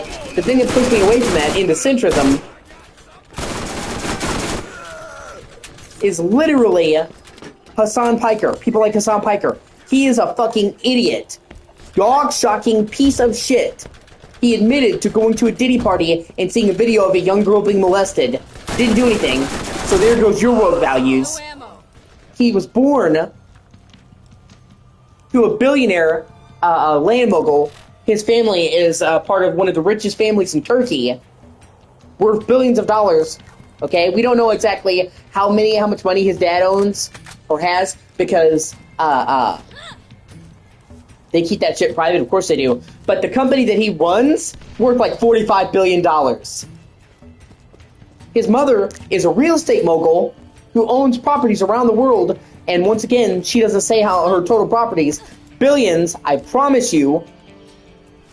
Okay? This motherfucker, right out of college, got offered a position on the Young Turks, which his uncle is super wealthy, but he literally did a YouTube career and then got put on the spokesperson for the left. This motherfucker doesn't know the meaning of the word struggle, went from gold spoon to gold spoon, had everything in his life handed to him on a fucking silver platter, shocks his fucking dog and abuses his dog, literally forces his dog. He has a big-ass dog. I don't know if you've seen his dog, but his dog is like this big, literally, wider than the length of my fucking arm spread out, okay? And he makes the dog sit on a mat that's smaller than this fucking chair for 8 hours a day. People have literally seen fucking videos of that dog and counted it, like 4 hours straight, him making that dog sit there in a pace. He basically put her in an open-air fucking doggy prison. Okay? Shocks his dog. Talked about fucking Miley Cyrus when she was 17. I don't know if you've seen that clip. That went around the rounds, where he says, old enough to count, old enough to mount. Talking about Miley Cyrus. Now, this was many years ago when she was 17. Okay? So, let's make jokes about fucking a minor, okay? And, yeah, I would say that was like 10, 20 years ago. Times have changed. Yeah, you know, I would say that if he wasn't part of the group of people that wants to cancel people for every mistake they've ever made in their entire life, no matter how long ago it was.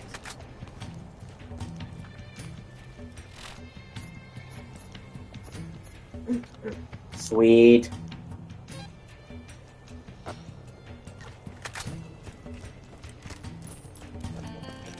Okay, so he's never known the meaning of the word struggle. He has never had to go without money in his entire life. He had his YouTube career handed to him. He's made comments about fucking minors. Admitted to going to a Diddy party and watching CP, literal fucking CP.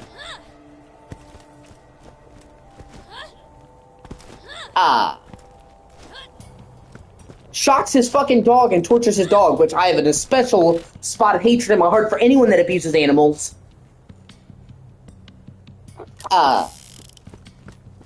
Live streamed with a terrorist. There was a Houthi pirate that had just taken over a ship and killed everyone on board, and he was live streaming and saying, "Oh my god, you're so cool, and you're like Luffy from One Piece." No shit. So literally, he was live streaming, and nobody else knew where this terrorist was. So he's basically aiding and abetting fucking terrorists and giving them a platform. Said America deserved 9/11. All these things. I could literally write you a thesis of all of the awful, awful, awful things that this cocksucker has done, and yet not only is he the modern face of the left with Zoomers, he's the most popular leftist in the world in terms of face recognition, but people like AOC and Bernie Sanders took pictures and platformed that motherfucker, when any self-respecting fucking Democrat would avoid him like the fucking plague because he's an extremist terrorist piece of shit. And he's the face of the left. And that's what I'm saying, literally, is what moved me away from the fucking left. I spent my whole life pretty much being a Democrat. And then I saw people like him being the face of my party. I'm like, nah, fuck this. I can't associate with this. Nah. And it's only gotten worse from there.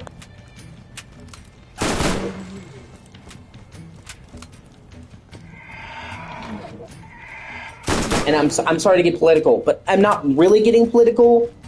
I'm more like talking about my general disdain for the system.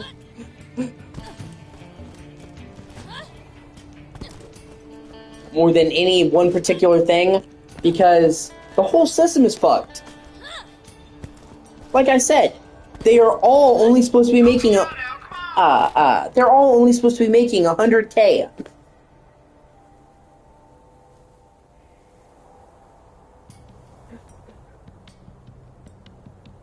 And they're all fucking millionaires. I wonder why. Because they're selling us down the river.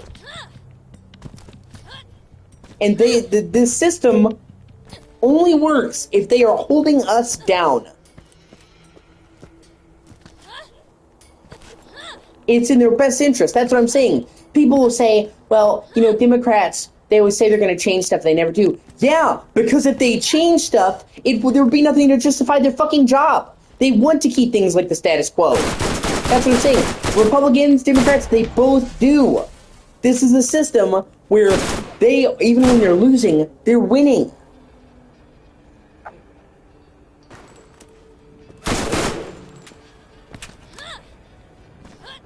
Guy A comes along and says Guy B is the cause of all your problems. Guy B comes along, says Guy A is the cause of all your problems. Well, this guy over here is the cause of all your problems, and if you elect me, I'll fix it. Then the next guy comes along, well, that guy, and it never changes. That's what I'm saying. Do you think that that's some weird kind of fucking coincidence? No.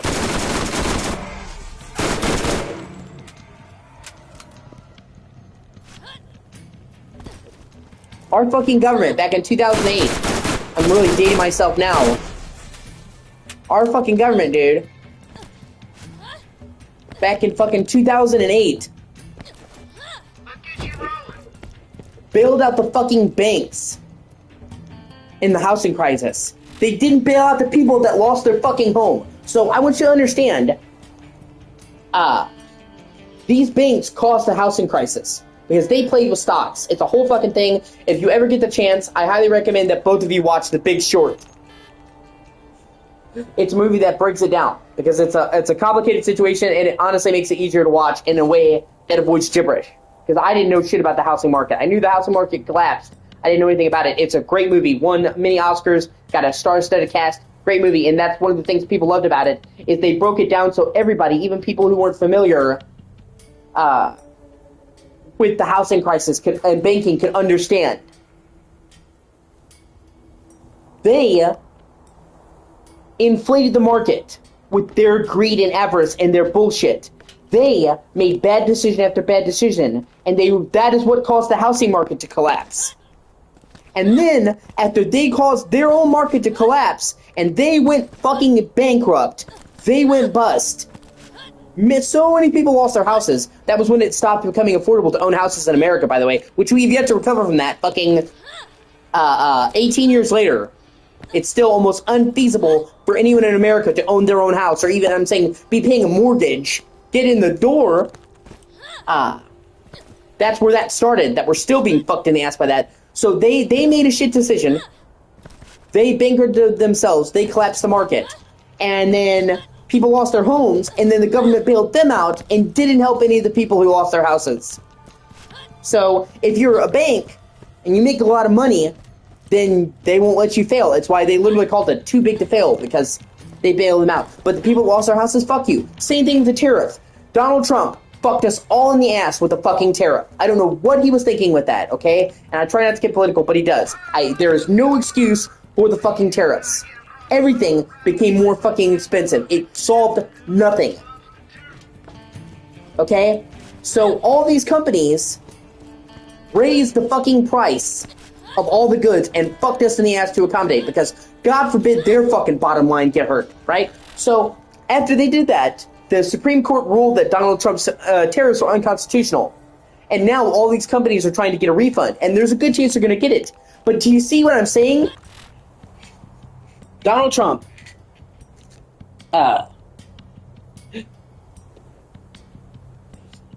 raised the prices.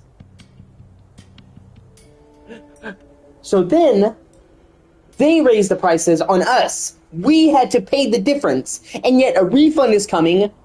They're getting the fucking refund when their cost was already cut. So, and honestly, the truth of the matter is even more insidious than that, because they sell these items at so much of a markup that even with the tariffs, they were still making money. They just, instead of making a 1,000% profit, they only made a 500% profit. So I want you to think about that, okay? We're the ones that had to foot the difference, but even though their costs were covered, they're the ones who are going to get billions of dollars in refunds back. The government does not care about you. The Democrats do not care about you. The Republicans do not care about you.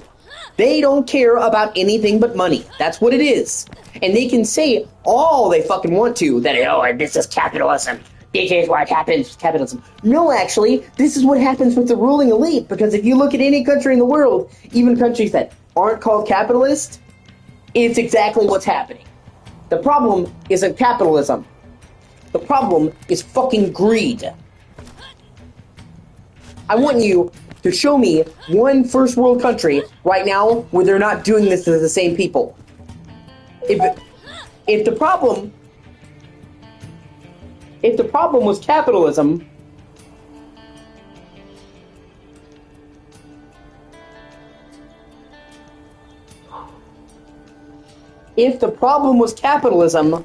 then only America would be doing this, right? So then why is every major country in the world also doing it? Because the problem is capitalism. It's over the ruling elite having greed, which is the same in every country in the world.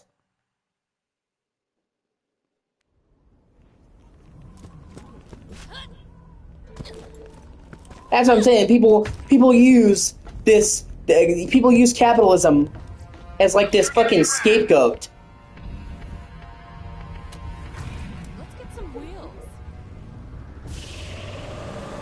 Like if it wasn't for capitalism, we'd be living in a fucking utopia. And I'm not saying that, there's not problems, but if it was just capitalism, America would be the only one fucked up and the rest of the world would be great. The majority of the world is not considered capitalist, and yet all of the nations of the world are going through the same problem. People don't have enough money to live in France, in Europe, in Germany, in, fucking China. Even countries that aren't considered capitalism, because the problem isn't capitalism. The problem is that 1% of the fucking world controls 99% of the wealth, and they don't want to share. That we have somebody like fucking Elon Musk be worth $700 billion and think that they should not pay $1 in taxes.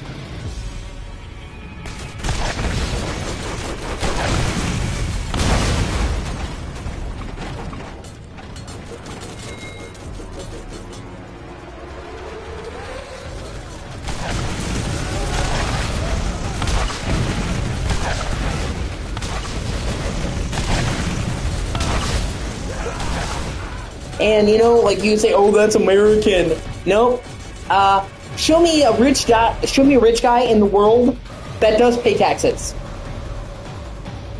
It's not American. It's the rich, regardless of fucking country.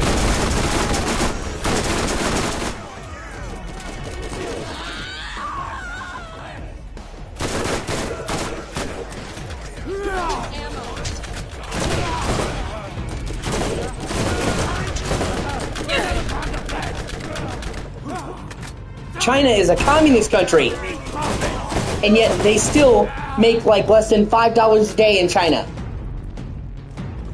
In the country that supposedly doesn't believe in wealth disparity, guys, and yet the billionaires live in palaces and have these insane stuff. Like you'll see all these ads saying China's the city of the future. Yeah, if you got a lot of money, China's super great.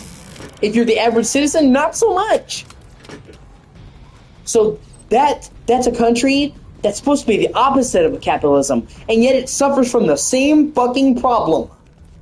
Although I would say actually to a greater degree, because maybe the average American citizen isn't living wild, but we're still living better than in China. Our standard of living is still better than in China.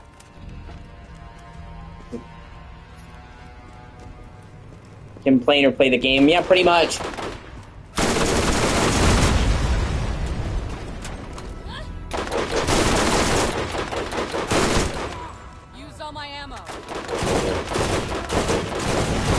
Okay, I'm gonna take a short break. I probably have to go to the store. I haven't eaten all day. I'm hungry. And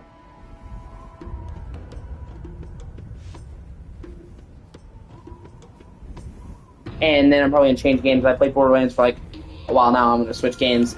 But thank you for watching. I'll be back in a little bit. I appreciate you guys.